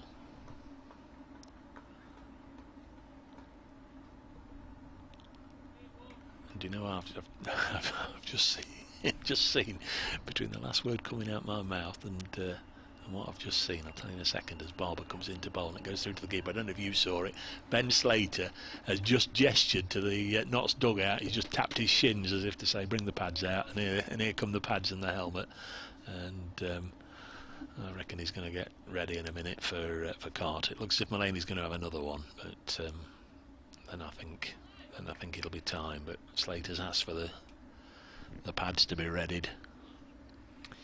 Well, as I've said before, I think Stephen Mulaney he's going to have to keep chopping and changing, isn't he? He's going to keep going to different bowlers and, you say, 4 or 5 overs from his big quicks and see if anything works with that. He's got Carter and Patel spinning options. He's got himself and Trigo as well. So he's got different choices there, Stephen Mulaney, but nothing's worked just yet. Lancashire have got through 18 overs of their second innings without too much alarm. Yeah, and they'll be wondering why they didn't bat like this yesterday, won't they? Here's Mulaney around the wicket to Jennings, who's forward in defence. There is no run. I'm sure they've gone to bed last night, Lancashire's top order, thinking, right, we're going to have to bat probably at some point tomorrow afternoon and try and put right the wrongs of the previous day. Easy for me to say it's sat up here, but you can hardly wish for better batting conditions, really, could you? It seems to be a fairly flattish surface. The ball's certainly getting softer now. Jennings leaves this next delivery through to the keeper, no run. There's no abuse being poured down from the home supporters. Nobody in the ground. It's it's not an intimidating arena to play in at the best of times, but when there's no crowds here, and I think right now Jennings and Davis should be able to cash in and help themselves. Notts have got to find a way to disrupt that. Mulaney to Jennings. Now this ball has disappeared down towards the fine leg boundary. Jennings tried to help it on its way, but didn't get any bat on that before leg buys. Score moves on to 54 without loss, and Jennings on to 16. There's another element of games being behind closed doors, and as you say, there wouldn't be necessarily volumes of spectators inside the ground, but it would trying to create some pressure and trying to create a bit of uncertainty and doubt inside the batsman's mind. Mulaney again back into Jennings, drives it. Peter Tree goes at mid on to field, and there's no run. Can I have sixpence on who's going to bowl the next over? Well, Samit's taking his jumper off, hasn't he, and his cap off, and Yeah. he's doing some very gentle stretches. Yeah. If he's not, he's dropping the biggest hint of all time to Stephen Mullaney. Might just go up and grab the ball off the captain and say, come on, enough's enough, give me a go now. Mullaney back into to Jennings, a slow ball which he brings the Lancashire left-hand opening batsman forward to, and he defends it back down the pitch, and no run. He actually appeared to do that in the last game. Jake Ball got hurt. Was it that game or was it the first game when Joey Everson got hurt? 5 balls into an over. Samit just and had to go off. Samit just took the ball and almost put himself on. Jennings just dropping the ball out into mid-wicket. No run. End of Mullaney's 4th over. Mops his brow. Stephen Mullaney turns and a little natter with 1 or 2 of his teammates, pondering what to do next. 54 without loss. It'll be Golden Arm Patel to come on from the pavilion end. 12 years ago today made his England one-day international debut against Scotland at Edinburgh. A lot of water has passed under the bridge since then. Heady days for Samit. Still the only player to win the Man of the Match award in both the Lord's one-day final and the T20 Blast final. Shows what a big player he is and has been for Nottinghamshire. Come back strong this year, 60 odd and an 80 in the first game against Derbyshire, having finished last season out on loan at Glamorgan. Just realised it's 3 o'clock, Scott. I'll just in fact I was going to say I'll do 1 ball, but we're still waiting for Ben Slater to get dressed, so I'll leave it with you. No problem. He's strapping on all the bits and bobs, taking himself into position, which will be at a forward short leg. Now he's got the pads on and all the rest of the bits and bobs, and the final thing is the helmet. So there we go. He's crouching down. He's in position. 1 slip. That's the skipper, Mullaney. Here comes Samit Patel for the first time in the game with the ball. And Davis just eases it back down the pitch and gathered by Patel off his own bowling. No run. Back in again. Going around the wicket to Davis, who's easing the ball to mid-on.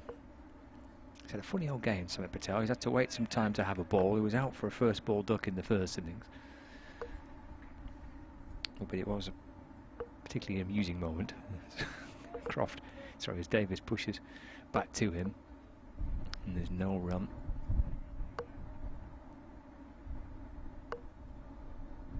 .54 without loss. Actually, Matt Carter doing a few warm-ups as well down below us, and maybe spin from both ends as Davis dabs the ball back towards the bowler. Stephen Mullaney wants extra cover to come up, so and out in the deep. Jogs forward 40 yards or so, so there's 2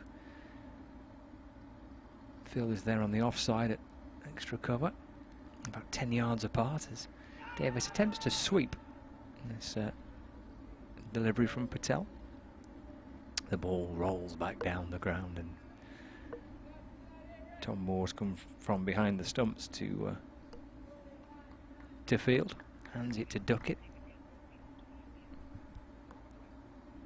And back to Samit Patel. It's about the final ball of his first, warming up his shoulders as he comes in and balls to Davis. Just tries to paddle it around towards square leg and thinks about 1, but decide that there's not much point in trying to squeeze a run when it's not really required. And Lancashire 54 without loss. So Jennings 16 and Davis on 28. I'm just looking to see where Matt Carter is. Yeah, it looks like he's going to have a little twirl as well. So Stephen Mullaney's tried Trigo and himself from this end. He's tried Chappell and Barber from the pavilion end, and he's going to have a little go with spin from both ends. So Carter coming into the attack. It's raining at Leicester. Well, rain in Birmingham, rain in Leicester. Managed to avoid it here. But that'll be frustrating for Leicestershire because the game is beautifully balanced. The Foxes 105 for 2, 292 their target, and 105 for 2. So a real shame that it is raining there. But Sam Evans on 37 and Colin Ackerman on 20. But covers are coming on at Grace Road. As Leicester should try and find a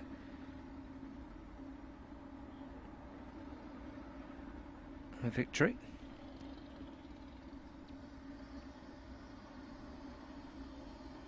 Here comes Carter to Jennings, and that's defender back down the pitch, and there's no run.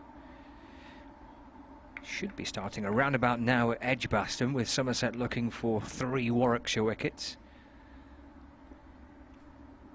to be to win again in the Bob Willis Trophy. Carter to Jennings, off the back foot, pushed away out into the offside. There's no run. I'll bring an update on the Essex score in a minute as well, because they've started like a train. They've got out of the block quickly to try and beat Sussex. They've got a run chase on at Hove. Carter to Jennings, who's right forward in defence. Push back down the pitch, and there's no run. The sun is shining, the floodlights are on, and Lancashire are batting quite nicely here. 54 without loss in their second innings. They're following on, they were put back into bat, and they have to bat through the day to earn a draw, and with it keep alive their hopes of trying to reach the final of the Bob Willis Trophy. Keaton Jennings is on 17, Alex Davis on 28. They still trail by 244, but crucially they haven't lost a wicket in their second innings. 54 without loss.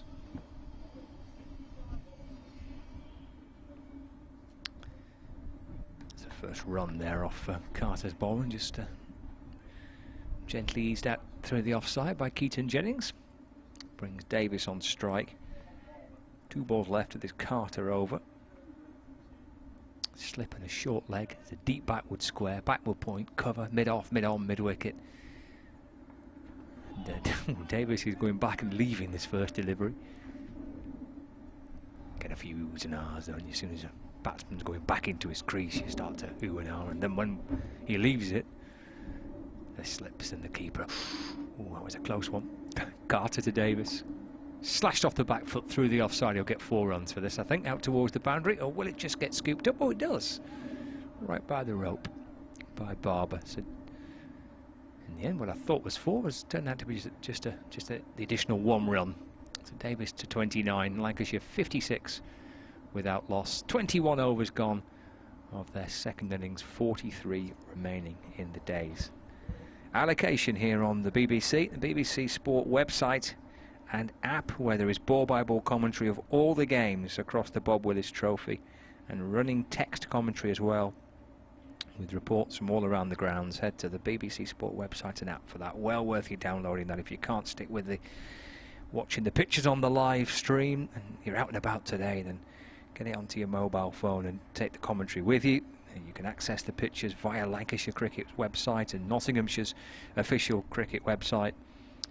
And we're on the medium wave frequency on 855 in the northwest of England. We'll have a little break here with the players having a drink and maybe a squirt of hand sanitizer. I mentioned I'd let you know how it's going at Hove with Alistair Cook and presumably Nick Brown. Yes, it is Nick Brown. So Cook has 25 and Nick Brown on 13.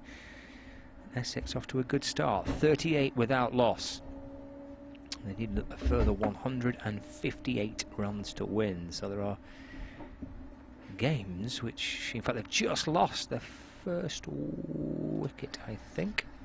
They have. Cook has gone LBW, so they're 44 for 1. Alistair Cook, the man out. So Essex 44 for 1 in pursuit of 196 to win.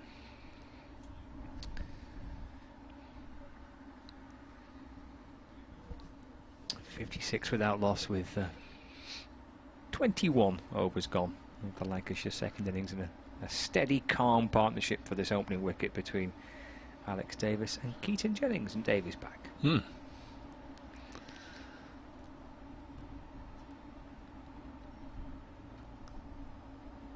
You've just given the updates. Did you mention they've just gone off for rain again at Edgbaston?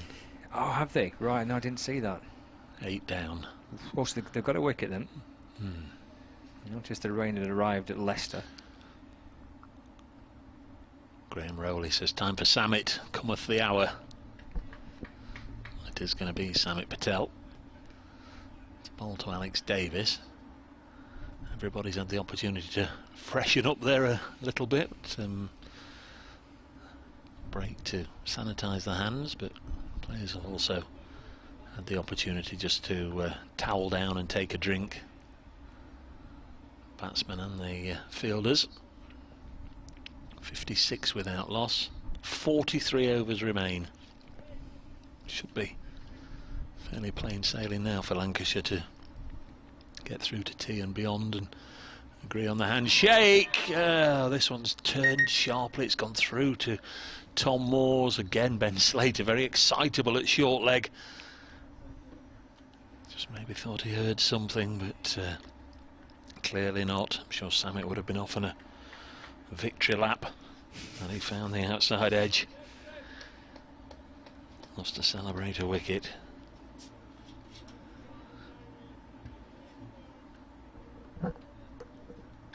.56 without loss.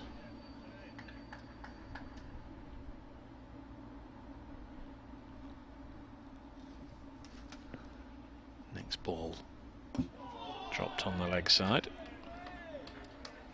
Well, it's always good fun, isn't it, when they spin from both ends as well. Just whether they can try and create a bit of doubt in the mind of the batsman. A bit of kidology. There'll be a lot of chatter, I'm sure, out there. Samit Patel running between the umpire and the stumps. This is pushed onto the offside. No run fielded by Compton.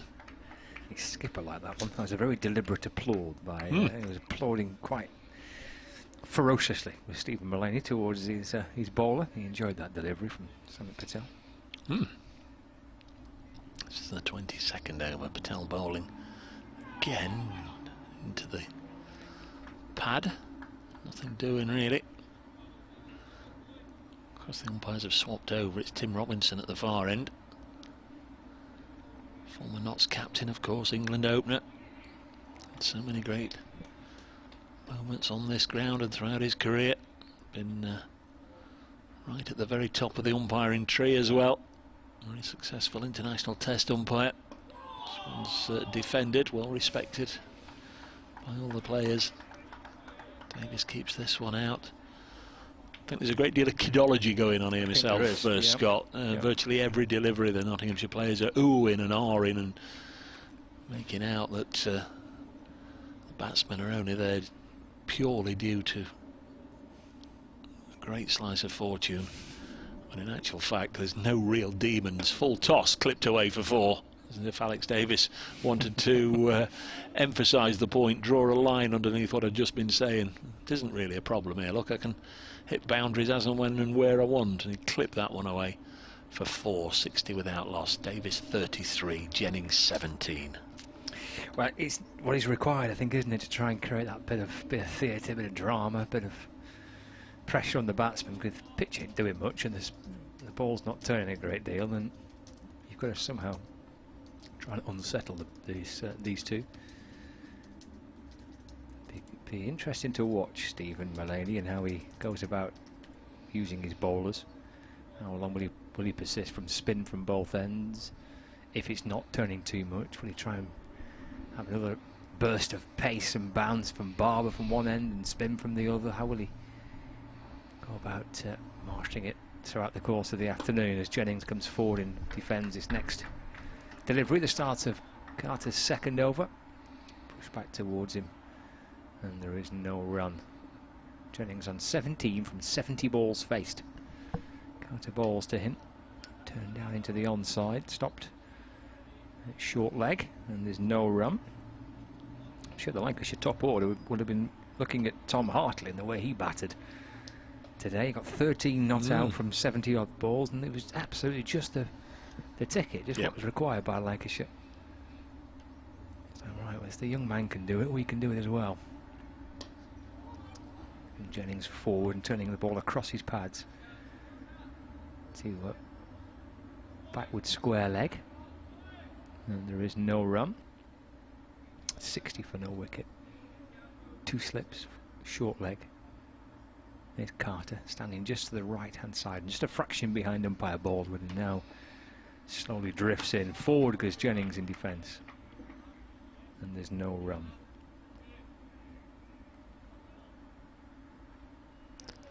I can see Asiba Mead in the well, what's the vice president's, the executive lounge, in his whites. Oh, maybe a return. He's coming down the steps, look. Oh, You that's see him at the top. I can, yeah. Carter to Jennings, forward again, smothering it, pushing it off a good stride down the pitch, and Duckett comes up to field, no run. He's got tape all over the fingers on both hands, but I'm fairly certain when he started this morning he had tape on the fingers of both hands. So we'll have to have another little look. He's disappearing out of sight for a minute. Carter's final ball, and just dabbed away by Keaton Jennings. Negotiates that latest over. 23 gone now, 60 without loss. Jennings 17, Davis on 33. Just watching now, Keaton Jennings. I think he's got protective pads on under his flannels as well, so he may well be coming back on to bravely stand there at Boot Hill, just making his way to the dugout that Notts have been using, where they've been storing their drinks and the gel and all the rest of it, where the spare squad players have sort of been using. And Hamid has gone and is sat down, but he's got the protective pads on, Scott, underneath his white flannel, so I reckon he'll be out there at some point as Alex Davis clips this up to mid-on, so maybe he has had it scanned and confirmed no damage, which is good news. Give the others a lift, I guess, to get him back, get his enthusiasm out there, and also let everybody know that he's fit and well and able to presumably be available for selection for the next game, as this is steered to backward point. 60 without loss it remains. Only 40 overs to go after this one. Notts need a wicket every 4 overs, whereas at the start they needed a wicket every 6.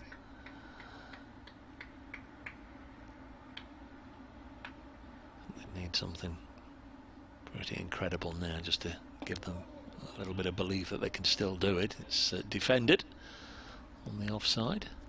Yeah, that's a big thing too, isn't it? It's it's having the belief amongst themselves that they can still do it. I've seen sides bowled out in far less than 40 overs, we all have, but not many on services like this when you're playing for a draw. And 2 men nicely set, as Davis demonstrates with another defensive push. They're called for tea. It's tea at Edgbaston, and it rains again, and Somerset 1 wicket away from victory. They're only 1 wicket away now, are they? Oh, sorry, 2. Are they 2? Sorry. 60 without loss. This one's chopped away. It'll go for 4 for Davis. He doesn't even bother running. Cuts it away. Jennings came charging down, but when he gets it, decides, well, I might as well just touch gloves with me, mate, say well done, nice shot, and go back again, which is precisely what he does. I mean, just dropping it short of a length and cut away. Like I say, runs don't matter. Lancashire are still 235 behind. Doesn't matter how they play between now and the close. They're not going to make that up, and Nottinghamshire don't really need to protect the boundaries. They need to take wickets, but finding it very, very difficult to create any opportunities or any pressure. There's Patel.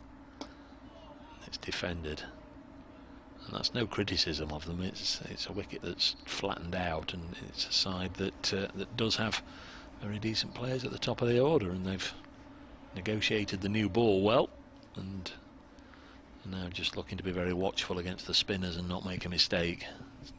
Like I said, Notts need just a little bit of magic from somewhere, somebody with the X factor, or I don't know, a monumental cock-up from the batsman leading to a run-out. But right now it's difficult to see where they can get a wicket from. He's gone with the quicks, Chappell and Barber. He's swung it about with himself, the captain Stephen Mullaney, and Peter Trigo, and now a mixture of tall right arm off spin and slow left arm spin, and it's all being flat battered relatively calmly by the Lancashire batsmen.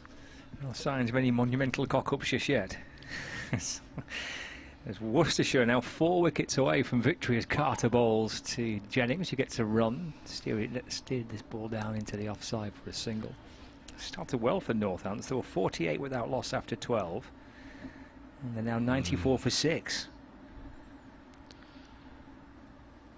And the Northants boys at Wanties Road. Here, Alex Davis gets himself ready to face Matt Carter. Don't think Brett Hutton's played a game yet for Northants this season.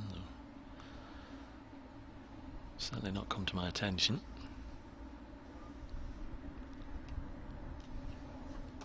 Carter comes right home over the wicket to Davis, who's taking it out through the onside, but for no run. They do have the fabulous Blessing Muzarabani in their side, yes, don't they? Played against Lancs last season. I'm looking forward to seeing Blessing. They've also got Jack White, who's left the pop group now. Comes Davis, who's playing it back down the pitch, and there's no run. 65 without loss. What's her name? Is it Meg? Yeah, I'm not sure. Seen them. They were excellent. Carter to Davis. Oh, that's a clever shot. Just running it off his face of his bat down through Gully. I've come back for a couple. A little quicker that from Carter, and Davis just fancied rolling that off the open face of the bat. Coming back for 2, so he moves to 39, 67 without loss. Yeah, the White Stripes. Watched them in Blackpool. The Tower Ballroom in Blackpool. Oh, I bet it was good in there. It was a great venue. Been to the darts in there, from what I remember.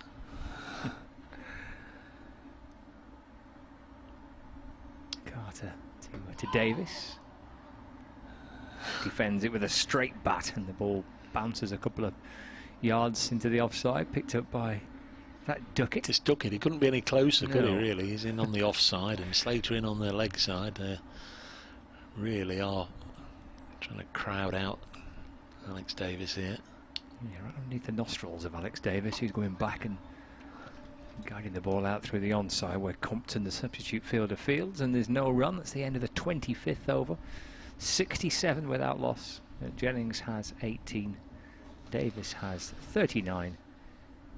And 39, well, a minimum of 39 overs remaining in the day.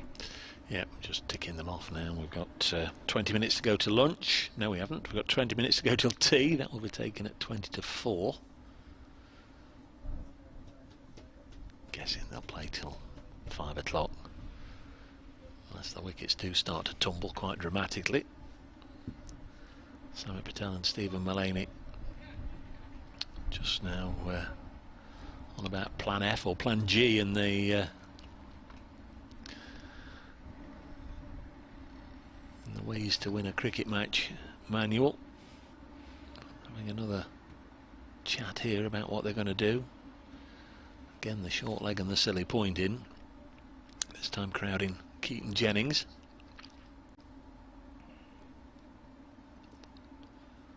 Really attacking field now. Samit Patel to bowl to Jennings. Gets a stride in. Defends it. Ben Compton out there doing the defending. Notts played 2 warm-up friendlies, pre-season friendlies if you like, the end of July. Compton played in the first of them at Edgbaston against Warwickshire and 2 low scores. This one's edged, and it's edged wide of keeper and slip, and will run away for certainly a handful of runs. Can't see, has it gone for 4? Can't see down below us. Scott's almost toppling out the window just trying to see. Come back, don't do it. Valiant chase from Trigo, couldn't prevent it from going for 4. 71 without loss.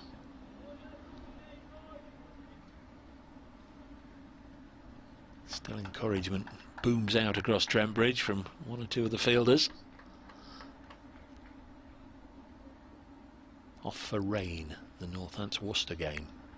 This one's into the pad as Jennings tried to clip to leg. Didn't get anything on it, and not close enough to excite Samit Patel,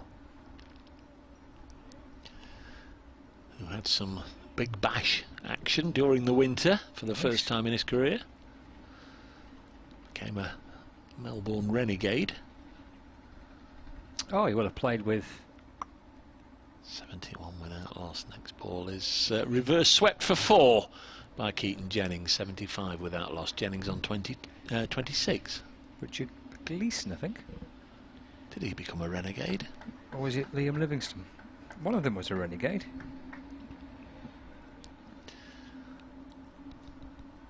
Oh, no, Liam played for Perth, so it must have been Richard Gleeson. Okay. And it was very much a case of renegades were in need of somebody. Harry Gurney got injured, obviously very familiar with Samit and his availability. Dan Christian, the captain of the Renegades, also very familiar with Samit and his availability, and out he went, and he did very well indeed. Sent away for 4 there by Keaton Jennings, and faces the next ball, just blocking it. Jennings on 26, Davis on 39, 75 they've added at round about 3 and over. This is the 26th, just about to come to an end.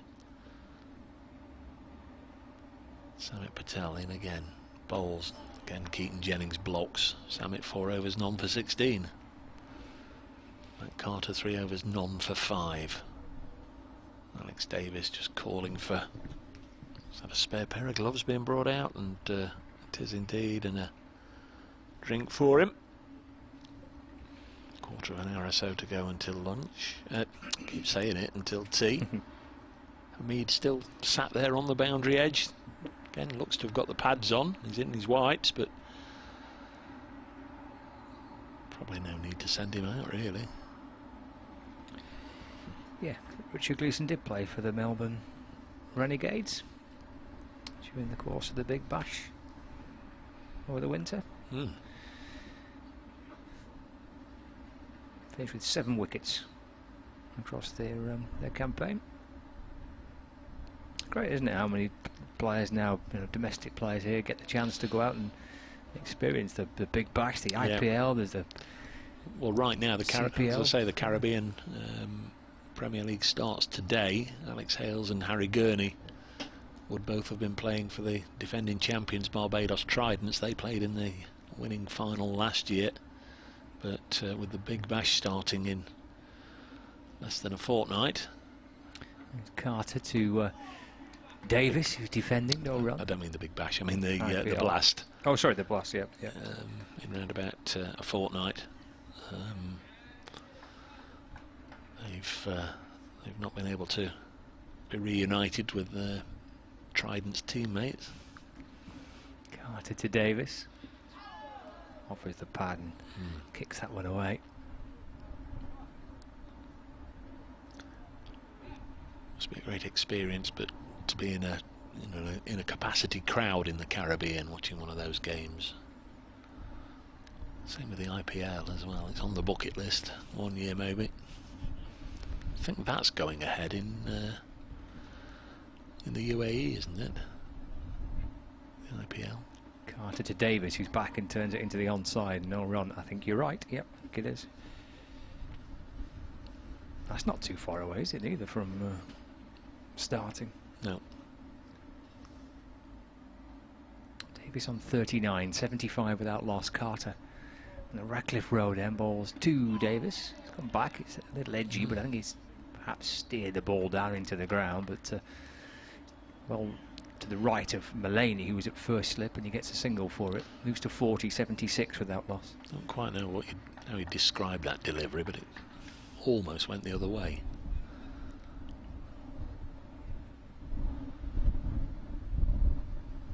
Wind is battering the FX mic down below us. Keaton Jennings just retaking guard from umpire Paul Baldwin. Some more advertising hoardings have come away. Base of the new energy stand. Carter to Jennings, who chops the ball down to the ground and wants a single.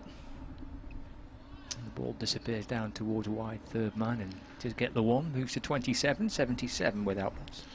High hopes of this being a day full of drama. Well, if it is, it's a slow burner, keeping us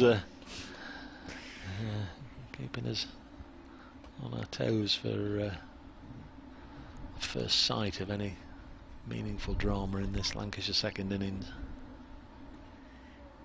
Carter to Davis. He gets a run, or they think about it, but they decide against it with Keaton Jennings almost halfway down. It's the end of Carter's fourth over. To 77 without loss. Jennings 40, sorry, Davis on 40 and Jennings on 27. 37 overs left in the day. Again, the batsmen are, I think everybody's going to have a little hand sanitising break.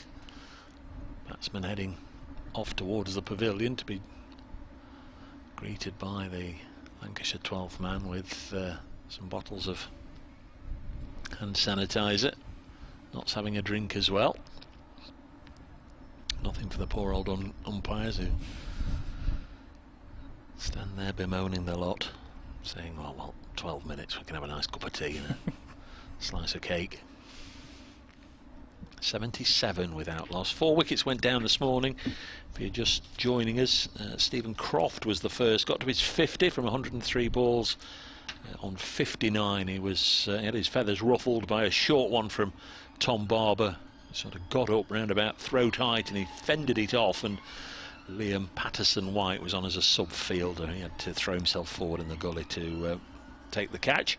That was 158 for 7, became 168 for 8 when Luke Wood, former Nottinghamshire man, was dismissed by Barber. Wood batting with Willis as a runner, and he had a low full toss which he could only spoon high up in the air, and Slater caught it. He'd gone for 6.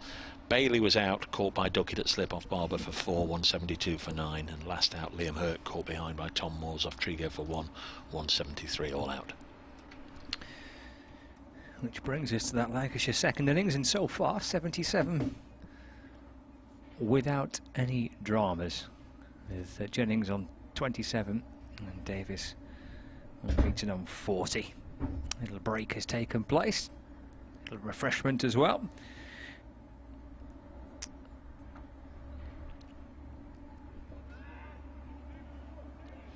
And we're approaching tea as well on this final day, and Lancashire will feel as though they've made a big step towards making the game safe, because they're 77 without loss in their second innings. They still trail by 222 runs, but runs are largely irrelevant. It's about preserving their wickets and batting through the remaining 37 overs to take a draw from this match. Earlier they were bowled out for 173 despite a very gritty 59 from Stephen Croft.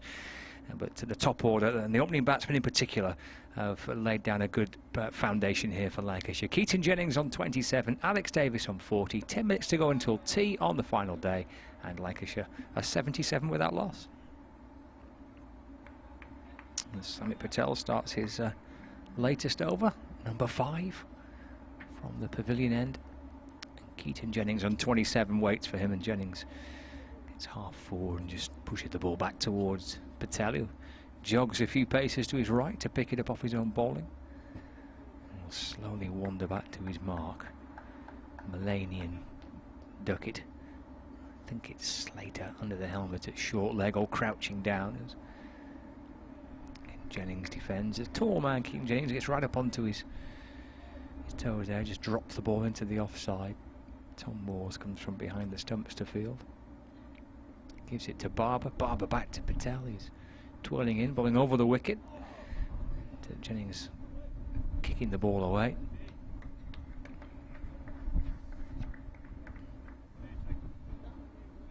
And picked up by Slater, who comes round from short leg and hands it back to Samit Patel, who's in again. To Jennings, who's rolling the ball down to short third man where Peter Trigo fields.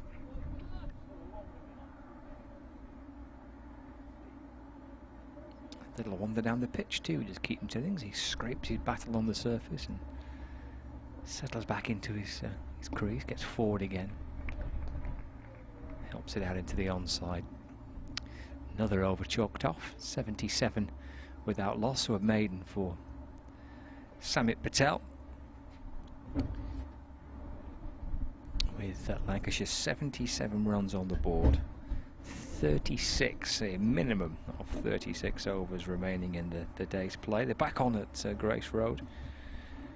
Leicestershire 128 for 2, with Evans on 50 and Ackerman on 30, so 164 more runs to win. That would be a terrific win for Leicestershire if they can chase those runs down, if they can dodge the showers. There is a little bit around, just a few miles south of where we are. That will be a great win for the Foxes. There's Matt Carter. Perhaps time for 3 overs before tea, maybe, as Alex Davis just helps himself to a single from the first ball from this over delivered from the Radcliffe Road end. This is Carter's 5th over. None for 80s figures. Not really created too many opportunities. Still wicketless in the game, which a little bit of a rarity. Won't have happened too many times for Matt Carter, if at all. Got Keaton Jennings in his sights now. Samit Patel brought up to second slip beside the skipper. Took it at silly extra or silly point, very, very close there. Ben Duckett, same on the leg side, and Keaton Jennings just drops it out past Duckett, but there's Ben Compton doing the fielding. 78 without loss.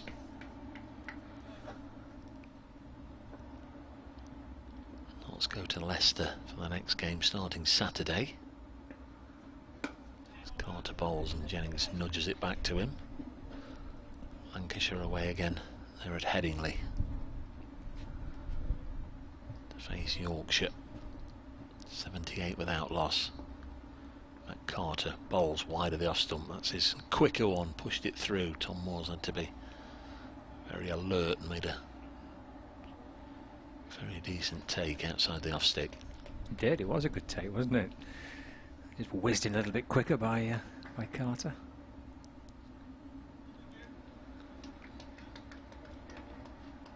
Slight hold up whilst Jennings went and removed something from the surface, and then he gets back into block mode.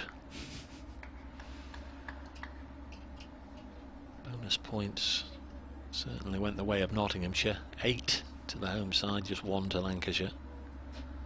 Just 1 bowling point. Next one is held back slightly by Carter, a little bit of turn, but Jennings just made sure that there wasn't any excessive bounce. Smothered it at the end of the over. 78 without loss, Lancashire. And there are 35 overs remaining according to the board, and we are about 4 minutes away from tea. Well, bonus points, I think, is a fair reflection in terms of how the game has gone and the dominance that Nottinghamshire have enjoyed across the days that we've seen some play. Just a Sunday washout, but 8 points to Notts and 1 to Lancs would reflect that Nottinghamshire have had the best of the game pretty emphatically. I think Lancashire come back through today, they'll take a lot from that, because they are under pressure coming in and a long way behind on first innings and being asked to follow on, and if they can avoid a defeat, then they'll take plenty from it. But the bonus points is a reflection of the game, really, who has been the better team across the 3 days of play that we've had. And Samit Patel to start his 6th over, and Davis on strike. Davis just drops the ball into the onside, and there's no run. 2 more meetings, of course, between this pair, forthcoming, 2 blast games. Patel around the wicket, and Davis get a run here, pushed away with the covers for a single. 42 to him now, 79 on the board for Lancashire. Look forward to those. Top 2 in the The 3 groups will go through to the quarter-finals, and the 2 best third-place teams.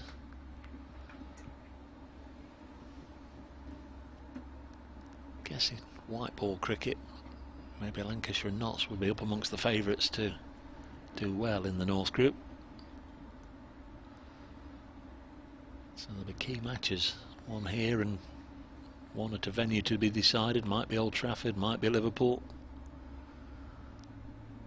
So there was the Cavern Club on breakfast this morning. I don't know if you saw that. Patel to Jennings, who's forward in defence, and there's no run. Oh no, is it under a bit of uncertainty about it again? Well, it's not been able to open since. You know, have you ever been? I've never been. No. Yeah, I went, but crikey, try asking me when. Now the late 70s, early 80s. Patel to Jennings, played up to mid-on, no run. Yes, it was on breakfast TV. It's losing about £30,000 a week whilst it's shut, but they say they can hang on a little longer, but hope it'll be open sooner rather than later. But even with it shut, there were loads of people outside, you know, just having the photographs taken, and you know, from all over the world. They come and want to see the home of the Beatles, don't they? Jennings off the front foot, defending. And there's no run.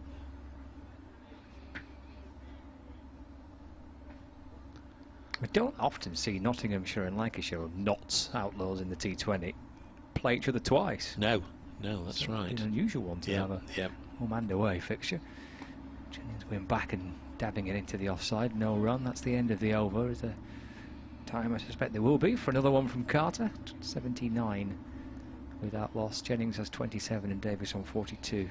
I don't know if it's still, you know, I've not started looking at T20 stats records or whatever, but certainly at one stage last year, Lancashire and Nottinghamshire were the only 2 counties that had won 100 games in the domestic T20, weren't they? I think Lancashire, certainly at some point last year, had won one more game than Notts, I think the last time I looked, but they were the 2, they were the only 2 in the entire country that had won more than 100 games in their history. And you know, as we were talking about it yesterday, Notts have only won it once, Lancashire have only won it once. Besides that, Leicestershire have won it 3 times, Hampshire twice, but for consistency year in, year out, you know, these 2 have had good records in the North Group, haven't they? Notts, something ridiculous, reaching quarter-finals. Is it 9 out of the last 10 years? Only one time they've missed getting out of the group. That's quite astonishing, really. I know that supporters will then say, well, how many times did they lose in the quarter-finals? Because there was a bit of that, but it's still a great effort. Yeah. A lot of group games to win, to get out of a group, and doing it consistently is a great effort. Here's Carter into bowl to Davis, short. That'll be pulled away. That was the delivery sent down by somebody who was made to wait a long time by the batsman there before he could send that ball, and just turned his arm over, maybe just lost concentration a little bit there, Matt Carter, and it was a short long hop. It didn't come out as he would have wished, and certainly not as Ben Slater at short leg would have wished, because it was pulled vigorously just past his left ear. 83 without loss. Davis 46. He'd like another one of those just before tea, wouldn't he, so he can go in with his half century, march off with his bat held high. Jennings on 27. Some aeroplane activity overhead as the next one is clipped away down into the ground, well stopped by Slater. 83 without loss. No wickets at all in this session, obviously. This one played out onto the leg side, no run, fielded by substitute Compton. Lancashire were, is it 2 without loss at lunch? Yes, yep.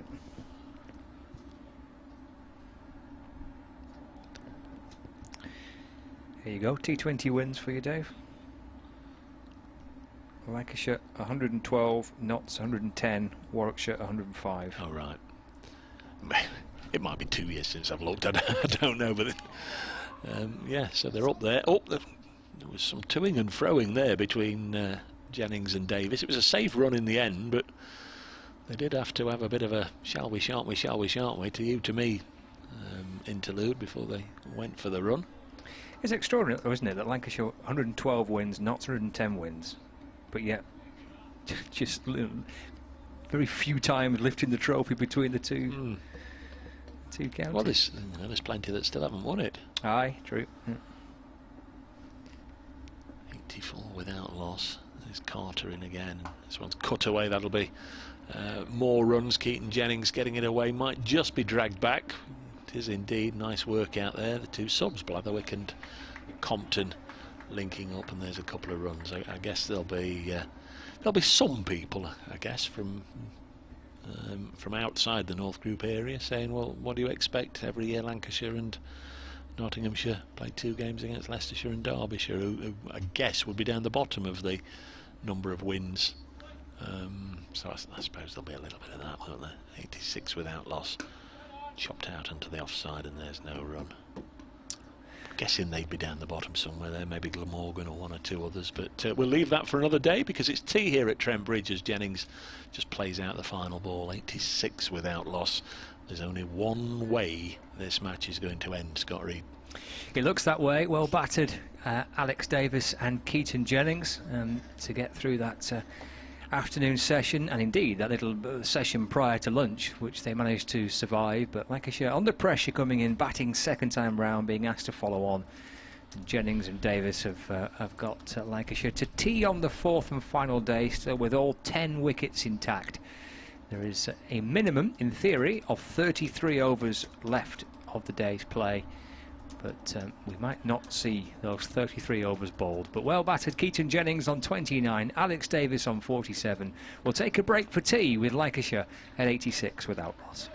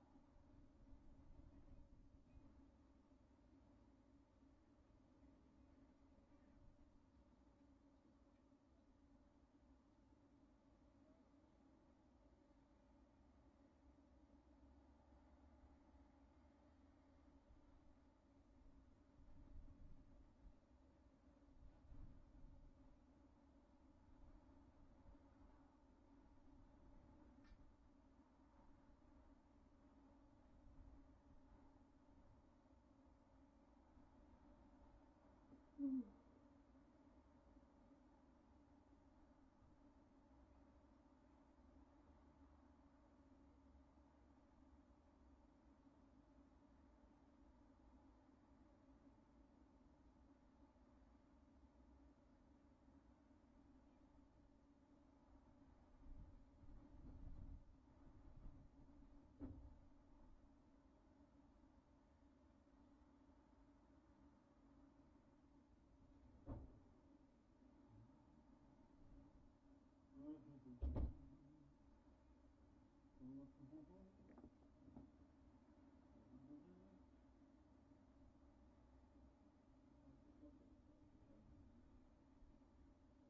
Durham,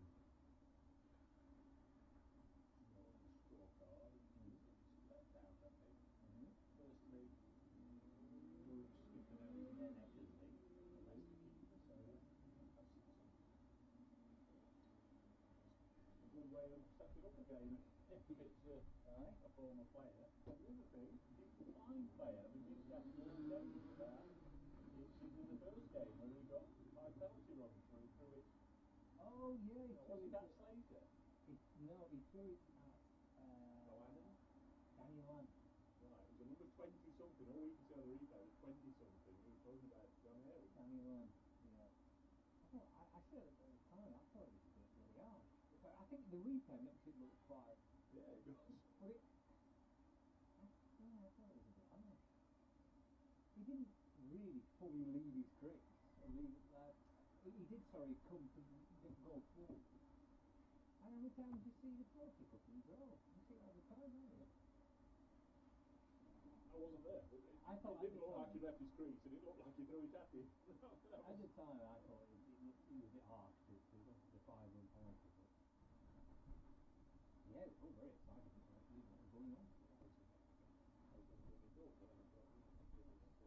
Yeah, deep decline to Danny Hall.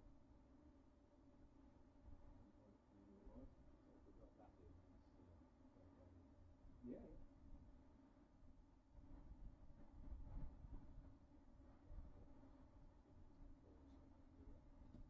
4 o'clock.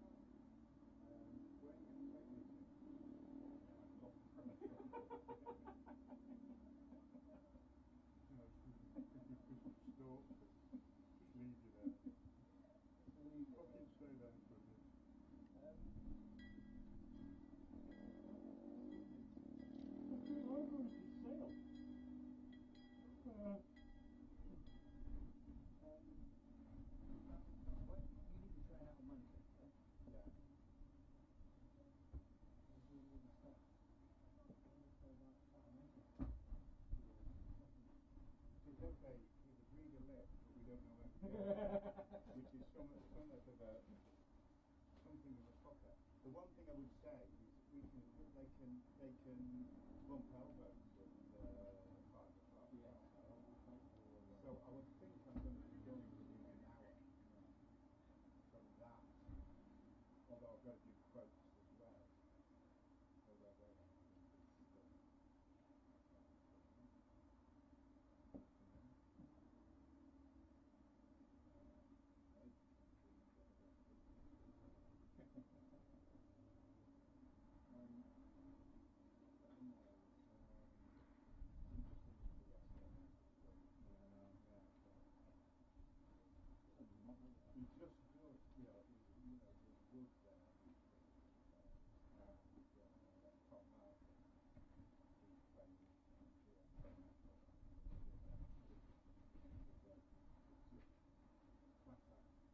he just does, there's wood there, top mark, he's playing flat out. Couldn't give it to anything. Just little things like that. Think about where you might have like got somewhere with a train station. In Wrexham. Somewhere with a train station would be good. Yeah, have a look, see what train station you Southport. No. Somewhere. You've got to broadcast.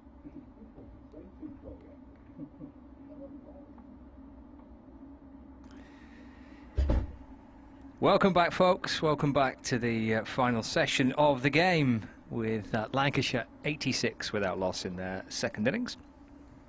And I'm sure that they'll have enjoyed a little break at tea and a very calm dressing room. I'm sure it will be, because Keaton Jennings and Alex Davis have got Lancashire to tea without the loss of any wickets. So all 10 wickets remaining. As we welcome back our medium wave listeners as well across the northwest, with Jennings and Davis heading out to the middle. Sun shining brightly. The players can bump elbows, because we can't shake hands, at 10 to 5. So we'll see if that happens. Just about to start after tea as well. Lancashire would think they're almost there in terms of saving the game and making sure that their hopes are still alive of trying to qualify for the final of the Bob Willis Trophy. They're resuming after tea without a wicket loss. So Keaton Jennings and Alex Davis have done really well. This after Lancashire bowled out for 173. Nottinghamshire put them back into bat. They've had to bat through 2 sessions, and they've safely got through the first one. So about to resume after tea with Alex Davis and Keaton Jennings batting, and Lancashire with all 10 wickets in hand. Yes, it's a slow meander back out to the middle by the players. It's like Tom Barber's going to have a bit of a burst after tea. Bowled well today, actually. Did Tom Barber. He struggled yesterday. Well, I think it's 5 overs for 24. He was a little bit wayward yesterday, and his first over today was a little loose, but then he came back ever so well and picked up 3 wickets in the end. He bowled an absolute snorter to Stephen Croft. If you've not seen that, try and dig out the replay of that. It was a beauty. I'm not sure Stephen Croft enjoyed it too much, but Croft batted really well for his 59. But Barber bowled well. Chappell and Trigo also with 3 wickets each. So Barber to get things underway after tea Second innings figures of 5 overs for 10. And he's got Alex Davis on strike, who is 47 not out, already with a 1/2 century to his name in the Bob Willis Trophy. That came in the first game of the season. He got 54 against Leicestershire. So he's ready to face the first ball of the evening session. Barber coming in around the wicket to Davis. And that's played with his bottom hand coming off the bat and just easing the ball through mid-on for a couple. So it's up to 49, 88 without loss. So yeah, 32.5 overs in theory remaining in the day's allocation. But if these two are still going in half an hour's time or so, then Stephen Mullaney has the option, and the two teams of course can agree to a draw a little later on. But Lancashire will want to start the session well and make sure there's nothing too untoward happening. And there's a short ball by Barber. I think we might see a little bit of this. I wonder whether this is kind of Barber's final spell of the match and his captain saying, right, try and bowl quick, try and bowl short, ruffle them up a little bit. They've got the field set for something like that, with a short square leg and a short mid-wicket, a deep backward square leg, a long leg. It might just be Barber saying, being told to try and ruffle up a few feathers if he can, and a little short spell after tea. Dave Bracegirdle's back alongside me. Ready for the drama. Here is Barber. Back in and balls to Davis. Ooh, and that does pop a little bit at Davis. It fends it off into the offside. And there is no run. Chap called Chris Morley would like me to thank the chap from Lancashire, because he's been a real pleasure to listen to over the course of this game. So if you see him, I'll pass on the message. Yes, but that's very nice, Chris. Thank you very much, and to lots of other people who've sent lovely messages. Yeah, very much enjoyed being reunited with Scott once again. 88 without loss, Lancashire. Barber from the pavilion end for Nottinghamshire. It's fired one in. Davis ducks underneath that short ball, but then it fizzes past the outstretched glove of Tom Moores. And it's relatively amusing, that, because Davis kind of ducked underneath it with so much ease, but then all the drama came when the ball went over the top of Davis's head, and Moores desperately trying to get a glove on it, but he couldn't get to it. I'm so pleased that you know, there sort of aren't lists. I'm sure there are somewhere, because cricket is a game full of statistics, but thankfully it doesn't get brought to our attention very often. Lists of cricket wicket keepers who let the most byes through and all the rest of it, because in the modern day there are so many like that where the keeper just doesn't have a chance. There is no way Tom Moores could have got anywhere near that, and it goes down as byes. This is pushed wide of off stumps, left by Davis. You know, you look back at scorecards, and you know, sometimes they stand out, don't they? Yeah. Byes 36, and you know, your natural instinct is perhaps the keeper had a bit of a shocker or what happened there, but you know, without actually seeing it, and you know, but in the modern day, it happens more and more often, especially scenarios like this: a left arm quick bowling round the wicket and sort of slanting it, and when it goes down the leg side, I mean, it's almost about 15 feet away from the keeper when it goes past. Here he is to complete his first over, another short ball, but wide of off stump that one. And again, Davis, who's not the tallest, he's quite comfortable, doesn't even need to duck underneath that one. That's fizzed over his head and through to the keeper. End of the over, 92 without loss. The first one back after the first over completed after tea. I'm just making sure there's no embargo on this. I can't see one. You get in trouble, don't you? It's always dangerous. England's national selectors have named a squad for the forthcoming Vitality T20s against Pakistan. A squad of 14, and it is Owen Morgan, Moeen Ali, Johnny Bairstow, Tom Banton, Sam Billings, Tom Curran, Joe Denley, Lewis Gregory, Chris Jordan, Saqib Mahmood, who's not fit at the moment, is he? David Milan, Adil Rashid, Jason Roy and David Willey. Reserves Pat Brown of Worcestershire, Liam Livingston of Lancashire and Rhys Topley of Surrey. So that's the T20 internationals, which I believe are all at Old Trafford. Yes, I think they are, yeah. In fact, they are. If I go down to scroll down to the bottom, on the 28th of August, the 30th of August and the 1st of September, all three at Emirates Old Trafford, to give it its full name. Is Saki Mahmood fit to play? I think he is. I think it was only kind of a precautionary thing why he wasn't involved today in this game. I saw him at lunch bowling quite a few overs. If he was a bit of an injury, I think it was a minor little knock he picked up, but I think they weren't keen on him playing because he played all 3 ODIs against Ireland. It's Trigo starting from the Radcliffe Road end after tea. Jennings pushes it up to mid-off and there's no run. We actually saw him fielding, didn't we, for a wee while in the Nottinghamshire innings. The frustrating one for Lancashire with that is Liam Livingston, because he's not actually in the squad, is he? He's amongst the reserves. So there's a chance that he might not play any T20 cricket, or at least he'll miss the start of the T20 Blast campaign and might just be a reserve for England and not play any games for England. Tree going again, so this angled approach, bowls, and Jennings chops it out onto the offside. Yeah, I don't know what the scenario is. Once you're in the bubble, have you got to stay in the bubble for the entirety of the 3 matches, I think you have, yeah. Can you go off and find a bit of form playing for your county? I don't know. 92 without loss. I think when you're in it, you're in it. When you're in it, you're in it. Oh, I think so. Might be 1 or 2 players that drop out of the squad between now and its starting, so Livingston might get a game as Jennings defends. We've been following the other game in the North Group, which has had an unexpected twist, I guess, today at the Fisher County Ground, Grace Road, Leicester. There's a couple of forfeitures, and I noticed during the tea interval, I guess negotiations would have been very cordial there about how to set it up, because of course the Durham skipper this year is Ned Eckersley, who left Leicestershire at the end of last year as Trigo comes in. And this is banged in short. Or was it the year before? But he certainly played for Leicestershire for a long time, 92 without loss. Yeah, that makes it a little easy, doesn't it, when you're the skipper of the opposition is well known amongst the Foxes players.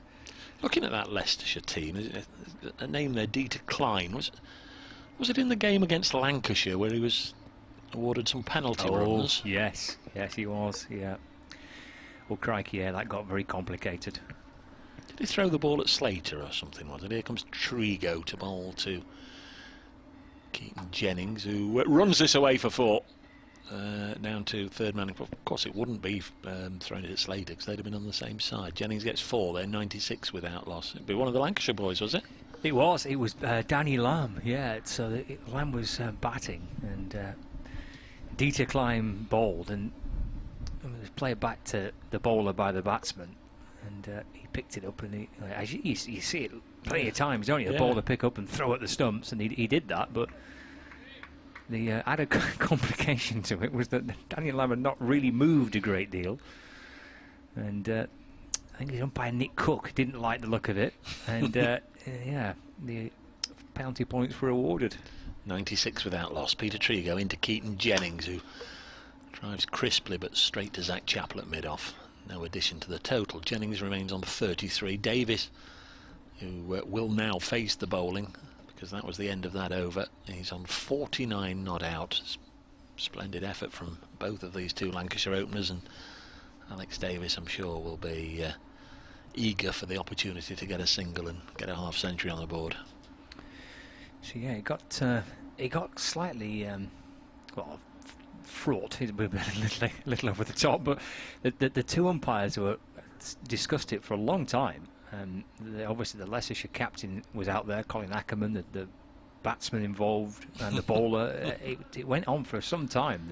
Had there been a build-up to it? None. Was it getting tetchy? And absolutely not. No, there was nothing. It was. So he just sensed that the batsman was maybe batting outside his crease or was getting on the front foot, and had the opportunity to throw down the stumps. I think he felt, and obviously everybody had to give evidence. Oh right. Oh yeah. Oh, honestly, it was like a little court session. I think he felt that he saw Lamb coming forward to go out of his crease, and that's why he picked up and threw the ball. But was it obvious to the commentary team what had gone off? Well, no. But me being oblivious to something wouldn't necessarily be the first time that's happened. There you go. Barber into to Davis. That's chopped away through the covers. And that'll bring up a 50 for Alex Davis. Yeah, he'll come back and run 2. And a second half century of the Bob Willis Trophy for Alex Davis, and very neatly put together. Under pressure coming out to bat, these two. And Davis is 51 not out. 94 balls faced and 7 fours for Alex Davis. Nicely played. Not remotely been in any trouble. Thought he was a good player from the first time I saw him 4, 5, 6 years ago. He is scooped by, don't they? But always looked immensely talented, and talked about it a day or two back, didn't we, about the challenge of keeping wicket and opening the batting. But right now at this stage of his career seems to be feeding off both. The more runs he scores, the better he keeps, the more runs he scores, and so on. Proper all-rounder. Barber in 2. Oh, that's a short ball, which in the end is has rolled back down the pitch. But I suspect Alex Davis will immediately they're calling for. Did it rebound up into the helmet or something? I think that is what must have happened, because straight away the umpires are saying, and Keaton Jennings has called for the Lancashire physio, because if it has hit the helmet, they have to check all that out, don't they? Yeah, he seems to be okay, and he's walking. He's now taken the helmet off and he's walking towards the Lancashire physio. Yeah, it's just part of the protocol now. Whenever the helmet is struck by the ball, those of you watching on the replay will probably have had a decent view of that. But if it did just smack straight into the helmet, that would have been quite a blow to absorb, wouldn't it? And the helmet's done its job. It's a little break. Well, I mean, as Dave mentioned, Alex he's okay. He's walked across to Sam Byrne, the Lancashire physio. He's just going to check the helmet and might just do a few little tests. But Alex looks perfectly fine. But just a little wee break.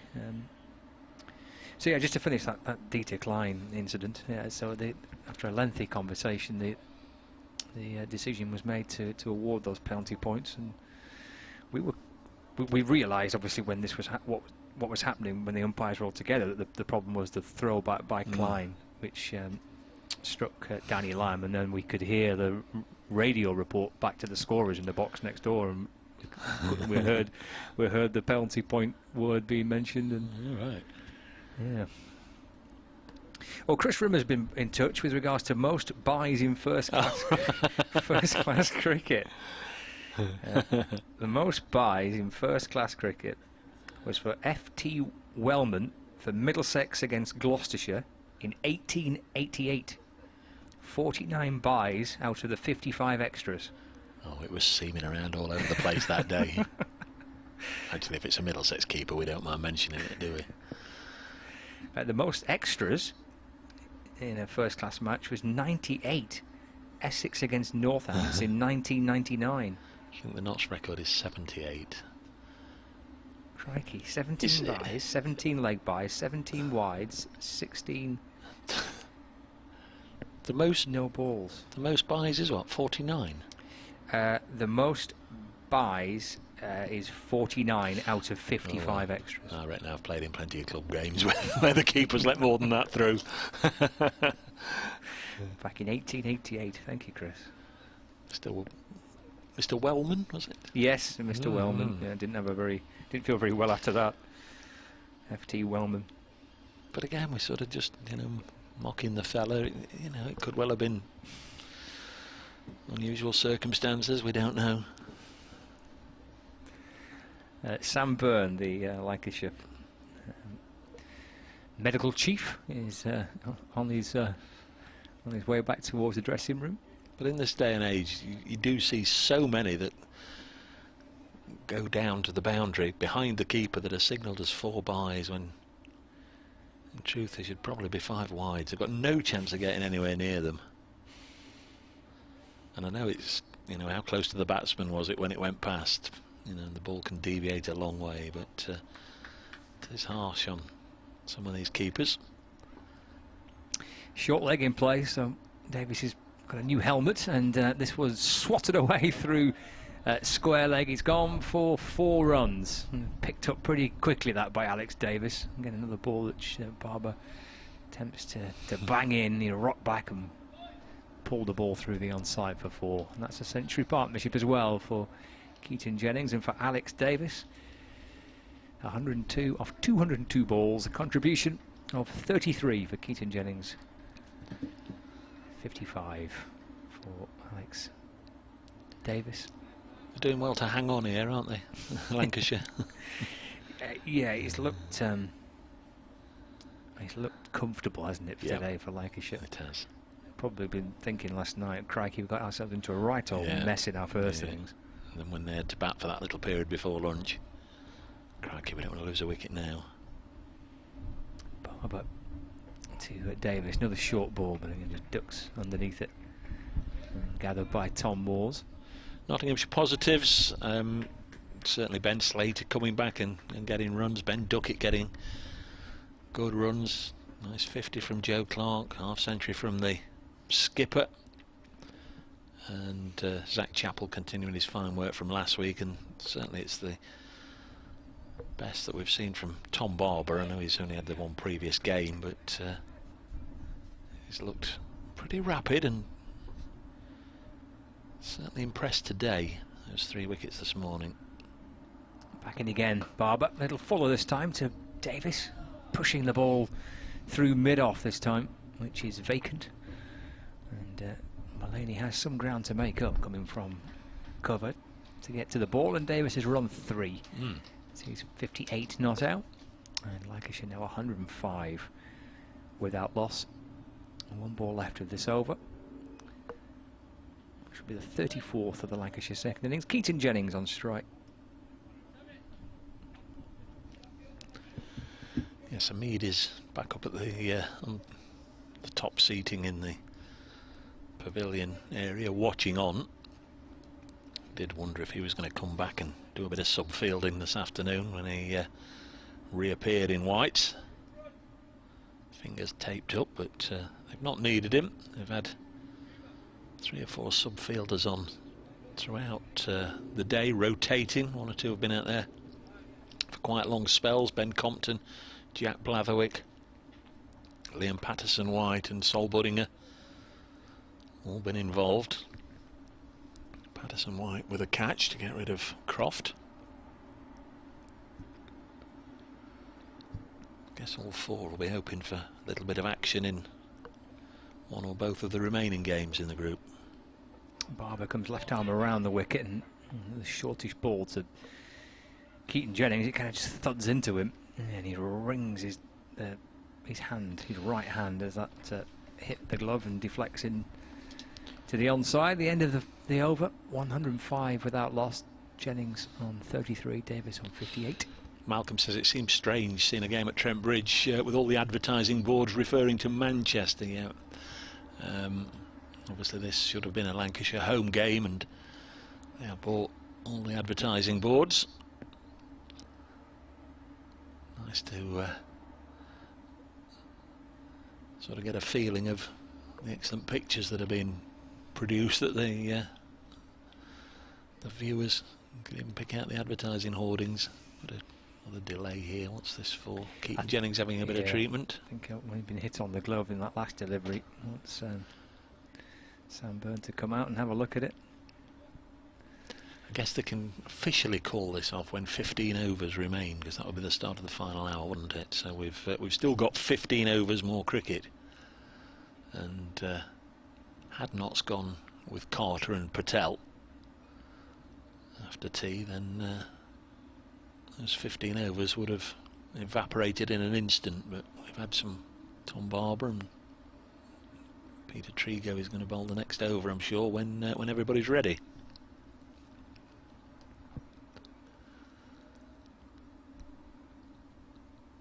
Yeah, Keaton, this is right hand that's been looked at by Sunburn. Won't want to pick up an injury now, will he, with his work almost done. This game's come round thick and fast, and as we've said, the Roses game for Lancashire is 4 days away now. Wouldn't want to just get a nasty little finger break there from a delivery that struck him on the glove. Bowled quickly, actually, Barber, hasn't he? He has, yeah. I think he's bowled well. Didn't quite work for him last night, but he's bowled well today. You're too kind, Malcolm. The pictures and the commentary are excellent. Thank you very much, Malcolm. Now it's me, my Lancashire chum. 105 without loss. There's a lot of nothing going on right now, but urgent attention for Keaton Jennings and his magnificent mop of hair, which we can see again. He's popped his helmet on now, but it is truly magnificent.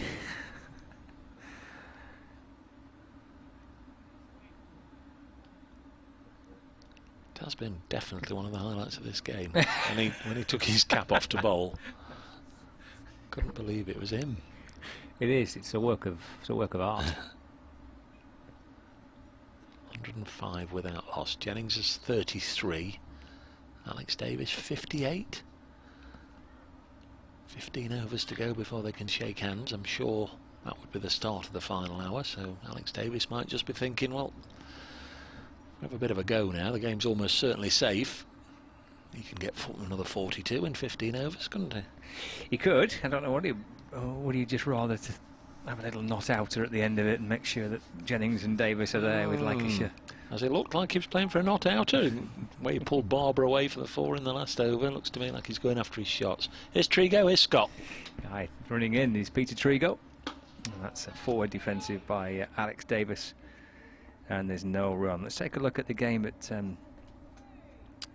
Grace Road, where Leicestershire, they are playing, but they've been having to dodge the showers in that fixture, which will be frustrating for Leicestershire. But at the minute it's dry. Sam Evans on 77, Colin Ackerman on 42, and Leicestershire 171 for 2. Trigo ball short again and pulled by Davis through the onside for 1 run. 59 to him now. 106 without loss, so another 120 runs for Leicestershire. 8 wickets remaining. I'm going to tell you how many overs are left, but I can't see on this scorecard in front of me. But obviously there'll be back underway for the final session, so 8 wickets remaining, 121 needed in the last session. That could be a terrific game if the weather holds out for them. Trigo balls to Jennings, left and through to the keeper, and there is no run. There's been plenty of games having to dodge the showers. What's happening at Edgbaston? I think Somerset are becoming increasingly frustrated by the rain. I gather it has stopped, but I think there was so much rain which fell. It'll take a wee bit of time to get it all ready, but I've seen pictures from our colleagues at Edgbaston. There's Trigo balls to Jennings, who defends, and there's no run. The sun was shining just a few minutes ago, so I think the rain has stopped, but it might just take a bit of time to mop up, with Somerset needing 2 more wickets to win. Worcestershire can't be too far away from victory. No, they're 2 wickets away as well. They're playing Northamptonshire at the county ground at Wantage Road. Northants are 151 for 8, still 111 runs behind. So Worcestershire needing a couple more wickets. Trigo to Jennings, leaving the ball on length through to the keeper, and there's no run. And what's happening elsewhere? It looks like few games heading towards a draw. Glamorgan, Gloucestershire heading in that direction. Yorkshire, Derbyshire in that direction. The Somerset, the Surrey, Hampshire game. Oh, actually, no. I'll come back to that in a second. Got an update to do. Trigo in. Last defender into the onside. Yeah, back underway after tea, and Keaton Jennings and Alex Davis have put together an unbeaten partnership of 106, so a century partnership for the first wicket for Lancashire, and they have still all 10 wickets in hand to try and negotiate, well, potentially a further 29 overs if required, but to bat through at least the next half an hour, 45 minutes or so, and see the game safely through. This after they were bowled out for 173 earlier today, despite a very gritty 59 from Stephen Croft, but because they were 299 runs behind, Notts put them back into bat, but Jennings and Davis have done ever so well. Davis unbeaten on 59, Jennings on 33. Lancashire still trailed by 193 runs at 106 without loss. It's the end of the over too. That's a Trigo over, 8 overs, 3 maidens for 14, but yeah, catching my eye, that Surrey game. Surrey are 52 for 8. And they're still behind. They're 74 runs behind.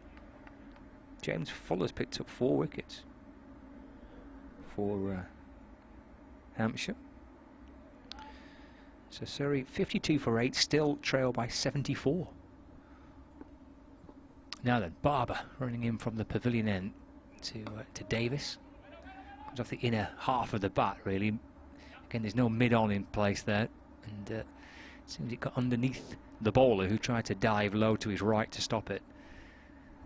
Davis knew there was at least a run there, and he comes back for a couple, in fact. So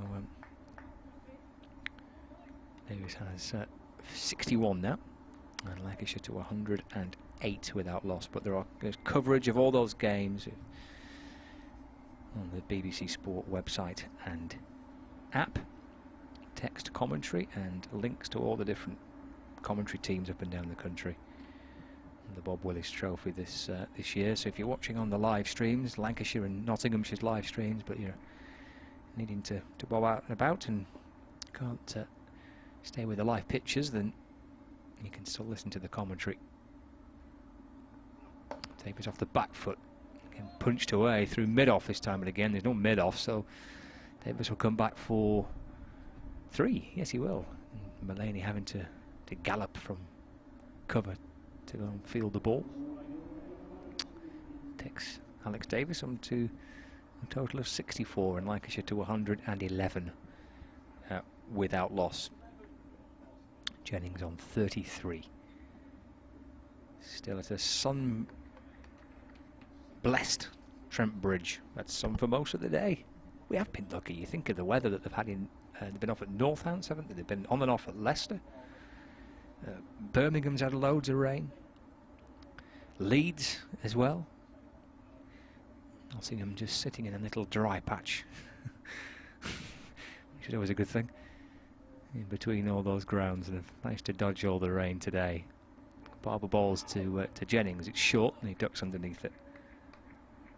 Taken by Tom Moores. Suspect to be a little spell here from Barber, something like this for 3 or 4, 5 overs at the most, you'd think. Mullaney's saying, give us what you've got. Try and bowl quick, try and bowl short, try and ruffle up a few feathers, see if you can get a breakthrough, so you can get a couple of quick ones and change the feel of it. And he's doing his best so far, is Tom Barber, but wicketless to begin at the minute. I wonder where that phrase came from, ruffled a few feathers. Yeah. Don't know, could be a Bill Oddie phrase. 111 without loss. Nelson, Barber bowls, and they're quickly off Nelson as Keaton Jennings clips it away through mid-wicket. He'll help himself to a couple of runs. Liam Patterson-White having another stint as a sub-fielder. Returns from the deep, 2 more. Former Durham man is on 35, 113 without loss. Just mentioned the Surrey score a few moments ago, Dave, at 51 for 8, Surrey, and there's a hat-trick for James Fuller. Oh, crikey. In fact, he's picked up 4 wickets in 5 balls, including a hat-trick, and Surrey are still 70-odd behind. Dear me. Where are they at? They're at Arundel against Hampshire. Of course, yes, yeah. 113 without loss. As Barber comes in and bowls, and Jennings just plays it down at the feet of Slater. Been around a bit fuller, hasn't he? And I think Gloucestershire and then Middlesex. Yeah. 113 without loss. Might remain in the history books as the only hat-trick taker in the Bob Willis Trophy. I'm sure I've put a message about a dream start after tea. Yeah, just a bit. Lost both the first two matches, didn't they, Surrey? Yep. Without an awful lot of players, admittedly. This one dug in nice and short by Barber, goes through to Tom Moore's end of the over. Jennings remains on 35, Davis 64, 113 the partnership. And we've got 28 overs to go, so I think there'll be another 13 overs before they can officially shake hands, and unless everybody sort of agrees it's just pretty pointless, let's knock it on the head. I don't know if the regulations actually allow for that, but I'm sure when we get to the final hour then they will. Is Samet going to have another spell, or is he putting his... No, he's putting his sweater on. Just gone to fetch it from the boundary edge. Perhaps been told he's not going to bowl anymore. Inspection due at Edgbaston at 5 o'clock. Yeah, guarantee there's one side that wants to play and one that doesn't. With Somerset close to victory and Warwickshire on the brink of defeat. Trigo to Davis. Pushed away into the offside. And there's no run. Yeah, Somerset desperate to get out there and pick up these two wickets. But they've been dodging the bad weather, haven't they? I'm saying we have been lucky here. You think of the, Northants have had rain, Leicester have had rain, Birmingham's had rain, Leeds have had rain. Yeah. Trigo from the Radcliffe Road end, Davis on 64 in and balls. It's guided out through the onside, but for no run. We had our share on Sunday. We did, to be fair, that was enough, wasn't it? Possible to tell how this would have panned out otherwise.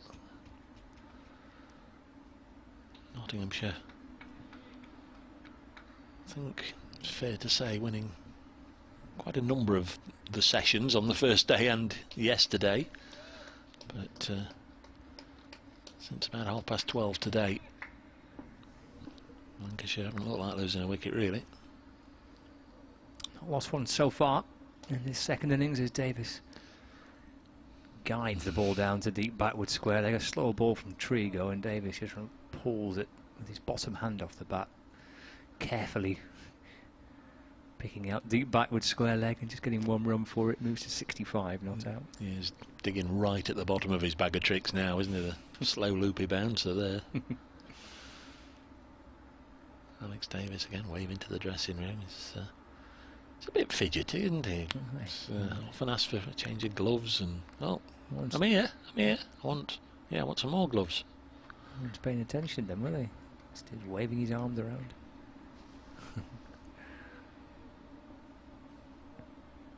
Trigo past the umpire now. And Jennings just up onto the toes once more, safely easing the ball into the offside, no run. So who's to come in for your blast squad? Probably, we think Stephen Parry would probably play in it. You say no overseas coming? No. We were due to have Maxwell and Faulkner, but obviously that's not happening now. As Tree goes into Jennings again, and he defends, and there's no run. So yeah, they were the two T20 players. BJ Watling was due to be overseas in the county championship. Have not got anyone coming in. I believe Dan Christian is right. hoped to be here as usual. He's the normal T20 captain. It's not been good with regards to lockdown in Melbourne, has it? No. Treagle bringing Jennings forward in defence and playing it into the offside. And there's no run. End of the over. 114 without loss. Jennings on 35. Davis on 65. But I don't imagine a little sanitising break. I think we've got now. I don't imagine there'd be a great deal of change for Lancashire. The addition of Wood obviously is a big addition for them. They'll play in the T20s, but I mean, you look at this team here. Jennings will play, Davis will play, Bohannon will play, Livingston, Willis, Croft, Wood. I think they're all be in and around it. Of course, Luke Wood at the back with a runner today, so let's hope nothing too serious that would prevent him. Presumably, it is a mobility issue having a runner. We've got this little break going on at the moment. Get the binoculars again, have a little look at Keaton. Crikey. You like that, don't you? I do. Simon Trafford's on the ground, the Notts photography listens in. If you can get a picture and put it up there of Keaton's magnificent barnet.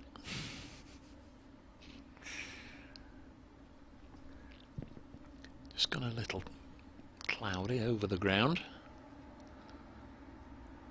27 overs remaining technically, but I think we'll have 12 of them.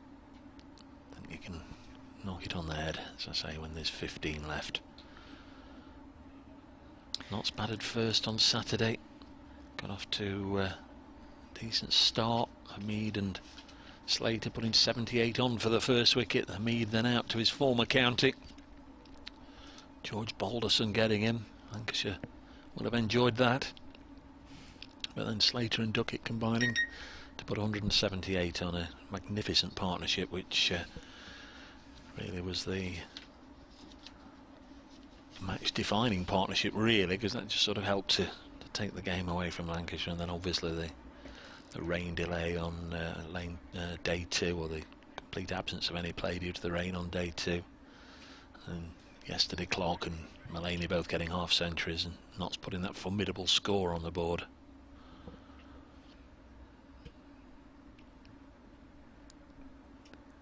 I think we're just about ready to go again. Tom Moores is turning his arm over there, almost giving the skipper in. Can I have a bowl? So Chris Reed do it once or twice in similar scenarios over his career, when he knew there couldn't be a result. Not sure if Tom's bowled at all yet in professional cricket.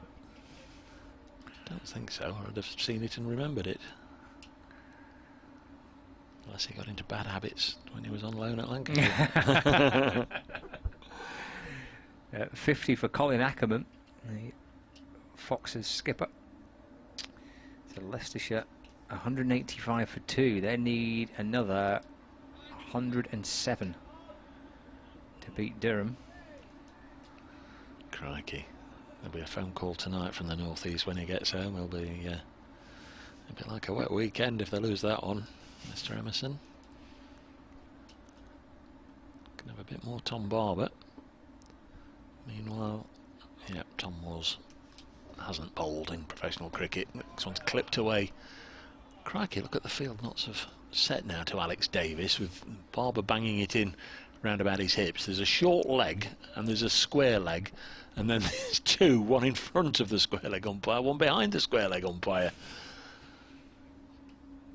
We only need a leg gully, and we've got the old Douglas Jardine field to the Australians back in 28-29. 32-33, whenever it was, the two tours. 114 without loss. There's the next one. Oh, banging short, and it's a good job that Tom Moores was light on his tutsis there, and to go a long way to his left and made the stop. I suspect it is quite challenging to bowl this to Davis. Yeah. Because that delivery to Jennings would get him. Well, I don't know, that delivery to a right-hander of Jennings' height would get him in a slightly awkward position. But for Alex, it's a little easier to kind of duck underneath it.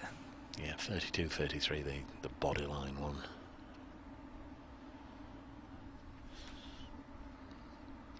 114 without loss. Here comes Barber. Quite a lengthy approach. Lots of gaps for Davis to try and find, but banged in there. He's not got many scoring options, has he? Just manages to play it down into the ground, and Ben Slater picks it up. Slater's got the best view in the ground here of Alex Davis's batting technique, because he's about 3 paces away from him.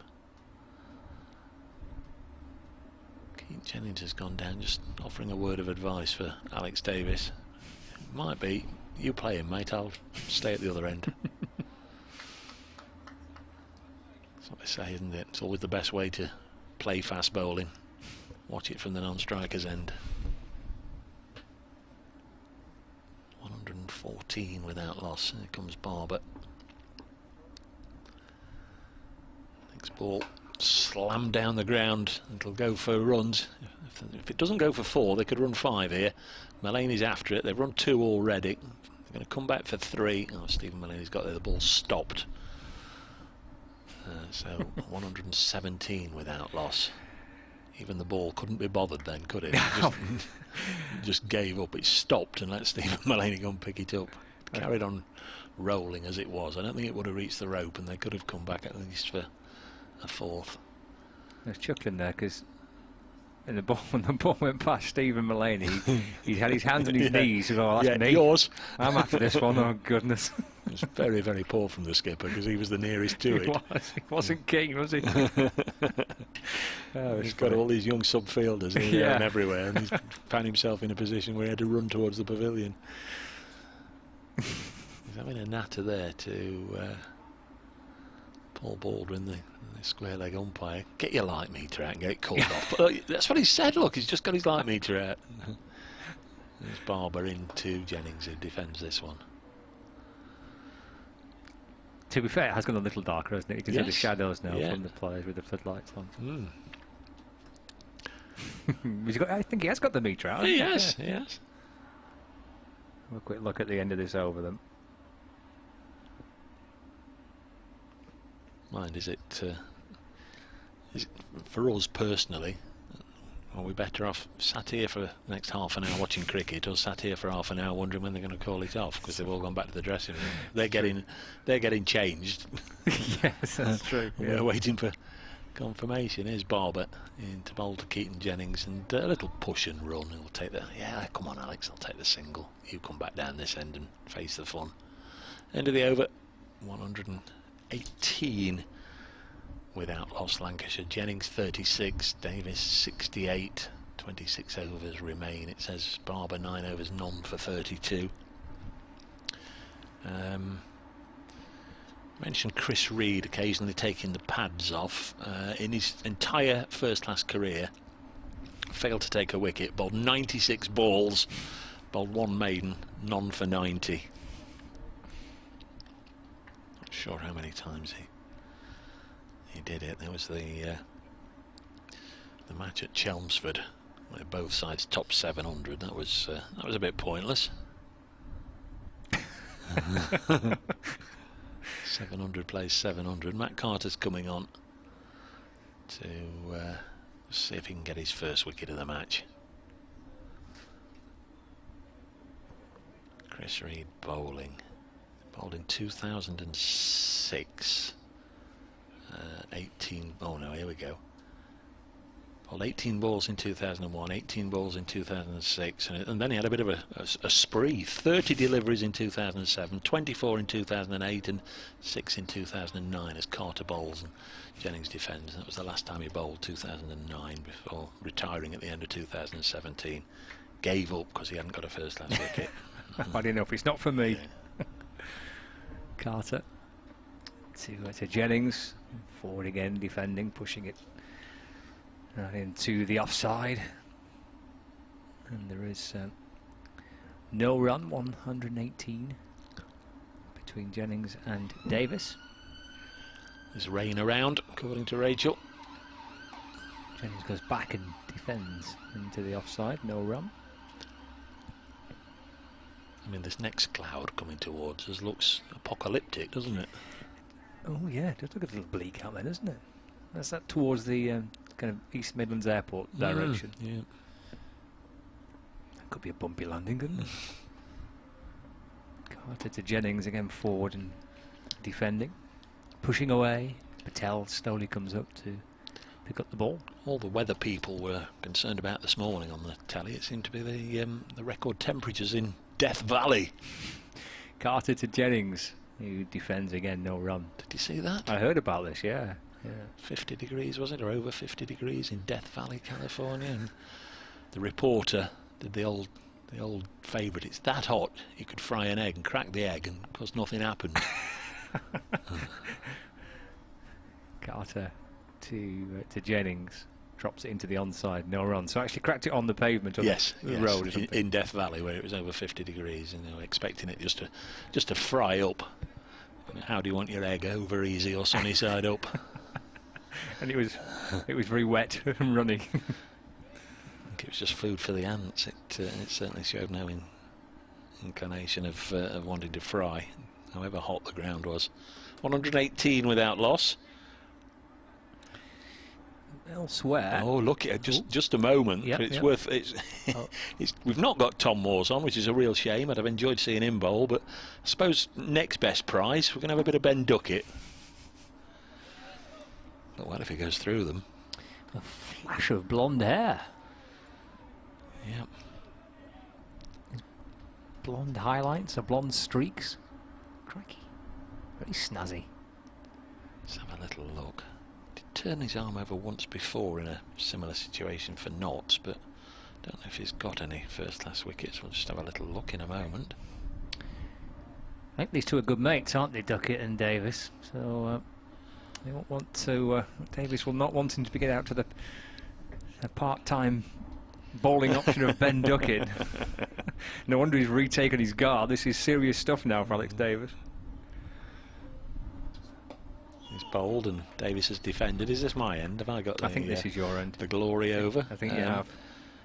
Now Ben Duckett has bowled 83 balls in first class cricket and has figures of 1 for 65, so we'll have to find out who got out. Who got out to Ben Duckett? We'll have a little look in a moment.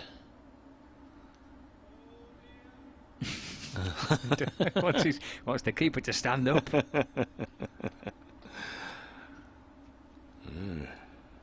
Oh, this will be serious stuff, this. Bowling to Alex Davis. Of course, Duckett also paid up member of the wicketkeepers fraternity. He bowls up down the leg side, well taken by Tom Moores.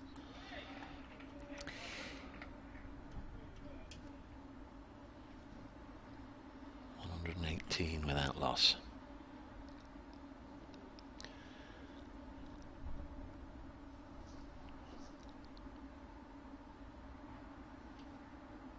Here is Duckett, described optimistically as a right arm leg break bowler. Cut away for a single by Alex Davis. More to the total. Davis under 69, 119 without loss. Getting warmer. His one first class wicket was against Kent at Beckenham. See if we can narrow it down even more. 2016, a Division 2 game. He's going to be bowling to Keaton Jennings now. That'd be a bit of a feather in his cap. It would. Not entirely sure how it ended up that Keaton Jennings was I beg your pardon, that Duckett was bowling at Beckenham. Makes that Northants won by 10 wickets. Here he is, bowls and taken by Moores. According to Gary Morgan, the wicket was Sam Northeast. Crikey. In fact, it wasn't that game in 2016. He didn't get a wicket in that one. Yeah, well...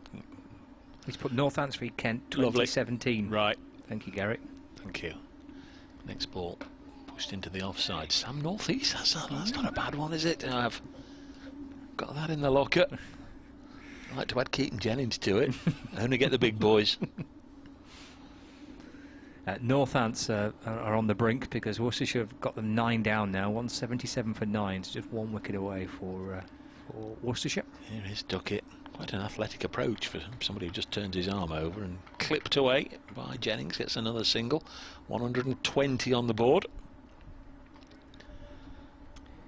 37 Jennings now, 69 Davis at the end of that duck it over, 1 over none for 2. In fact, they're all out now, Northants, all out for 184. So Worcestershire have won by 78 runs. The pairs are up and running. And Essex are within 62 runs of victory in their game as well. A half century for Dan Lawrence. Essex 133 for 3 against Sussex, require a further 63 runs to win. Stephen Mullaney's got the air of somebody who just wants to go on, knock it on the head. Yeah. Look, and he's saying, look, just can we knock this on the head? And I think that's what's going to happen. 2 umpires are getting together. The 2 batsmen don't see it. Yep, there we go. We've not had a shake of hands. We've had a touch of elbows. Stephen Mullaney and the 2 Lancashire batsmen. They're 120 without loss. Sometimes when there's crowds here, I say, you know, they've paid good money to be entertained, so stay out there and entertain them. But right now, folks, I think that's perfectly sensible. There didn't seem any point. You can hear the hover cover being started up, because I don't think the rain's too far away. But they've decided to shake hands on a draw. Lancashire, well, they're 179 away from making Notts bad again. But you know, had we had another couple of days, they might have got into a strong position. It's very much been a batsman's day, and the game finishes as a draw. Keaton Jennings 37, Alex Davis 69. 40 overs the innings lasted, so they were ticking along at exactly 3 and over. I'm going to have to disappear in a moment, Scott, and I'm sure you'll do a very good job of summing up. But let me just say, fabulous to work with you once again. Congratulations to Lancashire on hosting it. It can't, in all seriousness, you know, it can't be easy to host a game 100 miles or so away from you know, your normal headquarters. It's a scenario and a situation that has found Lancashire helping England out, helping the ECB out to get international matches on, and we support you in that, and congratulate you on all you've done, and wish you well for the rest of the season, apart from the 2 occasions when we meet in the Blast. Indeed, we'll see you in the Blast in a week or two's time. But yeah, the game ending in a draw. I think players were content to touch elbows. Is that the phrase? I think it is. Yeah. And call it quits. And credit to Keaton Jennings and to Alex Davis, because they've made sure that there was no real concerns for Lancashire batting second time round. Davis ending unbeaten on 69. And Jennings on 37, and Nottinghamshire having made 472 in their first innings. A brilliant century from Slater, a wonderful century from Duckett, a great partnership between those 2. Joe Clark and Stephen Mullaney batted beautifully as well for Notts. That 472, and Lancashire all out for 173. They made a bit of a mess of it, in truth, Lancashire, but Nottinghamshire did bowl well with the new ball. 3 wickets for Barber, 3 for Chappell, 3 for Trigo. Worth mentioning Stephen Croft 59, which was excellent under the circumstances. It put Lancashire under pressure. Notts dominating the first couple of days of the game. So Lancashire knew they had to bat well. They're under pressure coming out today, and they've managed to see it through without too much alarm, in truth. And they will take the draw for it, and depending on what happens elsewhere, albeit Yorkshire Derbyshire looks set to finish in a draw, it should keep Lancashire in with a chance of trying to finish top. It won't be easy, because they're well behind points-wise of Yorkshire and Derbyshire, but they do have those 2 teams to play in their final group game. The other interesting factor with this is Leicestershire, and whether they can go on to beat Durham, because that'll shake it up as well at the top end of the North Group. But if you want further cricket, and there are games bubbling up beautifully, I urge you to head to the BBC Sport website and app. There's loads of links to the different commentaries. There's some fantastic finishes potentially in store, with run chasers for some sides, and a couple of sides chasing the last wicket or 2 to win games. So plenty of coverage on the BBC Sport website and app. But we'll be back, well, Dave will be on Saturday at Grace Road for Leicestershire against Nottinghamshire. I'll be at Headingley for Yorkshire against Lancashire in the Roses match. That's it from Trent Bridge. Thanks for your company. Enjoy the rest of your afternoon.